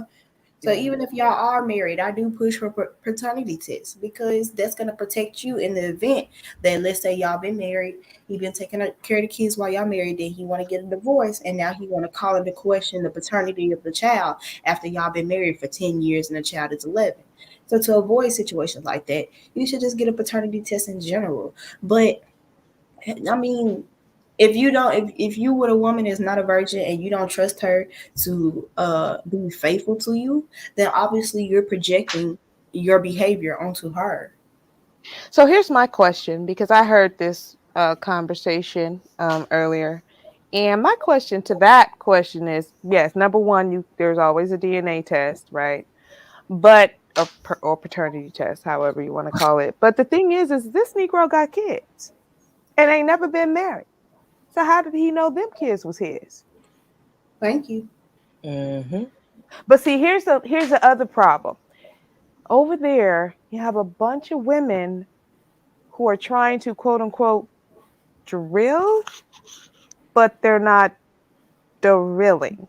They're like missing all of these little points, these the nuances of what he's saying. They're just over there getting emotional and, you know, trying to diagnose them and all of this stuff. No, you don't do that with a nigga like that. He's really not even worth a conversation. But if you have time, I'll get it, because I will give a conversation every once in a while when I have time. But if you're gonna do that, take his head off. That's just, I mean, I don't understand the pussyfooting around with this Negro. Take his head off. Because he just wanted attention anyway. Give it to him, but not the way he wanted. Oh, if I was over there on that panel, I would have ripped him a new asshole. Because oh, I know. I'm glad I was over here, because would have been in there needing my damn asthma pump. Then I had to go over there. I had to go over there and get Jazz Doll all the way together. She came out with it because I told her story was confusing and conflicted. She called me dumb and everything. I was like, oh, Oh, so this what you want to do? Mm-hmm. Yeah, this what I want to do. I'm like, okay, cool, let's do it. Let's go. Because baby, my name is not Michelle Obama. When you go low, I'm gonna go even lower. Girl, like for real, for real. It's my pleasure. And that makes me a dangerous motherfucker. In my Chick-fil-A employee voice. Exactly. Oh my god. You know Chick-fil-A paying $20 an hour in the airport. Oh, really? Mm-hmm. Oh, that's good. Mm-hmm. Just to be a regular team member. They ain't even talking about managers. I think I saw something earlier about there being a deficit of so many jobs in the US. There is, because motherfuckers then, like, black women that started opening their own fucking businesses. Everybody doing this and shit. So I mean, ain't nobody trying to go back to work. Yeah. It's not even, it's not a deficit of jobs, it's a deficit of workers. Mm-hmm. Like they're having a worker shortage right now. And then on top of that, they don't want to raise the minimum wage. They don't want to pay people what they need to be paid. So motherfuckers ain't not trying to go back, especially after that pandemic. You know, motherfuckers was seeing how great it is to be at home type shit. Yeah. And working, people done figured out how to work at home. People have stacked up money and stuff. There were people who were getting double the money unemployed. I mean, during the pandemic, then they were working. Them people was coming up. I can understand why, in terms of moving forward with Black women, the way that we're progressing, university, work, business, entrepreneurship, and then seeing with the pandemic, I've been hearing a lot of the mothers saying about, and I understand it, if they can do the at-home business because it would allow them to homeschool the children. Do you know what I mean? And we can see from the grades that those that are taking part in it, there's been an increase in the Black kids doing well that are homeschooled. So I can understand from that perspective in terms of, why we're making the decisions that we're making. In terms of what the Black men are doing on their side, it's like, okay, in terms of the entrepreneurship, in terms of the business, the time that it takes to get businesses off the ground, stabilized, being in a position to raise a family or even just manage yourself, as let alone a wife, and then additional kids, you all got to take a cold hard look at yourselves, because it's like it is going back to the situation. Well, tell me if I'm wrong. It looks like to me, from all the situation that was going on how many years ago with the Moynihan report, when it's like we're supposed to be out in the community getting these jobs, doing these things, then it's a case of, okay, well, where is all these, you guys are out here claiming about entrepreneurship and stuff, and Black women are showing up on the statistics that way. So what are you guys doing with your wealth? You're claiming to have this wealth that's surmountable, that's supposed to be able to help the community. So where is it? Dang at it. They just be lying.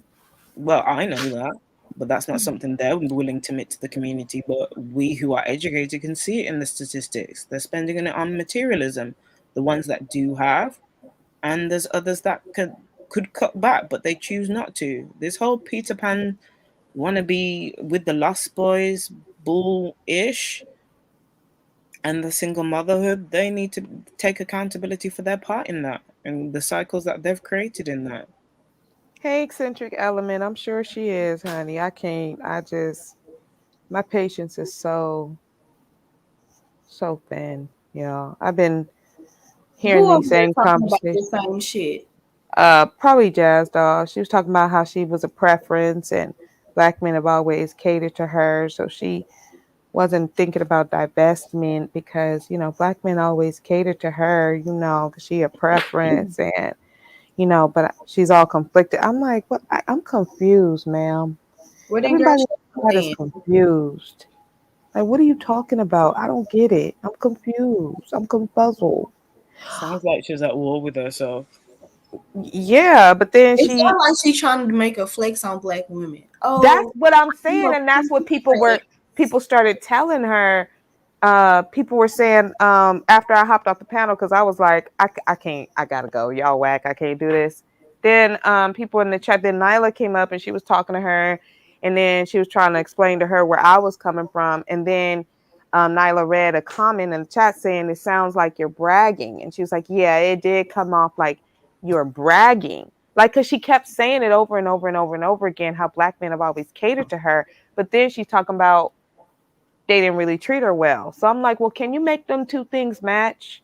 She Because probably I'm said that black confused. men were saying, "Oh my God, you're so beautiful," and like chasing after her. But once she got into a relationship with them, the treatment was, she got the same black man. That's what she said. Yeah, I think that's what she was trying to say, but it just wasn't coming off that way. And okay, we heard you the first time that you think you're a preference. Okay, that's fine. But then she was talking about being objectified, and the only reason why I went off on her was because she wanted it. She went off on me first, called me dumb and all of this stuff, and I'm like, you got the right one or the wrong one. You know, with black people, it's the same. Either you got the right one or the wrong one. Them both things mean the same thing when you're dealing with black people, right? Yep. So so I let her have it. I let her know exactly. I'm like, how are you complaining about being objectified and your whole avatar is your titties out? It surely is. I just looked at it. Okay, girl. Right. Like Ari. And on top of I'm that, not even I gonna just lie, heard you Bubble, if telling I the had a young. body like that, or I felt that way to, that kind of cute figure, I might bust out a pick or two. Do you get what I'm saying? Okay, but my thing, here's the thing. When I very first saw her and she hopped up on that panel and Taz was up there and she had that avatar, for me personally, I just felt it was disrespectful because Taz is a whole married man. Yeah. In terms of So she came up, I'm a preference. Like, you must think you're gonna turn his head or something. Yeah, and it's like, and then you have this avatar with these big old, like these boobs, this big old, like what are you doing? You're complaining about being fetishized or complaining about being objectified, yet you're objectifying yourself. And then I reminded her that she wants to play a tiny violin for herself of being objectified, yet just a couple days ago she was chastising Khadijah, this young 20 something, for saying that she doesn't want to be objectified and walk into to places where black men are holding doors open for her because she knows they're going to be looking at her ass. She can feel it. Now all of us women understand what she's saying because it's happened to all of us. We know what that feels like. You can feel those eyes boring onto your ass. All right? And it gets tiring. And she was like, girl, why you mad about that? They gonna look, girl. You shouldn't even be concerned about it. That shouldn't even bother you. Okay, man. Okay, well then why are you wanting us to cry about you being objectified because you was encouraging it the other day? Like, look, don't play with me because I don't have time. Okay, I don't. Not the time, the patience, or the fucks to give. Girl, none of that. I looked all around, up underneath my bed in my closet for an extra fuck, and I fresh out. Had to empty your pockets and be like, damn, I ain't even got no more. Girl, didn't even go that far because my don't give a fucks are really, really big, so I would have felt them in my pocket. I knew my fucks wasn't in there. So, like, I just, golly. And I love black women, I do. I am black woman first, but the thing is that some of us, we got to get it together. We do have to get it together. True. Yep, because she tripping, big dog. Like, tricking hard. You a preference, but then you got the same black man, and now you mad. I think what some of the collective, while they're going through this process, need to be aware of is in the promotion of this, it's like certain parts are coming across to others like it's okay, we're just saying this because we want to get you to change and do something better. And basically, when you got us, then you will revert. But I don't think she's in this. She's in a different space to where you are, Verbal, with this. Do you get what I mean? I mean, I'm trying. I'm Yeah. trying. I'm I'm trying to find trying, but I patience. don't understand it. And I know about the black man worship. I understand all of that. And I wouldn't say that I had ever had black male worship, but I do, before I was aware of how badly they treat black women, how horribly they get up and talk about us in public, and due to, of course, the black men that I've been fortunate enough to have in my life, who are completely different from these men. I mean, as far as my dealings with them, I was shocked when I first came here, and I was shocked. I really was. So maybe they're in shock still, but you gotta, at some point, you have to recognize that if it walks like a duck, it talks like a duck. That bitch is a duck. I think this is part of the reason why I want to be, just in general, obviously our different journeys, but moving forward with some of these healing circles, because of the public space that we're in. Do you get what I mean? For women to have privacy to sort of deal with some of these issues instead of, on the bigger world stage, so to speak. Right, but if women want to, but see, some of these women want to be on that stage. That's what they want. They want to be seen. They want to be heard. That's all they really care about. Not true healing. Because when someone, as such as myself, who has a certain amount of experience and wisdom, and I'm still a work in progress, I always will be, but I have come so far with my life, so I have a lot of wisdom and experience to give. But these women, some of these women don't want to hear that, and they get defensive immediately. Yep. So if you can't hear anything, if you can't hear that you taking a misstep, if you can't allow me to, kind of tug on your collar a little bit and tug on mine too, no problem. But if I can't tug on your collar as my sister because I want to see better, and I'm seeing that you're probably seeing something that I'm seeing something that you don't see. Well, I mean, if you just gonna come out and turn around and start wanting to swing on me, we're not gonna really get nowhere because you ain't just gonna be punching on me. That's why when I've said to her in a previous thing about black women having, in terms of people within the wider circle, accountability partners. Do you get what I mean? Because some women will accept it from some and not from others. I'm not going to be unrealistic about that. Do you get what I mean? We've all got differing personalities, and obviously on that side of things with Nyla and Taz, you're dealing with hundreds of personalities, which can be overwhelming for some. So, I enjoy when you do your thing, Verbal, and I'm appreciative of, you partnering with me and do, when I'm having my moments in the past. But it's we've got, even within us as black women, obviously on the educational standard, we're hitting it. We're out there, we're doing what we need to do, but on the emotional relationship side, which we've seen to in other ways compartmentalized with religion and everything else societal, that's going to take a shift in relearning and therapy and other things. This is why I say about black women needing really cognitive behavior therapy.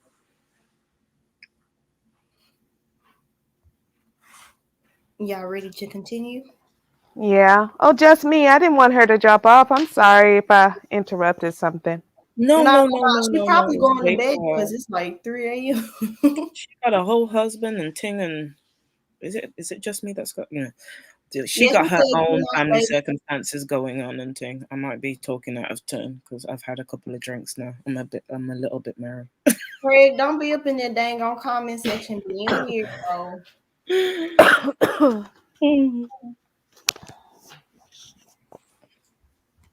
Yes, go.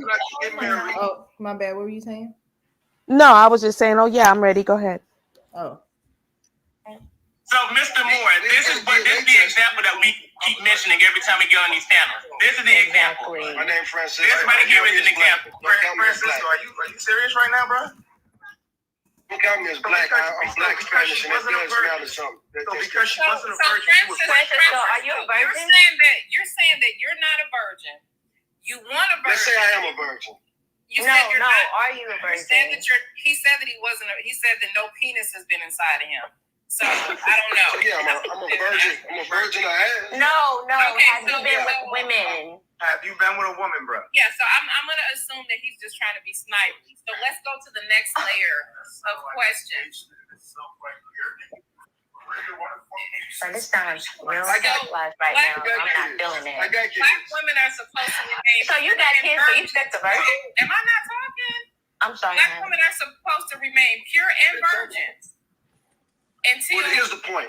For somebody that's Black 40 men- years old, don't talk when I'm talking. I'm asking you a question. Just answer when I'm done. You've been talking this whole time, lady. And I'm gonna keep talking. Okay. So Go ahead. So I got stuff to do too. I don't know who he think he talking to, but this is Nala husband panel. She can talk as much as she fucking want to. Ooh, I'm so glad I went over there because I would have cussed him plumb the fuck out about Nala. Don't play with my good sis. Yeah, no. That's my cyber TT. Every time I see her email, I be like, "Hey TT." Girl, when he said that, I was like, oh no, he didn't. Then he gonna say, "I'm gonna let you talk because I got something for you." What the fuck you got for Nala? How about you come at me? What the fuck you got for her? Girl, I would have kicked him all the way off, but I'm just mean like that. My hell no. Now that's making me mad. I'm starting to get hot. Breathe, sis. Well, you can't be talking about my TT like that. You No, remember- just listen, Moon. And when that lady? bit happened, I walked in on him saying about not taking a penis up his. Do you get what I mean? I was like, what did I just walk into? Do you get what I mean? Yeah, he being fucking a fuck. No. And to hear the next bit, I was like, this dude done lost his mind. I would let my cat scratch his eyes out. Carry on, sis. Something years old, you were with someone before that you did not marry, but you expect black women to be pure for 30 or 40 years and y'all married at a 26% clip. Well, I will answer you, but like I say, with those women, I didn't look. Don't ask me to get with those girls. The reason that we're not in a relationship now, don't ask me to get married if you let somebody else have fun without the commitment. That's how a lot of men feel. Period. I'm just letting y'all know. But you don't have any commitment. Mature men of age, I don't need to be committed. Grown ass men in their 40s are not sitting up here talking I'm committed to my job. Wife unless Mr. Moore, this is what we talked about. This is why we This is right here. So first of all, most black men don't even want to marry virgins. So you can't go, that's what we're talking about. Those red pillers, they're pro-choice. Most of these red pill dudes, they're pro-choice. But they not Most of though. those red pill But we're not dudes, talking about them. We're talking about you. They promote They young white 1977 women feminists, nigga. They young white girls, nigga. What you mean? That's why they're pro-life. Stop coming on my shit, bro. Stop coming on my shit, making it sound like men aren't feminists if they taking a position in a fucking woman's body. You're not a fucking woman. So as soon as you say you pro-life, what they got to do with anything? Or a fucking feminist ass nigga. I mean, wouldn't we? Nigga, you tripping. So you mean to tell me that we should have any control with our sperm and with what we pay and all that type of stuff? You crazy, man. A woman gets pregnant. Your sperm ain't got shit to do with that. Yeah, your sperm, those kids, once they're born, they're your connected sperm to was us. I pay for 10 my months kids. ago, nigga. So If you want control over your sperm, big dog, how about you don't fucking release it? Like that would solve all your fucking problems. Talking about why women getting pregnant, huh? I gotta pay for the kids. Well, keep your sperm in your little tiny penis. Deflection and gaslighting. This is why I said last night, it's not that I don't agree with elements of the different feminist movements that are going on, but their definition of feminism, this definition of feminism that black men are promoting, I ain't got no parts of that because that's some bullshit. Thank you, because hell no, that's not even what feminism is about. And then, Exactly. And then, why do you want to debate about feminism? It's not even for you. It's not even for you. Like, this is our party that you wasn't even invited to. Why you want to be included so bad? You worse than Karens. Want to be included so fucking bad. For control, so they can control how we maneuver and what decisions are made. This shit's so fucking irritating. It's like at one point you don't agree. Some of these guys I've seen in other interviews and on other panels, you don't agree with old white men that are running politics, because this is what some of them have said. They don't agree with old white men having autonomy over black women's bodies, but basically you're trying to do the same thing at a working class level. So what makes you really any different from those old white men that you're talking about? Nothing. Okay. Nothing at all. As the article said, black men reflect the patriarchy that white men have, except for their patriarchy forces women to disregard the violence committed against them at the hands of black men. Mm-hmm. Her answers. Talking about y'all. I got, like I said, I got kids and I take care of them, and I have a feeling that I work more hours than you, and my kids are probably living in a better place than you. The way y'all talk, my children are obviously living. Yeah, you don't got a kid after you done made your pick up your virgin. You hear a nigga take a shot at me and start talking? Y'all go ahead, man, because like I'll get snapped on every motherfucking body up here, bro. That's y'all. That's y'all saying I'm a weirdo because I'm not gonna marry a woman that's been slick with other dudes. You should have got the dudes before you. But the woman should hold on to you, who has been super sleeping with every other woman yourself. Someone you want somebody to be pure, but you're the one who is dirty yourself. You sound disgusting. I don't have to get married, but my thing is, don't sweat. But you are controlling your feelings, and what you put inside there, you're probably more likely to give that woman, that virgin, some type of disease. At the moment that you have sex with her. We gotta get tested if we're gonna get married. If we get married, we're gonna get tested. Bro, are you listening to me? This is not about the marriage aspect at this point. This is about the fact that you are a degenerate man who is trying to impregnate virgin women because you believe that you don't have to keep your own self pure, but she has to. But when you put your penis inside of her, you're more than likely going to give her a disease because you don't believe that you should be taking care of your own penis, your own genitals.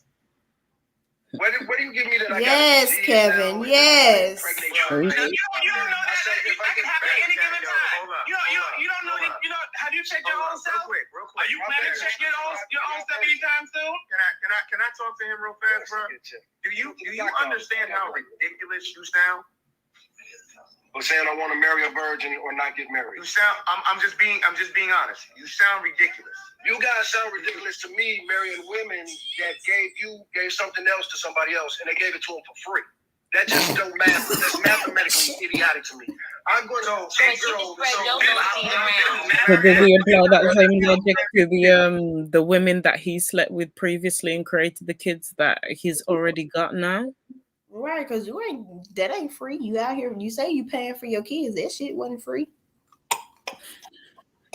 Hell, you should have married the woman that you impregnated. Oh, wait, she wasn't a virgin when you met her? I bet he gonna say if somebody asks him that. And you're not, though. So who's actually smarter? I'm married and you're not. I don't know. Let's look at our credit scores and our bank accounts and where we work. We can do that too. We can do that too. I love how y'all try to deflect to something that's still. I know my little cousin who just turned 18 got a better credit score than he do because her credit is 850. Mm-hmm.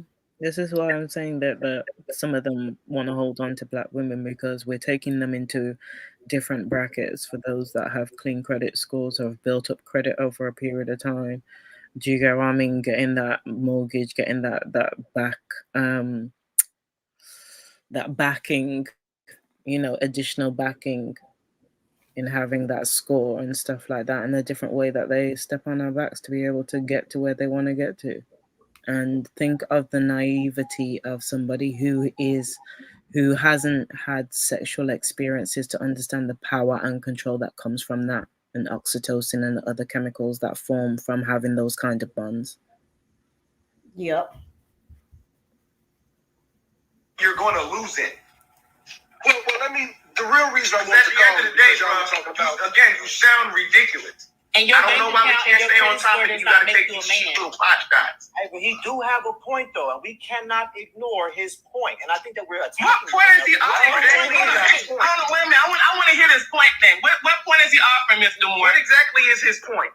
The point of the matter is, let's just be real. Let's be real. So let's be real. Hold on, John. Let him give his point. Let him give his point. Hold on. What's the point, Mr. Moore? The point is, throughout history of human civilization, there has been an expectation that a woman would be a virgin. Please let me finish. When she gets married. And we can all agree that that is true. Now, what you want to call those societies, you can call it whatever you want to call it. But the bottom line is this. We cannot ignore the fact that there is a percentage of men out there who are looking for women, maybe not necessarily virgins, but what he's alluding to is he don't want to deal with no woman who's been all over the place. She's been No, he alluded to a virgin. He alluded to an actual virgin. No, okay? No, you're telling me what he's alluding to. I'm gonna tell you what he actually said. He said he wanted a virgin. So go on with your point. For marriage.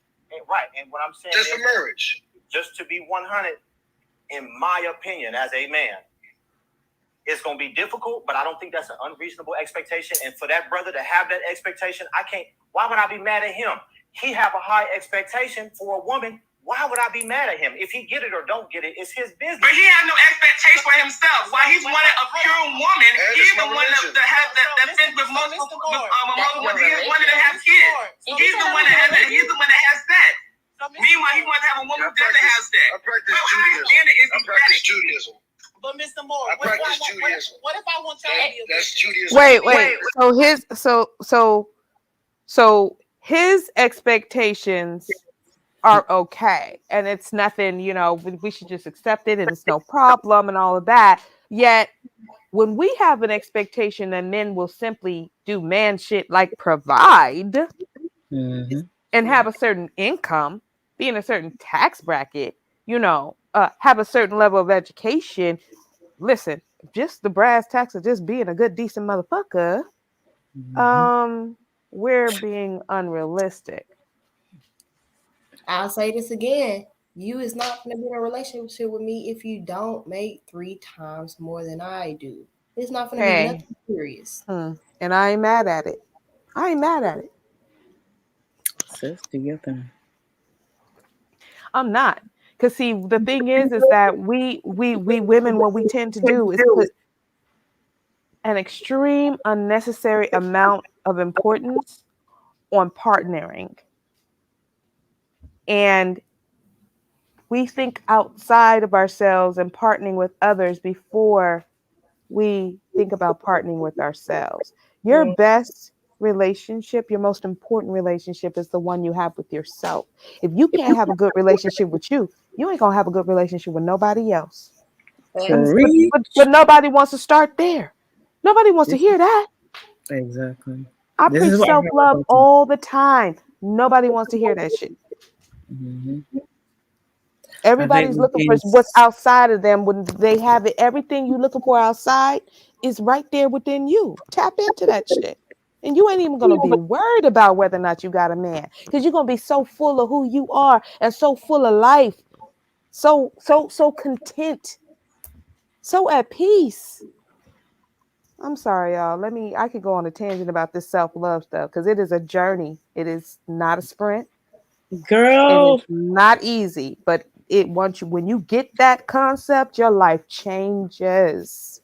This is why I have listen, I respect you, Verbo. You know that. And I understand it because I've been going on my own journey for the last how many years.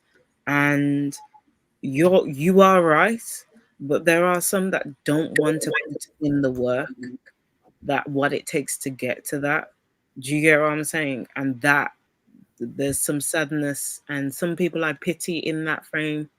Because it's like, wow, if you could get to that point, the love, it's freedom that you have for yourself, that you're not willing to tolerate putting up with this crap. God. Girl, it's freedom. Freedom. It's freedom. That is freedom. And it only comes from self-love. It doesn't come from money. It doesn't come from a relationship. It doesn't come from your dream job, your dream car. It don't come from none of that. It comes from true self-love and radical acceptance. Radical acceptance of yourself. That means faults and all. Exactly. And then once you've gone through that process, it's like the attraction of other people towards you because of your energy, because of your shift, because of that self-love. Give yourself the best. You deserve at least that. Give yourself, your children, the best that you can do in terms of your education, in terms of your growth, in terms of your evolution. Come, baby girl. Why are you not worth it? Why are you stop letting these dudes stop seeking validation from these men?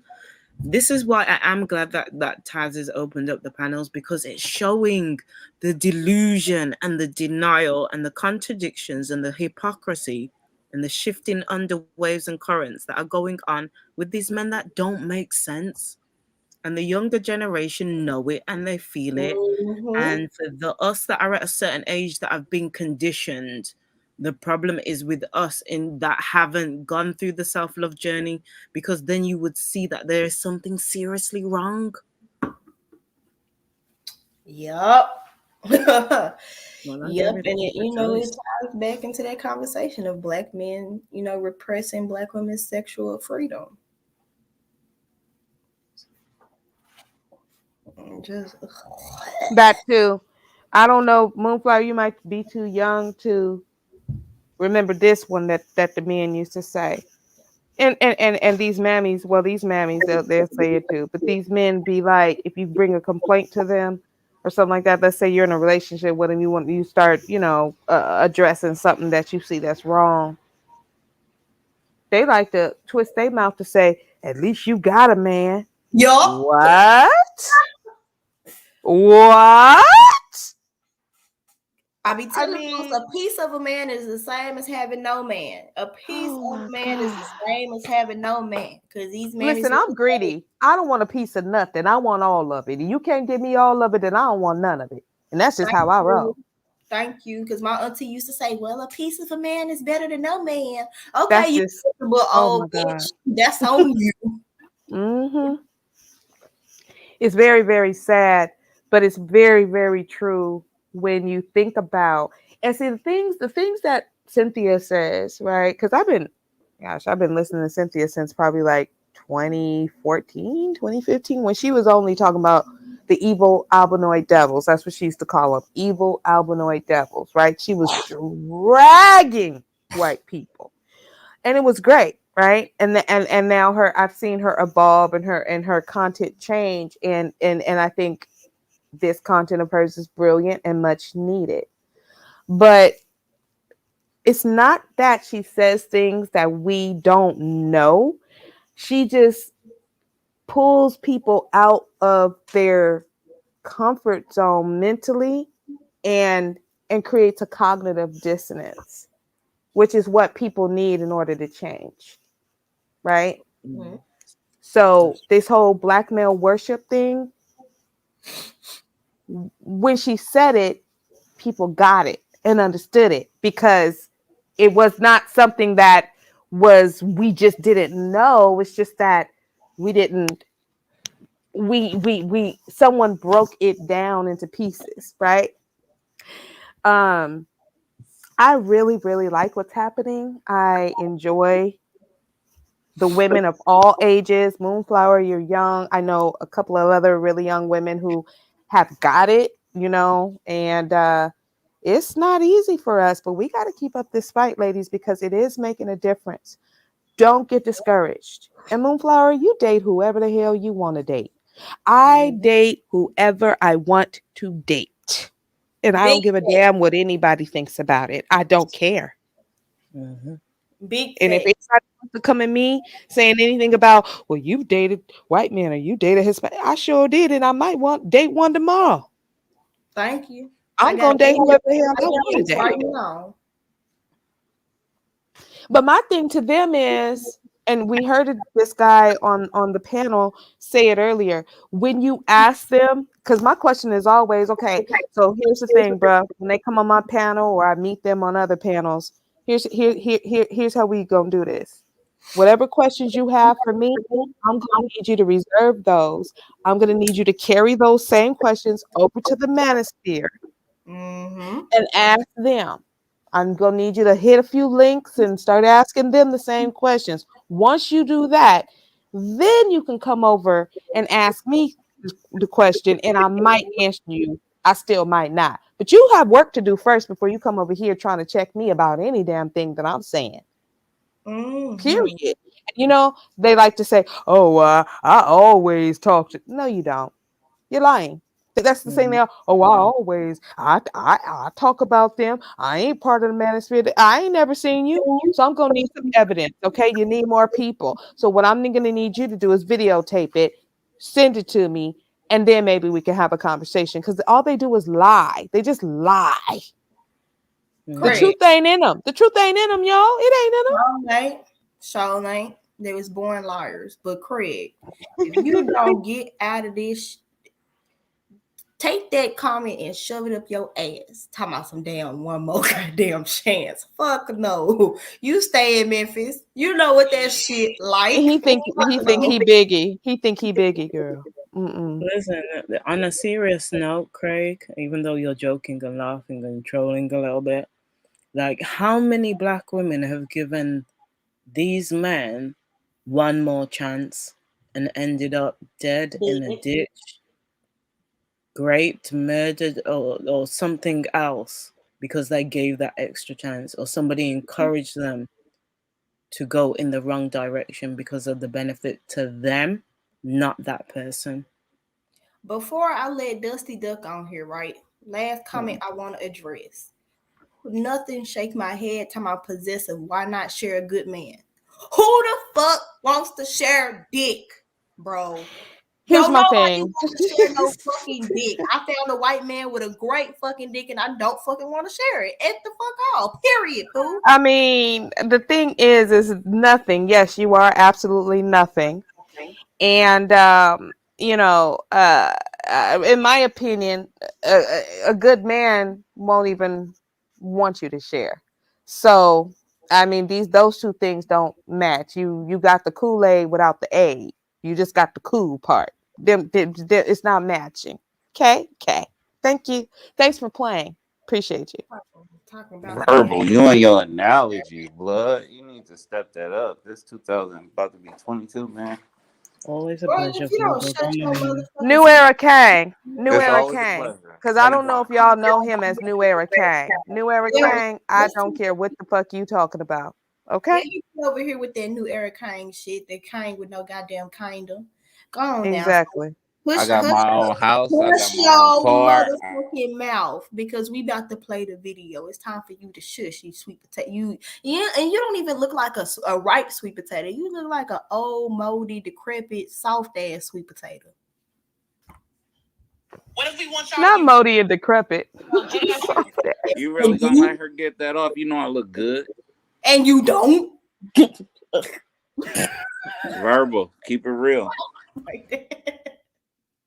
Boy, you ugly as fuck. If you I saw your extra hairy chest. You look like a wildebeest, okay? No, my face, no. nigga. You Nah, can't. focus. No. Focus, Verbal. No. Focus, Never. Verbal.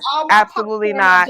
You know I look Never. good, nigga. No, Verbal, I don't. No, you're not I a don't know. liar. I know nothing of the sort. In your dreams, T-Duck, and everybody else's nightmares, okay? Thank you. Please be quiet.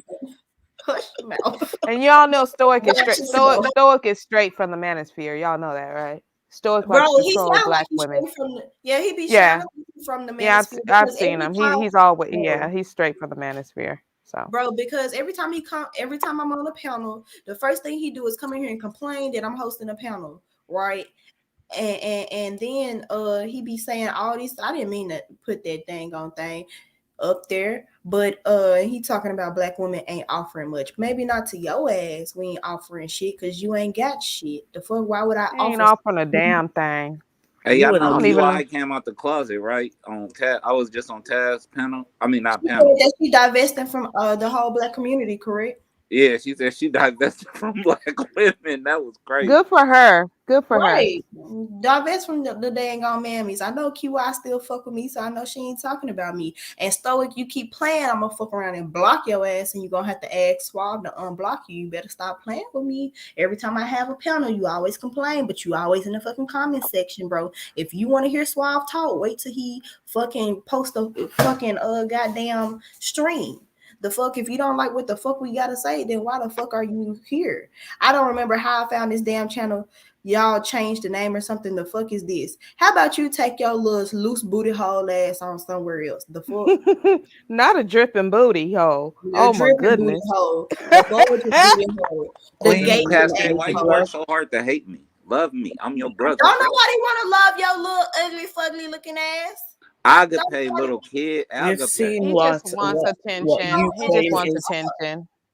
And you know what, y'all? That's why I always say treat them mean to keep them keen. Because these nakers be running around talking about, I won't be so submissive women. I'll say. See, that's my dusty voice, y'all. I'll say. I was And you wants do it me a well. submissive The woman. dust is I've heard enough. I've heard enough of them. I say, I just want that. See, I just want her to shut up and just let me talk. But see, the thing is, y'all can't talk. You can barely read. Can't Thank you. barely string 3 words together in a proper sentence. And all you do is want to be around mean women who don't like you because you are masochists. You your enjoy claim to abuse. fame is punk and angry. How about you? That's not my claim to fame. Don't get beside yourself. Nigga, don't make me fucking drag you. Your ass finna end up in the motherfucking back. Say another motherfucking word, bro. You gonna be in the fucking back. Shut your motherfucking sweet potato old riding ass up. Shut the fuck up. You look like your teeth about to fall out your goddamn face. Shut the hell up. Remember where you came and to whose stream you came to. Thank you. Click the link. You know what's up already, Crispy Duck. Mind yourself. Y'all Emotional. love me. Don't nobody fucking love your loose booty hole ass. Quit saying that shit. How many times do we have to tell you to quit saying that shit to us? Didn't you just say earlier that if we was uncomfortable, you was gonna stop? Well, then stop, motherfucker. Crispy Duck, you might need to go to Adam and Eve and invest. He's parched. Can you explain to her, Agape? I'm not. Just the one on the butt plugs or something. He's just New Era King is parched. Of the front Okay. and the back. New Era King is parched and thirsty. It's You just see so my sad. looks. I ain't never thirsty. Y'all are the most thirsty motherfuckers on the planet. Y'all should be embarrassed, but y'all are too remedial to even be embarrassed about your behavior. Like, you're just gross and disgusting. At this point, y'all, only the ladies on the panel, I'm going about my day, going to the mall, going to the store, whatever I'm doing, and I hear and I see black men, I don't even look at them. Like, I just, my face gets all turned up and stuff because they just be so dusty everywhere. And then they be looking at you and being flamboyant, trying to get your attention, and then looking to see if you looking and stuff. It is, oh my God, black men are the most annoying motherfuckers on the planet. You just said you going about your day without like spreading your tongue without all washing over your the ass. place, You giving nasty. people hives, giving women hives. Look, You're Crispy gross, Adam and annoying, Eve like probably fruit got a flies. sale. Probably got Just a with a 2 for longer 1 sale on lifespan, butt At least we wash unfortunately. our asses. Get one for the front and the back. Stop the noise. I was at work a couple weeks ago, and I was checking these 2 black dudes out. And the skinny one, he was standing behind the fat one, and he kept just staring at me. Then he was licking his lips and shit. I was like, hey, bro. I was like, hey, y'all need to get this nigga from over here. Y'all need to get him. For something before he get tased, bro. Y'all need to get him. I bet y'all won't show. You can't talk. Real dust. Shut your ass up. Emotional dust mites. Show the feet. Why don't you crawl back under your mattress? Thank you so much, because he is so annoying. He is the most dustiest, muddiest. He ain't even dust. He's mud. He just sloppy, slushy mud. I can't. Okay, dumb and divested. If you got so much motherfucking smoke, then hit the link, motherfucker. Hit the link, motherfucker. He ain't got no damn smoke. And see how far you make it. See, come hit the motherfucking link and see how goddamn far you make it. Since motherfuckers is sensitive, hit the fucking link. Because what you not finna do, what these folks not finna do is come on my panels every fucking day and complain about the fact that I'm hosting a goddamn panel. They're gonna do that. They just love to. They think that they can bully women, you know. And that's why they ass be getting blocked and timed out because you need to shut the fuck up. I be timing the fuck out your ass. Show the fuck, dude. I just hit time out on somebody 50 million times. I hope he don't just be mean to them. Just be mean to them. They like it anyway. Just be mean to them and get your whole life. Fucking ass. Like step on them like roaches. And I promise, if you come up here sideways, I'm gonna talk about you, your kids, your whoever, your mama, your daddy, your dead grandparents, your dead grandma. Come up here, bro. Come, and I promise I'm gonna make your ass cry. Come on up here. Now, T-Duck, if you will behave, you can come out the back, but you gotta behave. And if you don't behave, you're going back to the back. Mm-hmm. That's right. Train him like the dog he is, girl. Pop him on that damn nose. Well, yep. Don't know how to act. That's how you got to do a slimy naked. Black men carry that L, collective. This is who's coming up here to represent you. And these dust mite emotionals in the chat that want to target Black women, you just continue to show how oppressive and the way that you want to subjugate us for having a voice. I call it T-Duck don't have the emotional intelligence to be my damn arch rival. He is dumb as hell. He talking about some damn free T-Duck. Dumb as a damn doorknob. He is oh, what I was gonna say. I call them he emotional he bitches. That's what they are. He emotional he bitches. Dumb and Divested said y'all are runners, yet you drop the link and we're right here. They're stupid. Bring your real scary ass up here. Just if you scared, just say that. If you scared, just say that. Tell us you scared without telling us you scared. Thank you. If scared was a person.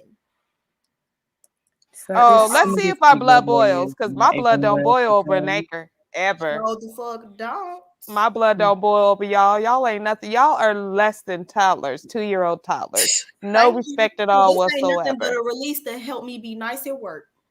Child, you know what I'm saying? Like, I enjoy Nacre tears. They are very tasty. Y'all better collect them shits. Come on up here. Smoke, bro.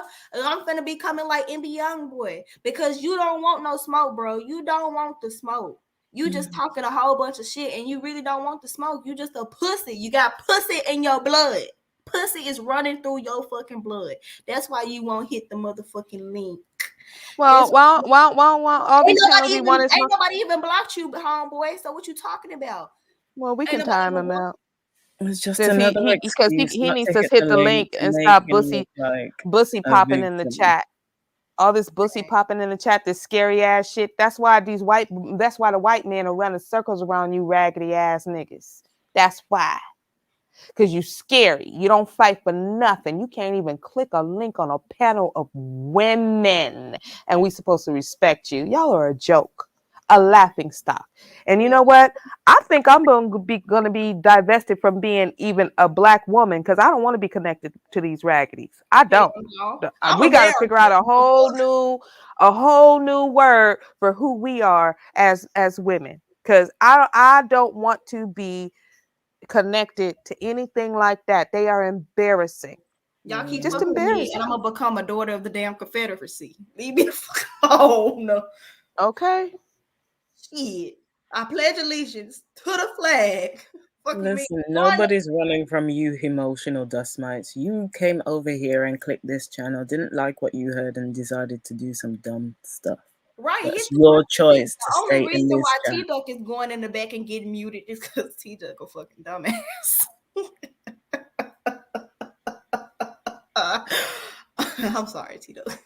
I'm not, though. I'm not. Won't let me out. Hey.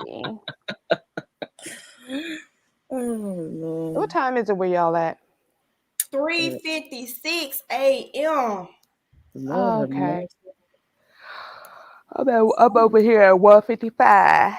55. I mean, all I 2 need is minutes 2 to hours 10 of sleep. a.m. here. All I need What'd is you about say, an hour Queen? and a half of sleep, and then I'll be good for work. I'm only gonna be there for 4 hours. Oh, you gotta go to work? I've been off since, I think the 17th of December was my last day. Yeah. Yeah, I said it was it's a few minutes to 10 a.m. here.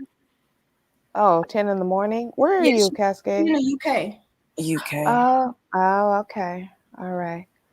With everything that was going on with the pandemic, I didn't want to take a chance riding out to the Caribbean. Yeah. Because I think I was off work for 3 weeks, and I just went back to work today. This was my first day back to work. How was it? It was cool. I mean, I like my job. I just needed to take a mental health break type shit. Oh, okay.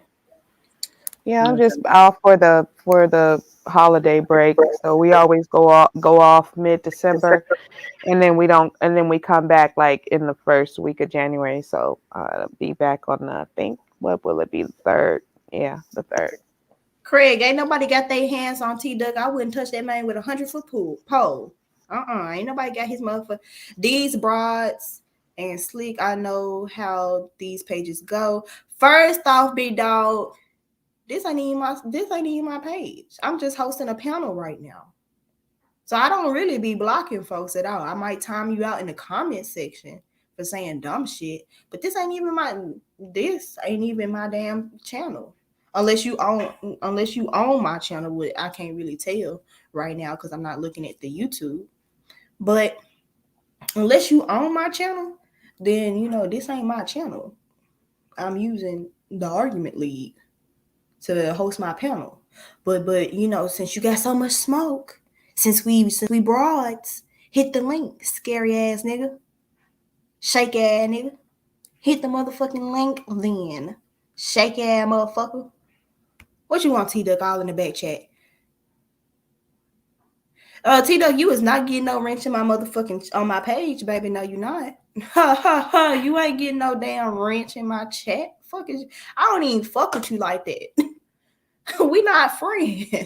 You ain't Use getting the no entitlement. New Era Kang is an extra delusional. right. Extra. The only men that's gonna get a wrench in my chat gonna be Suave, Domo, Taz, Blue, and Anon. That's it. Right. Let me Oh finish my playing God. this video because Taz finna end the stream, and he be taking his streams off YouTube. I know. I'd be so mad. We gonna let T-Duck back on in a couple minutes. He gotta wait his turn though. And Dumb and Divested, come on now, hit the link since you come say it with your chest, big dog. That you can have sex with different women and have children by different women, but then the woman has to be a virgin? That's the Judaism? Oh, no. That wasn't good that I made children. But like I say, after we made children, that's when these girls start talking about marriage, and I get offended, I get mad. But no, Jews, really strict Judaism, yeah, we're not supposed to get Why married. do you get a men and get mad when they talk about marriage? Married, you have children with somebody? Men and get mad when they talk about marriage. If they would convert to my religion, if they would guarantee that they would live where they want to live, So basically, they gotta cater to you. it's an option. But So basically, they gotta cater to your desire. my baby mamas. But no, Wow, I'm not gonna marry so this is basically a form of conquest. Broken homes? This is a form of conquest. This is a form of sexual Listen to what you conquest. guys are saying. No, it's not, because I'm not gonna marry into certain families. Like I say, I practice Judaism. But you've already had sex with women and you made them not virgins anymore. You've already created a conquest. That's the goal. That's what you have done. I don't have babies. I got older children. I don't have That's babies. the point. You still created with that bloodline. Whether You you're created married two or not. What I'm trying to make is families. See, this What I'm is trying to- See, this is the mindset that these men have and that we're calling out to this day. Most men don't live like me. Most men don't live like me and take care of their children like I do. And this is why Of we any got race. to abort My kids y'all. are good. This is why we got to abort y'all. Wait a minute, hold on. He said You something very people important. probably should be getting abortions. Oh, Yeah. Y'all talking about I'm pro-life, but you people who people. you people who don't like children. No. Hold on a second. That's not what it is. We love children. I would love to have children. Don't respect our religion. But I want to have a children by a dusty who wants to have a kid. Yeah, fuck your God. God- and fuck your God religion, haters. honey. Keep your Fuck religion. you. We don't and want- Fuck your God. Right. And how can you be pro-black when you know most black fuck people your are religion and religious? fuck pro-black too. Most black people nowadays are not religious. We're not adapting Fuck to your, that. fuck your We're out of religion. that You guys mindset. looking at Your pro-black. now. See, I and know your for a God. fact. Fuck them all. I could guess you guys are all East Coast people.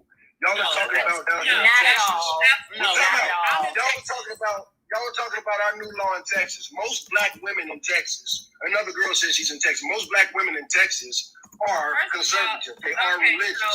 So These first folks of actually all, get up here and actually Austin, say every talking we're point talking right. about it, you're applying that to the wrong demographic. Okay, Texas is a huge state, mostly white, right, and white Latinos. Okay. Secondly, when you want to talk about conservative as far as religion is concerned, as it relates to this abortion question, you guys have been walking around talking about these abortion statistics from the wrong perspective all the time. Let me help you out. Black women are not having the highest rates of abortions. They're not having the most abortions. They're having the most abortions. T-Duck, if you really want a wrench in my chat, big dog, you got to pay a $3.50 fee every month. And if you late on your payment, I'm canceling your wrench. That's exactly what I'm talking about. That right there. Listen, he should be dropping a cash app all now just to be Let in your him put, presence. yeah. Let him put him, Put him on. let him put You his talking about money some where his $20 mouth on is. it? Well, you finna get blocked on my page right now. Go and Listen, leave a I'm comment on my saying, page. Block your ass. I'm saying, listen, y'all, I'm saying no mercy all 2022.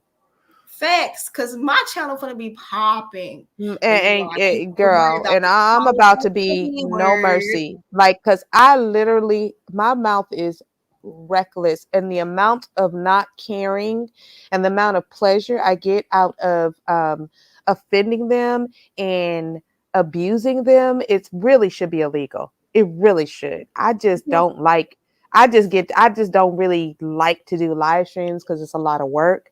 But I think I'm gonna have to go ahead and really, really get into some gangster shit on these niggas in 2020. You I should, just because want when you use to StreamYard, try. it's not that much work.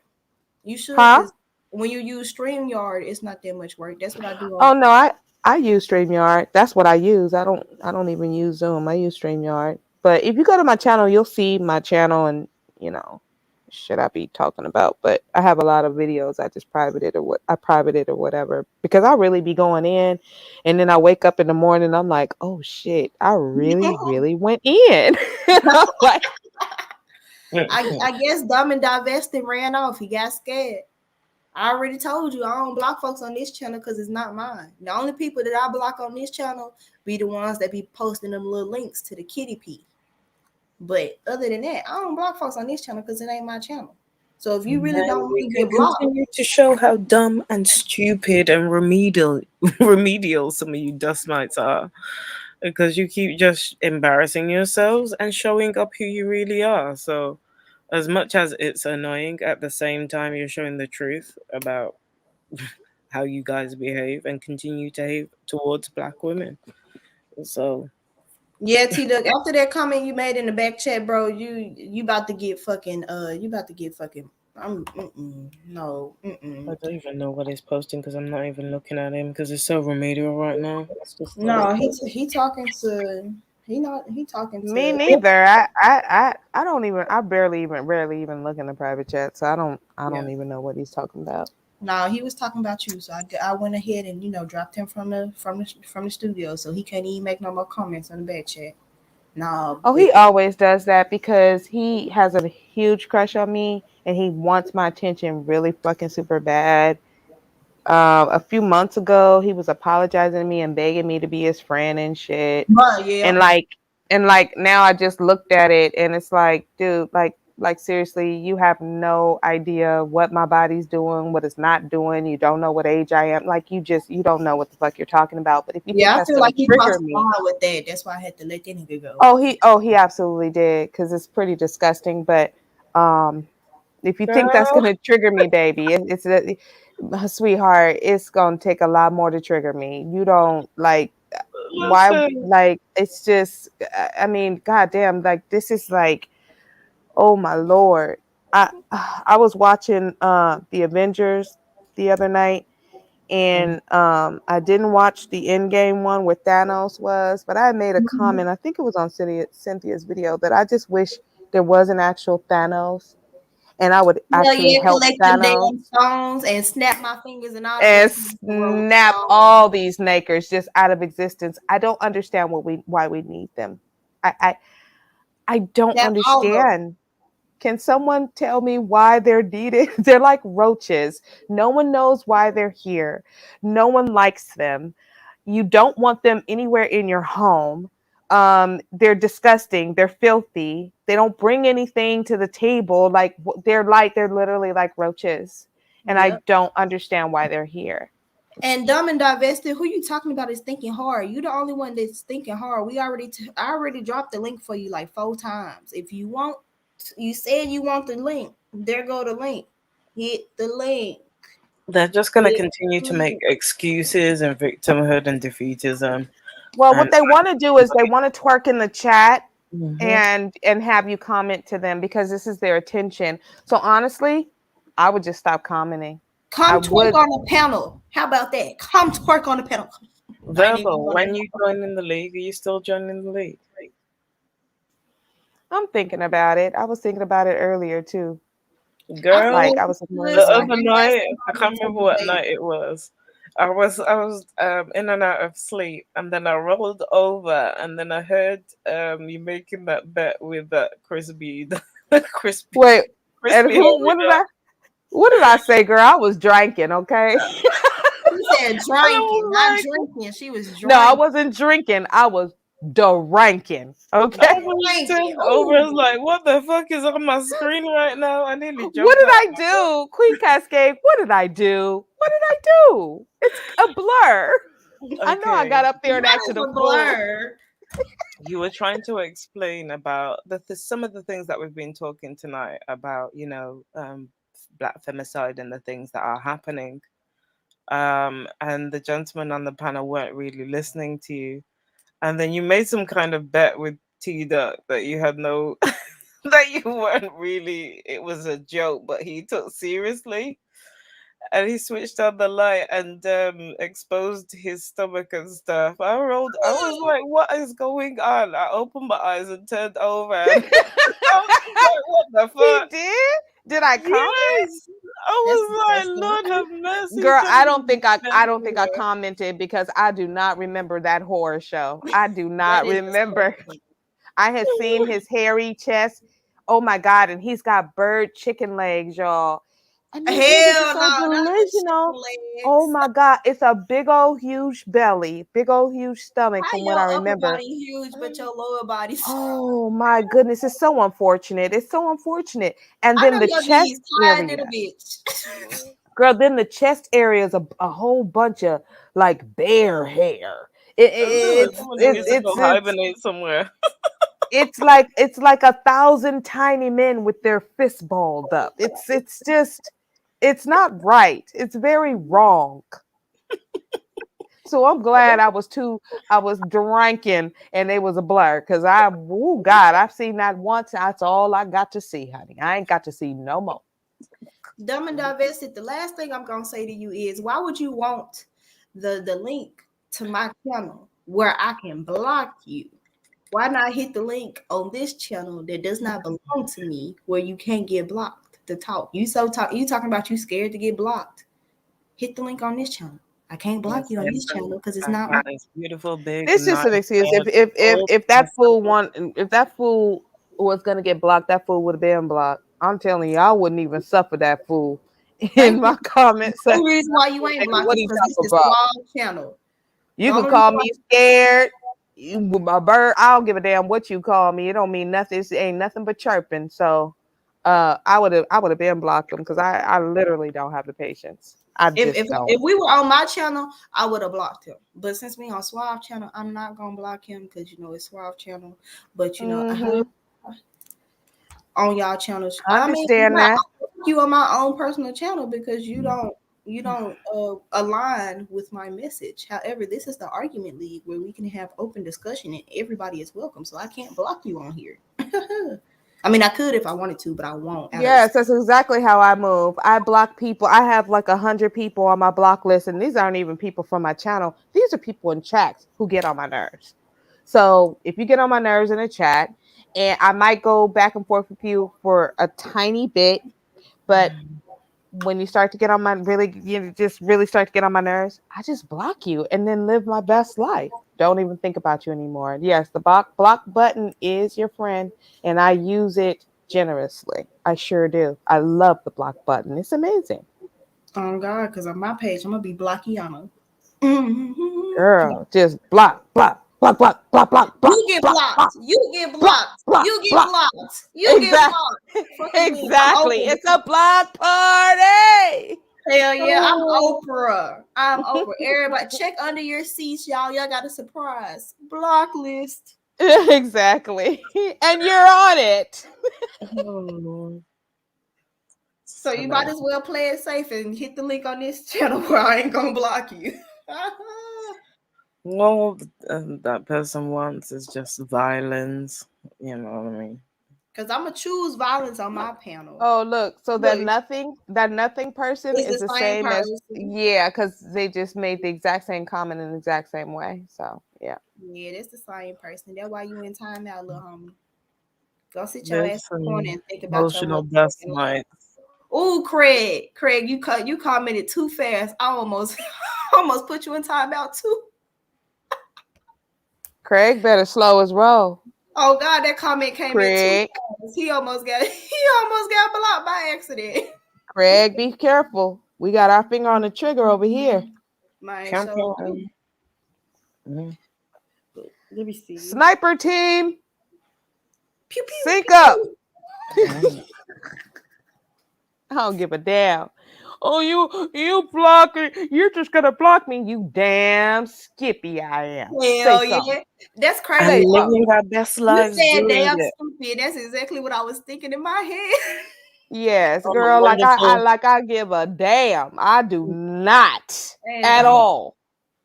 And a wonderful thread count with a massive bed with beautiful pillows. Okay. Girl, I'm trying to tell you.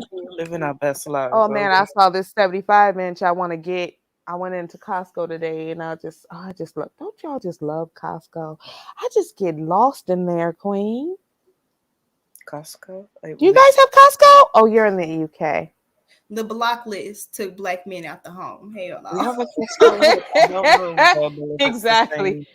Them locked doors for your cheating ass took black men off the home. I know y'all seen that video where old girl locked out her boyfriend because he decided he gonna come home at 2:00 in the morning. And locked his ass out. He in the window. Bro, let me in. Let me the fuck in. Okay, bitch. That shit was funny as hell. Exactly. Your ass outside in the cold in them damn shorts. I'm telling you, listen, ladies, y'all got to be strapped up and ready to use it. If you pull it, make sure you're ready to pull the trigger if you pull it.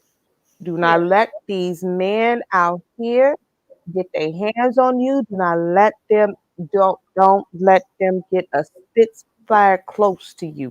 Just take them out. Just put them out there misery.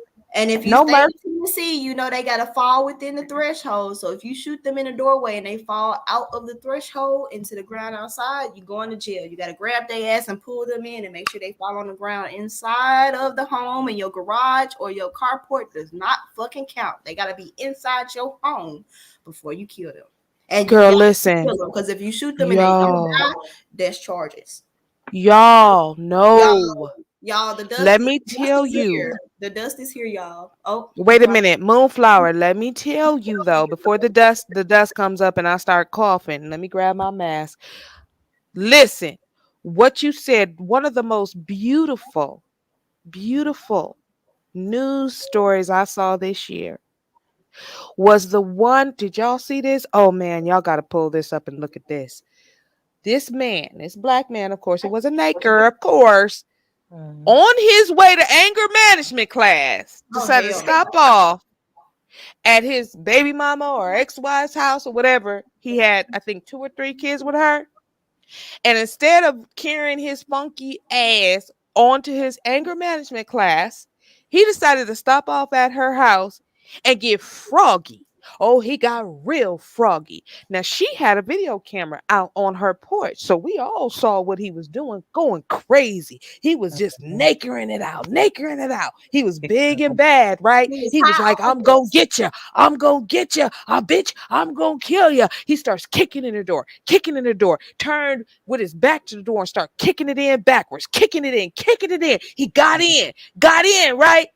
Carried his ass all up in there. Next thing you heard was pop, pop, pop. Woo! Put his ass down like the dog he was. And he got exactly what he deserved. The entire clip go. She sure did. The whole clip Oh, he went to that back room. She was in there. Her kids were in there. He opened that door and she was like, pop, pop, rat-a-tat-tat, nigga. Rat-a-tat-tat-tat. He didn't leave up out of there. He should have carried his ass on to the damn anger management class. That's what he should have done. Put his ass down. Like the rabid dog he was. It was the most beautiful, amazing, peaceful. It filled me with such peace. I slept so well. It was so satisfying. And again, he was telling her, I'm going to kill you. Let I get in here. I'm going to kill you. Okay. All right. She didn't move. She let him come to her. And that's what you do. Don't go around the house looking and shit. You find yourself a little corner. You find yourself a little closet. Have your shit clocked and locked and ready. Let him open that door and you blow that motherfucker away. I'm sick of this black femicide. I'm sick of hearing young black women, middle-aged, older black women getting put down by these dogs. I'm sick of it. Y'all ladies, it's called to arms. I'm sick of this shit. Okay, I got 2 daughters. And we going to the gun range. Hell yeah. And I'm talking about concealed carry.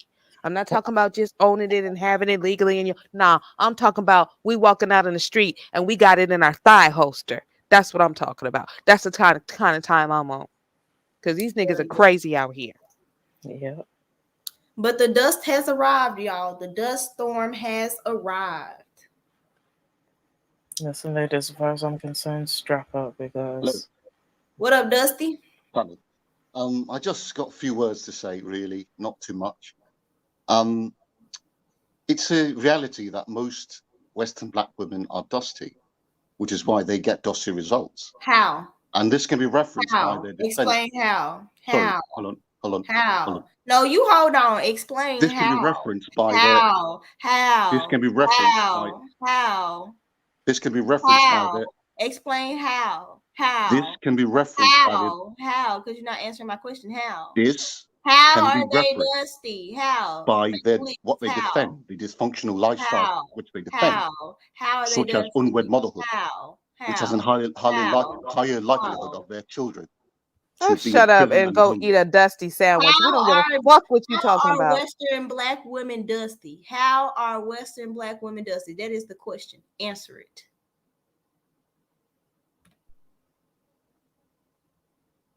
You gonna answer the question? Their results are their dust report. How are black women dusty? That is the question. Well, if you defend I unwed done motherhood, tuned out. He you're dusty. ain't talking about shit. It If you just sounds like defend a roach talking.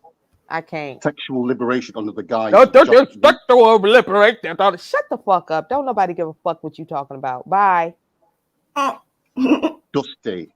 Shut up. Okay, yeah. Very dusty, Bye. really. Okay, bye. Okay, bye. Very dusty. But okay, you great. a Bye. dusty. Extremely dusty. But you a Okay, dusty. bye.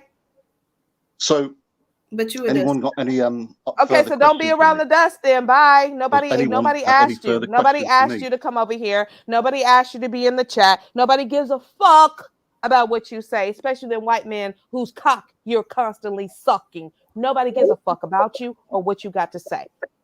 So Bye. anyone want to Bye. address what I said there? No, I just did, motherfucker. The question Fuck. is, how are Western black women dusty? That's Nobody. the question. He doesn't So know. how? Moonflower. You're I asking know him. he don't know. I know he don't know. Dusty women get dusty results. Dusty women get You dusty lot complaining about You results. sound like results you are- choking on some fucking dust. You need to go in your He's house and sucking get on you a You lot white cock. complaining Bye. about You your need to own. go get Bye. a damn You Bye. lot Nobody complaining cares. fucking Nobody about your cares. own decisions. Nobody fucking cares. Bye. Bye. So there's no You're done? intelligence here. Okay, on are this you panel. done? Are you finished? Exactly. Answer the question. Dumbass. Nobody gives a fuck. Like, ew. I just can't even stand hearing their voices, y'all. I do really seriously have a very low tolerance. It's very low, y'all. It is. Hell yeah. Now answer the question, Dust Ball. Answer it. How are Western black women dust? Oh, he left. Okay. Because what we asking you is for a list of how. You can't even explain how. So you don't even believe in what you saying. Sorry, He ladies. just all in his feelings at 2 o'clock in the morning, all lonely and shit, all in his feelings, talking about the black woman that's disgusting. Okay, well, bye. Why Good. Zaddy don't think I'm dusty though? Why Zaddy don't think I'm dusty? I just think he needs to divest. Why don't you go divest? I swear. Some eccentric said his breath sounds shitty. To be honest, I've just come back because I had a delivery at the door, so I don't even know. Girl, you didn't miss nothing but a dust storm. You didn't miss a damn thing. And you breathed easy. Moonflower tried to choke me out and shit. I thought she was a sister, but she trying to choke me out. Ain't nobody trying to choke you out. Girl, you trying to choke me and shit. I told him to go get a swiffle. And it's so funny because they want us to care so bad. And what they're used to is saying things, and then black women are like, oh my God, oh, why would you say that? Well, what do you mean? Nigga, I don't give a fuck. But see, that's what self-love does for you. You know what I mean? Like, it's just annoying. It's like that fly that keeps buzzing around your ear and you keep trying to swat it and you can't get it. It's annoying like that to me. It's just annoying. Like, I don't want to hear from you. I don't care what you think. You are the lowest man on the totem pole. You are the lowest, the least married, the least desirable, the least the least successful. You are underneath black women as far as success, desirability, education, and everything else. But we are supposed to care about what you have to say. They're at the very, very bottom. Shit. The very bottom of the fucking totem pole, and they don't even want to be on the top. They don't even want to. Why should anybody fucking care about what you have to say nor respect you? I don't. I just want to squash you like the roaches you are. I can't stand these niggas on YouTube. I can't. They're the worst, the absolute worst. It's just sad. Sad. And, I feel sorry for your mother. Craig, T-Duck ain't even in the back no more. He not even here no more. So he been gone. He been fell off. Well, no, I kicked him off because he was saying some disrespectful shit. Man, then what we want don't exist. Our expectations are too high. You're out here looking for a virgin with experience. You need a girl to need you, but don't ask you for anything. Make her own money, but don't be independent, but leave you alone. But do you realize you're describing 6 different gal? Sir, you don't need a girlfriend. You need a genie. Only magic wishes can bring that cyborg to life. Out here getting gassed by her bedroom techniques and then grilling her for 6 weeks afterwards on how she acquired them. What did you think, Darnell? That she was lying in a coffin, Dracula style, waiting for you to come along? She had a life. If she didn't have the kind of mind that gives dumb guys a try, she wouldn't be with you, blood. She wouldn't be with you. He's hilarious. He's like really agitated. Oh God, that's funny. Nah, QI, that was a black man, but he obviously not an American black man because he's differentiating black women, saying Western black women. So I And mean, that's the first time I've actually heard Stoic on a panel. I've only seen him in chats popping his pussy wide open and stuff. He's annoying though. Oh God, he's so irritating. Did that sound play? Did it play? yeah, it played. We heard it. That shit We was having funny. technical issues. I mean, he's right though. I Like, think all black men should be locked up and don't let them let him out. out, Locked up. lock their ass up, take them away, and throw the key in the garbage. You know They what? have to Better yet, go- throw the key in the garbage. Swallow that hoe so they can't. Never They have to pass an exam, therapy, Locked psychologist, up. and everything in order to get out of actual prison. Man, I just want them all the way away from me. That's all. I just want them all the way away from me and my daughters. Hell yeah. That's all I want. I'm like, Johnny Depp, just lend me that island. I'll make good use of it. Sisters want to go in on the island. Just put some I hate barbed when wire I'm around that alone. shit. Amazon. I'm ready for Wonder Woman Amazon era. I mean, I know, right? And we just have our own planet. Like, and we yeah. just, golly, we just live in harmony. Now, there are going to be some little fights and stuff, you know, that's going to happen.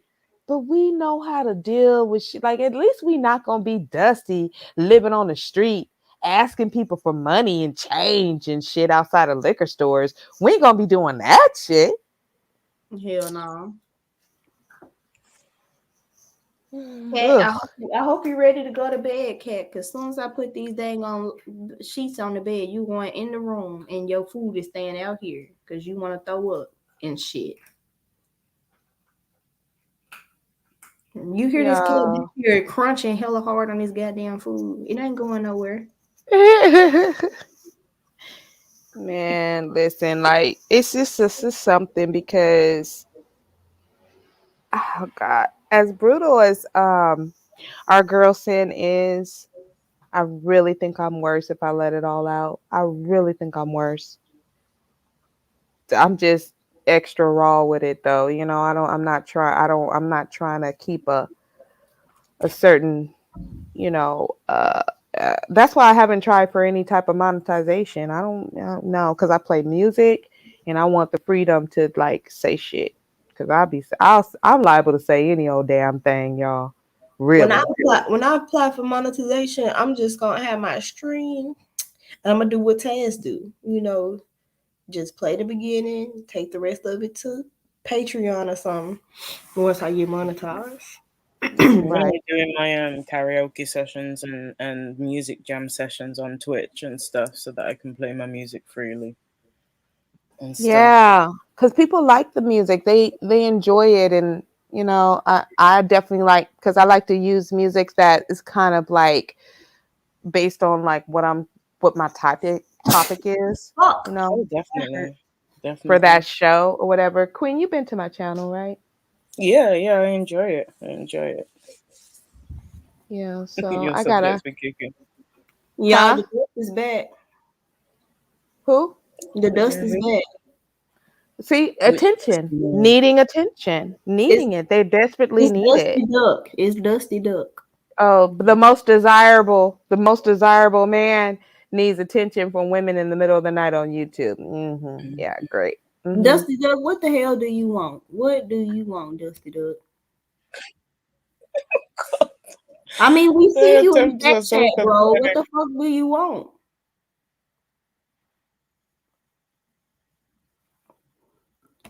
You're not getting on the panel till you tell us what the fuck you want, bro.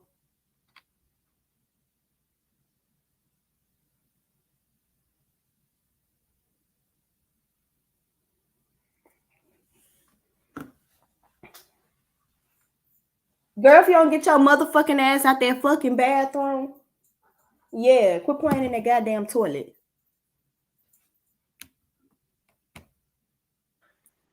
He gonna say something. I'm here to protect y'all, just to chop it up. Boy, if you don't take your ugly ass on somewhere.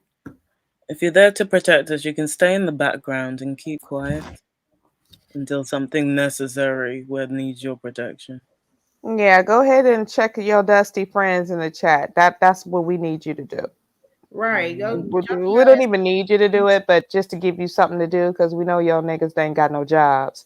So you can do that in the chat, okay? This morning, okay, honey? Okay, Peaches? Okay. That's your job for the day. You might get a How gold many star fucking at the channels end. do you got, bro? Because I know I timed you out for like 15, 20 minutes. So how the fuck is you back so fucking fast? Nah, I know I just timed you out for a long. Cat, what do you want? Hey, come on, come up here to mommy.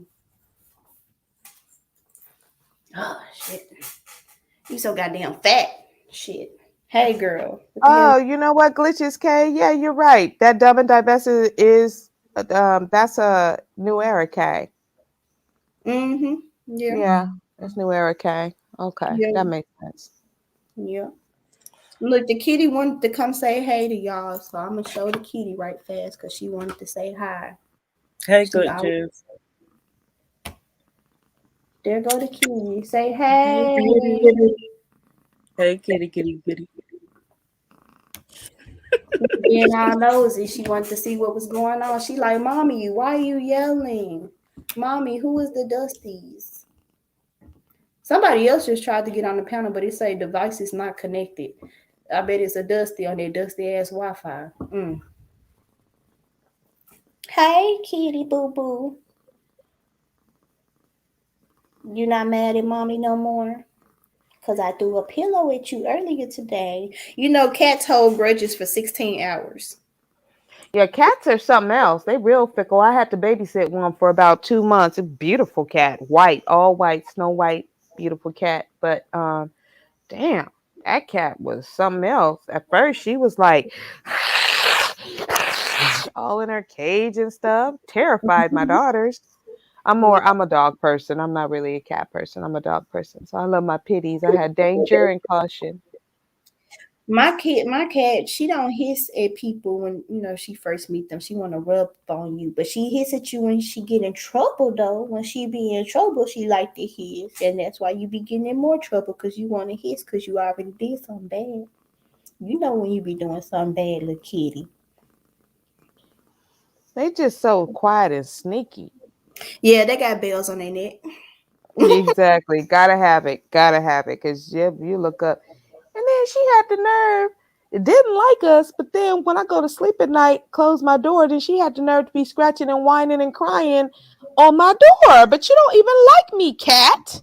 Because she want to cuddle. That's why. Because she want to And cuddle. then I go on and let her in there. She was like, jumping on the bed, sleeping or whatever. But then I wake up in the middle of the night and she's sitting on my head. Oh, I know who this is that just tried to join the damn stream. It's that ugly boy down there. What's his name? Fucking what's it called? The goddamn That ugly boy. What's Ain't his they name? all ugly?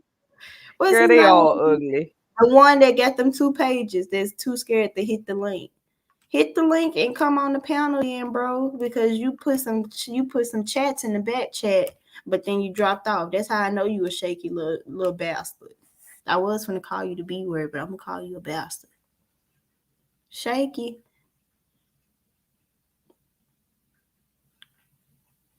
He too scared to be on the panel. That's New Era Kang, I can't I don't owe you no wrench, nigga. I don't owe you nothing. What the hell you talking about? You can't have no wrench on my channel. You crazy as hell. hell yeah. Delusional. The delusion. You is not getting Now, if you come to my channel and you have some sense, I'll tell them not to block you. They might time you out. I'll just tell them not to block you, but you ain't getting no wrench because you ignorant. I can't have that. Oh the hell Dusty no. trying to come back. His device still ain't connected. Your device ain't connected, Dusty. You need to get Because some he's more remedial. Remedial. It's just remedial. You need to get some Wi-Fi. But no, like I said, your rent is $350 for a fucking wrench. And the moment that you is late, that wrench is getting taken away. That's your wrench rent. How about you just fix your device so you can be on the panel? Because on my channel, I'm going to block your ass because it's my channel. This is the channel that you won't get blocked on. So how about you fix your device connection so you can hit the fucking stream? And you gotta put that. You says you need to connect your cam and mic before you can be added to the stream. You ain't gonna put nobody on blast. Put me on blast for what? You don't know me. You don't know me. It's like, okay, you've clicked the link, you're talking in the back chat, and you've got all this smoke, but you can't connect your camera. Yeah, he don't. This dummy just Look, found look. out what agape means and thinks we don't know what agape means because he just found out what agape means 2 hours ago. Boy, if you don't sit your ass down somewhere. Since you don't want to connect yourself, you gonna get kicked from the studio talking about something you wanted the hard way. I don't want Agape, brotherly love, motherfucker, which I don't have any for you. Okay, we know what agape means. Shut up, dummy. Ain't nobody scary, bro. You the one that don't want to connect your audio, big dog. Connect your audio and come on the fucking panel, and we'll see who's scary then.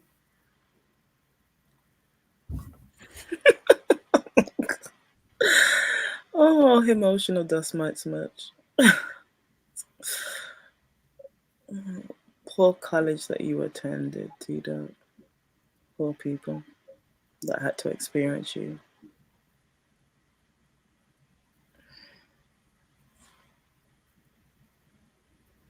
Tito, why do you keep coming up here just to be in the fucking back chat? You can just talk. Hey, Big J, Triple X, what's up? Who is that? Why he want the link? He got smoke or something? Oh, Who Big is that? Big J's cool. Okay. He might come up and act a fool, but I don't think so. He usually doesn't. But he might have a problem with our talking points tonight. I don't know. Oh, Well, okay. I don't know. I was We'll see. preparing. He was finna get fired up. I was finna fire that ass up. I was preparing. He's usually cool. There go the link, big dog. There go the link. It's right here.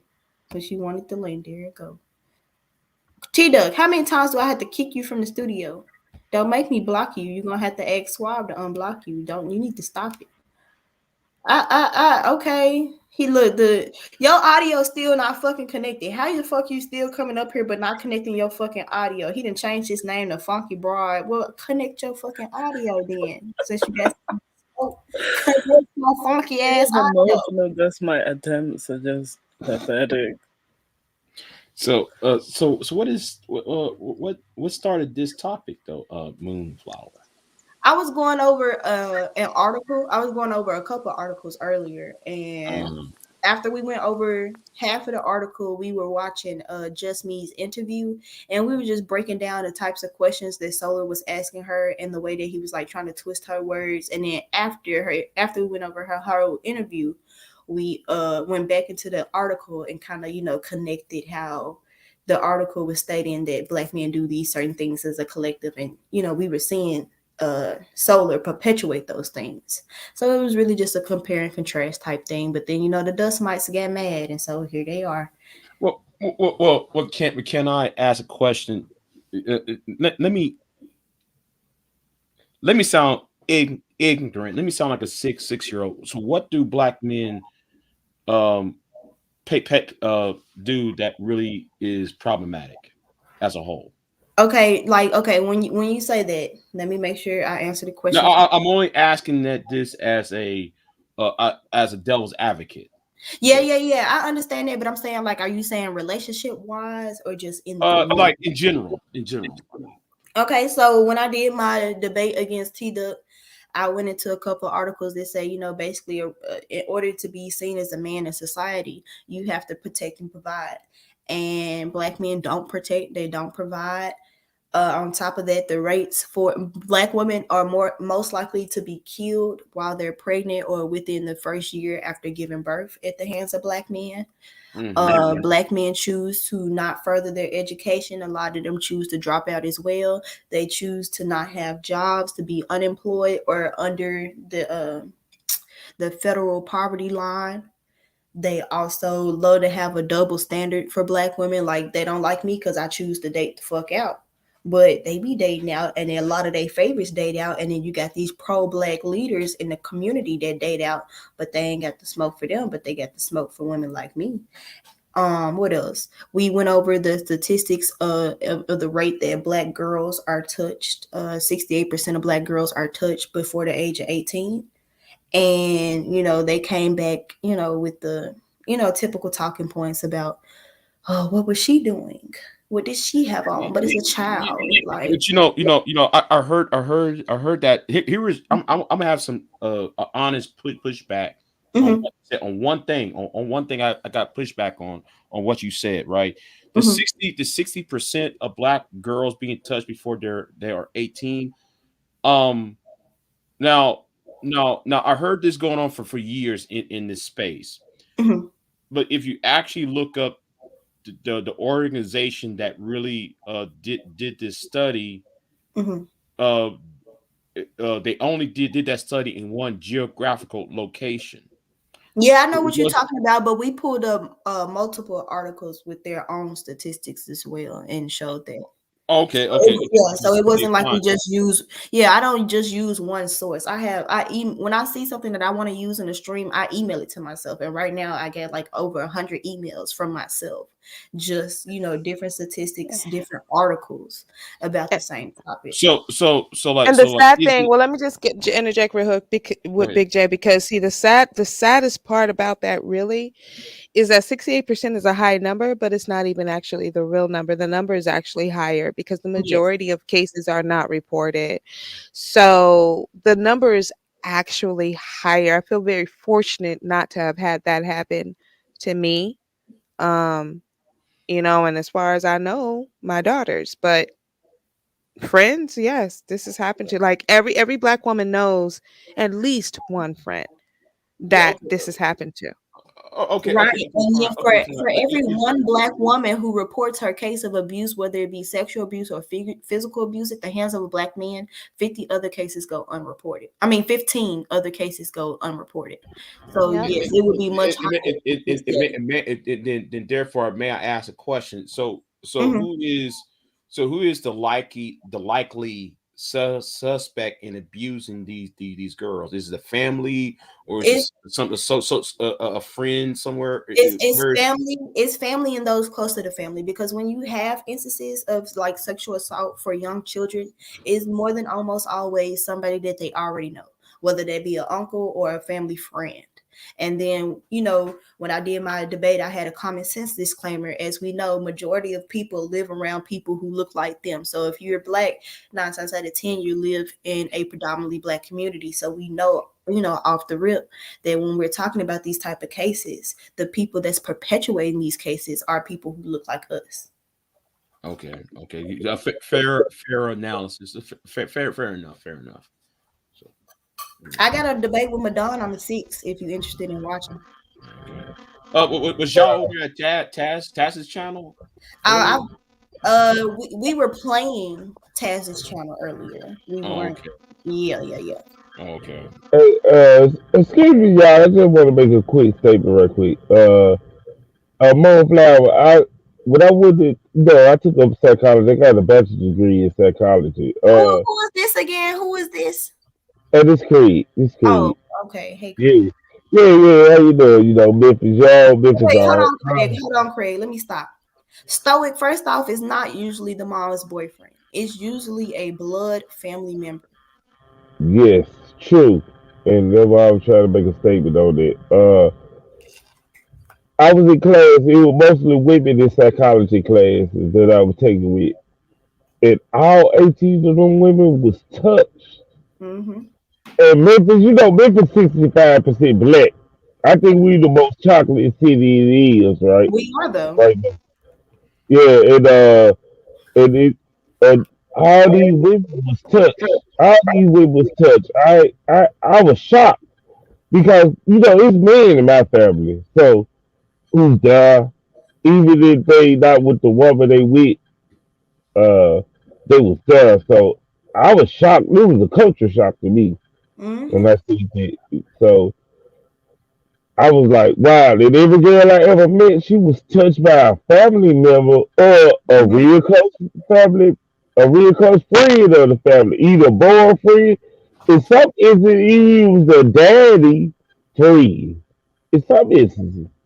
Yeah, because I played a video on a stream like last week, and it was a little 12-year-old girl crying, bawling her eyes out. She had ran away and was at her aunt's house, and they had reported to CPS that her own biological father was the one who was attacking her, pushing her, but because he did not stick his penis inside of her, they sent her back to her father's house. Oh Yeah. no. Oh no. Yeah, they want to change the Aura 6 laws in a lot of places now. Because a lot of places get away with the Aura 6 part. Yep. And that's Because what yeah. because They don't get away with that in California. Yeah, not in They just changed it. Yeah, They in other just states they can, because they're gonna say that they can't do like a proper rape kit and all this other stuff. And then what was that guy's name that I also did in the stream? He killed his 10-month-old daughter because he my God. was Jesus. attacking her with his what, and he ended up killing her, and he hit her in the face because she was crying because of the pain, and he was trying to Oh my make her God. stop, and he I can't. It just and that just goes to the culture that really doesn't see Black women and girls as human. You cannot see a person as human with feelings. To do that to a 10-month-old baby, like, you literally don't see this child as a human being. You see this child as an object, something for you to be used. You have no empathy, no feeling for her at all. Two things I want to point out is, first off, before he called the police, he spent an hour on Google and sliding in the DMs of other women not pertaining to the condition of his child. So he's trying to hook up with other women while his child is laying on the bed dead. Secondly, even within the community of predators, getting children and touching children who are your own children is like taboo even in that community, because when you look at the sexual predator list, you have the list where it's like, okay, you can't be around kids who are not family, right? Then you have the list for you can't even be around kids who are family. You can't even be around your own fucking kids because you are that fucking sick. Let me say one thing right quick. I was in the class, there were 18 Black women in this class too. All 18 of them was molested. Like, all of them. Like, not just half or 1/4. All of them was molested when they was young. And this just wild me out. Like they make me think of life different when it comes to women. Black women anyway. That was the turning point with me. So oh no, but we're lying though. We're exaggerating and lying when we say these types of things, They was lying on their stories. They was in detail in their stories. Like they was like revealing themselves. And I'm like, it was 2 males in there. So we was the only 2 males in there. We was like, what the hell we listening to? And it wasn't no lying. That was like they was getting it off their chest. And I was like, wow. So ever since then, I kind of, what I'm saying, had looked at women different. Just I listened to the story, and me being the academia field too. You know what I'm saying? Me being in the academia field. So this is why I kind of look at women, Black women different. And women as a whole. They ain't got nothing to do with Black women. It's just women as a whole. And, so I just wanted to say that. That's the only reason I jumped on the panel. Since rape, child molestation, rape, and all that got brought up. That's the only reason I jumped on there. So I'm going to let y'all women continue. I'm going to continue to troll in the chat. So, peace out, sister. Okay. Let me. All right. Can I ask the brother or Betty? Let me ask everybody else on it. What? I'm here, bro. If you want to ask me, but I'm here. Yeah. I'm asking because you say because you said that you're in academia, right? No, it was just a psychology class in academia. It was Oh, 50 and okay, 65% black people. It was okay. 50. But then, I'm gonna ask my question anyway. What do you think could change that culture? What do you think could actually change that culture or that conditioning or that mindset within Black society? That particular incident, I can tell you how the problem came about, but changing, I think black people are toxic toward each other. I think all of us should stay away from each other. Hell Me yeah. personally. Me personally. Black men should stay and get black women. Like us having this, like we should stick together attitude. I don't think that's it no more. And I was the most pro-black person in there ever was. I promise you. I hate to quote Neely Fuller, but he's kind of right on this. I mean, I think black people should only stick together when it's only addressing a serious topic or a serious issue. Other than that, though, I think that we should just go our separate ways outside of the seriousness. And I think the whole world is individual. I don't think all A's should stick together, right? We like to give, like, white people stick together. No, the fuck they don't. They divide. White people do not stick together. I know that for a fact. I know that for a fact they don't. Yeah, No, on they- a micro they give off level, the image on a that they micro are. level, they might not stick together because they're very individualistic. But on a macro level, collectively, oh yeah, they sticking together because they ain't gonna because they they ain't had gonna the flip up and let y'all Yeah. take them over. So Yeah. they even if they hate each Yeah. other, they are holding rank. Even when it comes to inheritances and money and shit like that, they don't give a damn if they can't stand their son or they daughter. They passing that money down and keeping that shit in the family, the business, all of that. Yeah. Yeah. Even they gotta give it to So a they nephew. do Even they gotta give it to a nephew. They go still do what it takes to keep a heritage going. Oh yeah, they're gonna keep it in that family and make that shit pass Yeah. down the bloodline. They don't have to like you. We be like, I don't like you. Your potato salad was nasty at the last barbecue. You know, this bullshit. We can't keep no kind of generational wealth. We want to sell our shit off, sell the homestead And then off, not even sell the that, land off. not even that, they want their kids to struggle. They want their children to struggle. Talking about Yeah, some because they make wheels. They make wheels. to learn to fucking struggle. You're supposed to make it easier for the next generation. The fuck and Stoic One, how about you go look it the fuck up? Because it tells you when you look it up that majority of children are touched by someone within the family, as in an uncle, a cousin, a dad, a brother. Majority of kids who are touched by someone within the family. Yeah. The stranger danger isn't really a huge problem.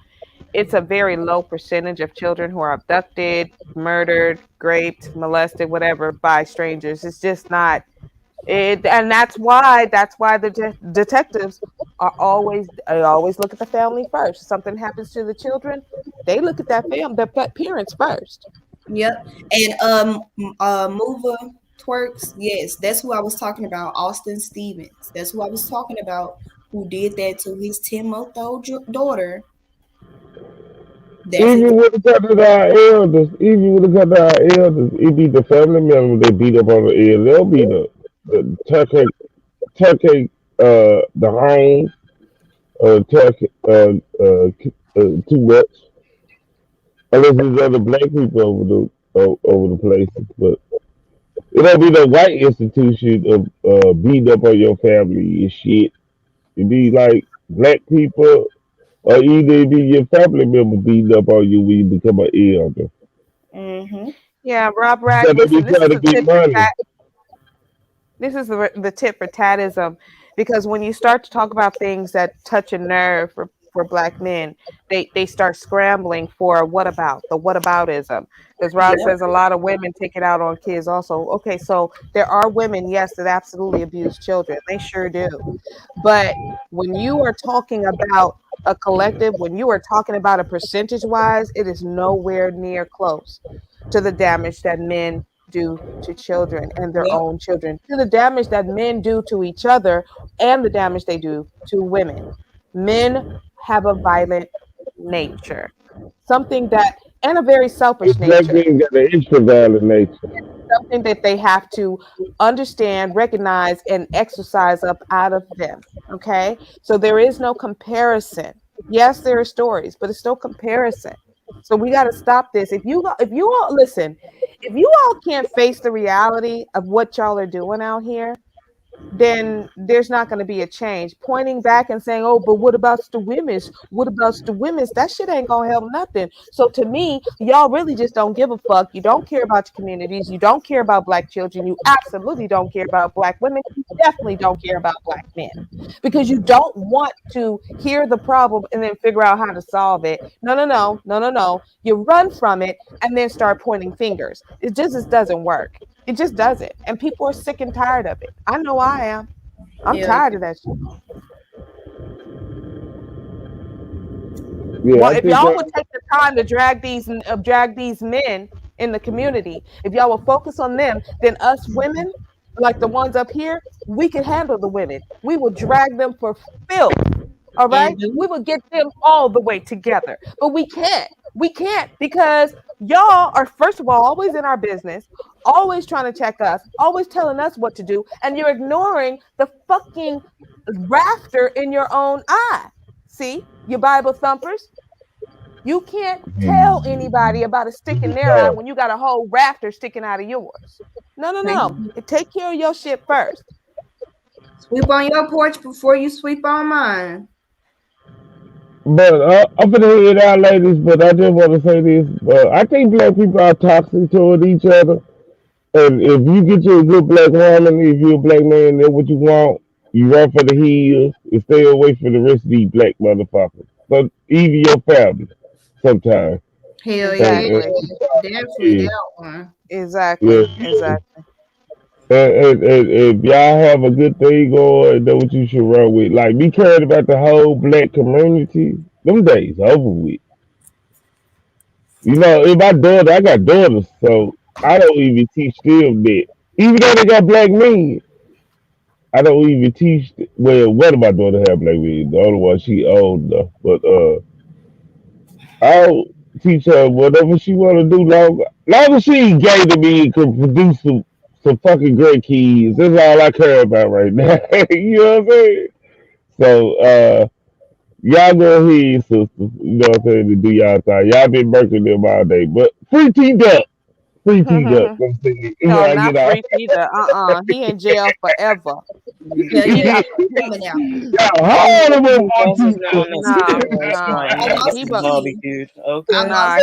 He belong in prison.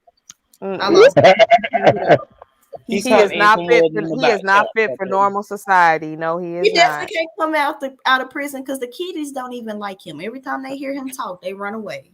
Yeah, exactly. I don't blame him. But ladies, it's been real. It's been fun. It's been a great panel. Moonflower, thank you for letting me come up. Big J, love you, big dog. Queen Cascade, my beautiful Queen Cascade. I'm the verbal assassin, and you receive a verbal lashing. Peace. You can come up onto a panel anytime, verbal assassin. Love to have you. Yeah, Absolutely. I'm about to head on off myself. I just can't. All right, you ladies, stay down. You hear me? Or stay Yeah, up. we You gonna stay up. we all gonna go to sleep because I'm All right, girlies. okay. Everybody, good night, y'all. Good night, Queen Cascade. It's Good morning night, for you, so Moonflower. you ain't going to sleep. Oh, help me. Listen, I'm in my nice bed with my nice Fred count. I'm going to enjoy some rest. Hell yes, I'm going to sleep. I've been up all night as well, so I deserve some rest. Yeah. Listen, have to stop this black from not cracking, so I'm entitled to that. I think I set my philosophy Friday to like 10 because I think they have a debate on the 31st. So I set Okay. philosophy Friday to like 10 p.m. And I don't know. I need some. I'm gonna look up some topics to talk about. But if y'all have any topics for Philosophy Friday, email them to me at moonflowerspeaks2@gmail.com. Thank you for having me, sis, on the panel. All the other people that came up on the panel, a pleasure to speak to you and hear your thoughts and opinions. Apart from the emotional dust mites. And sis, keep doing what you're doing, okay? Set these streets on motherfucking fire. Good night, chat. Take care, people. Good night, everyone. Have a beautiful night and sweet dreams, except for the Dusties. I hope you have nightmares.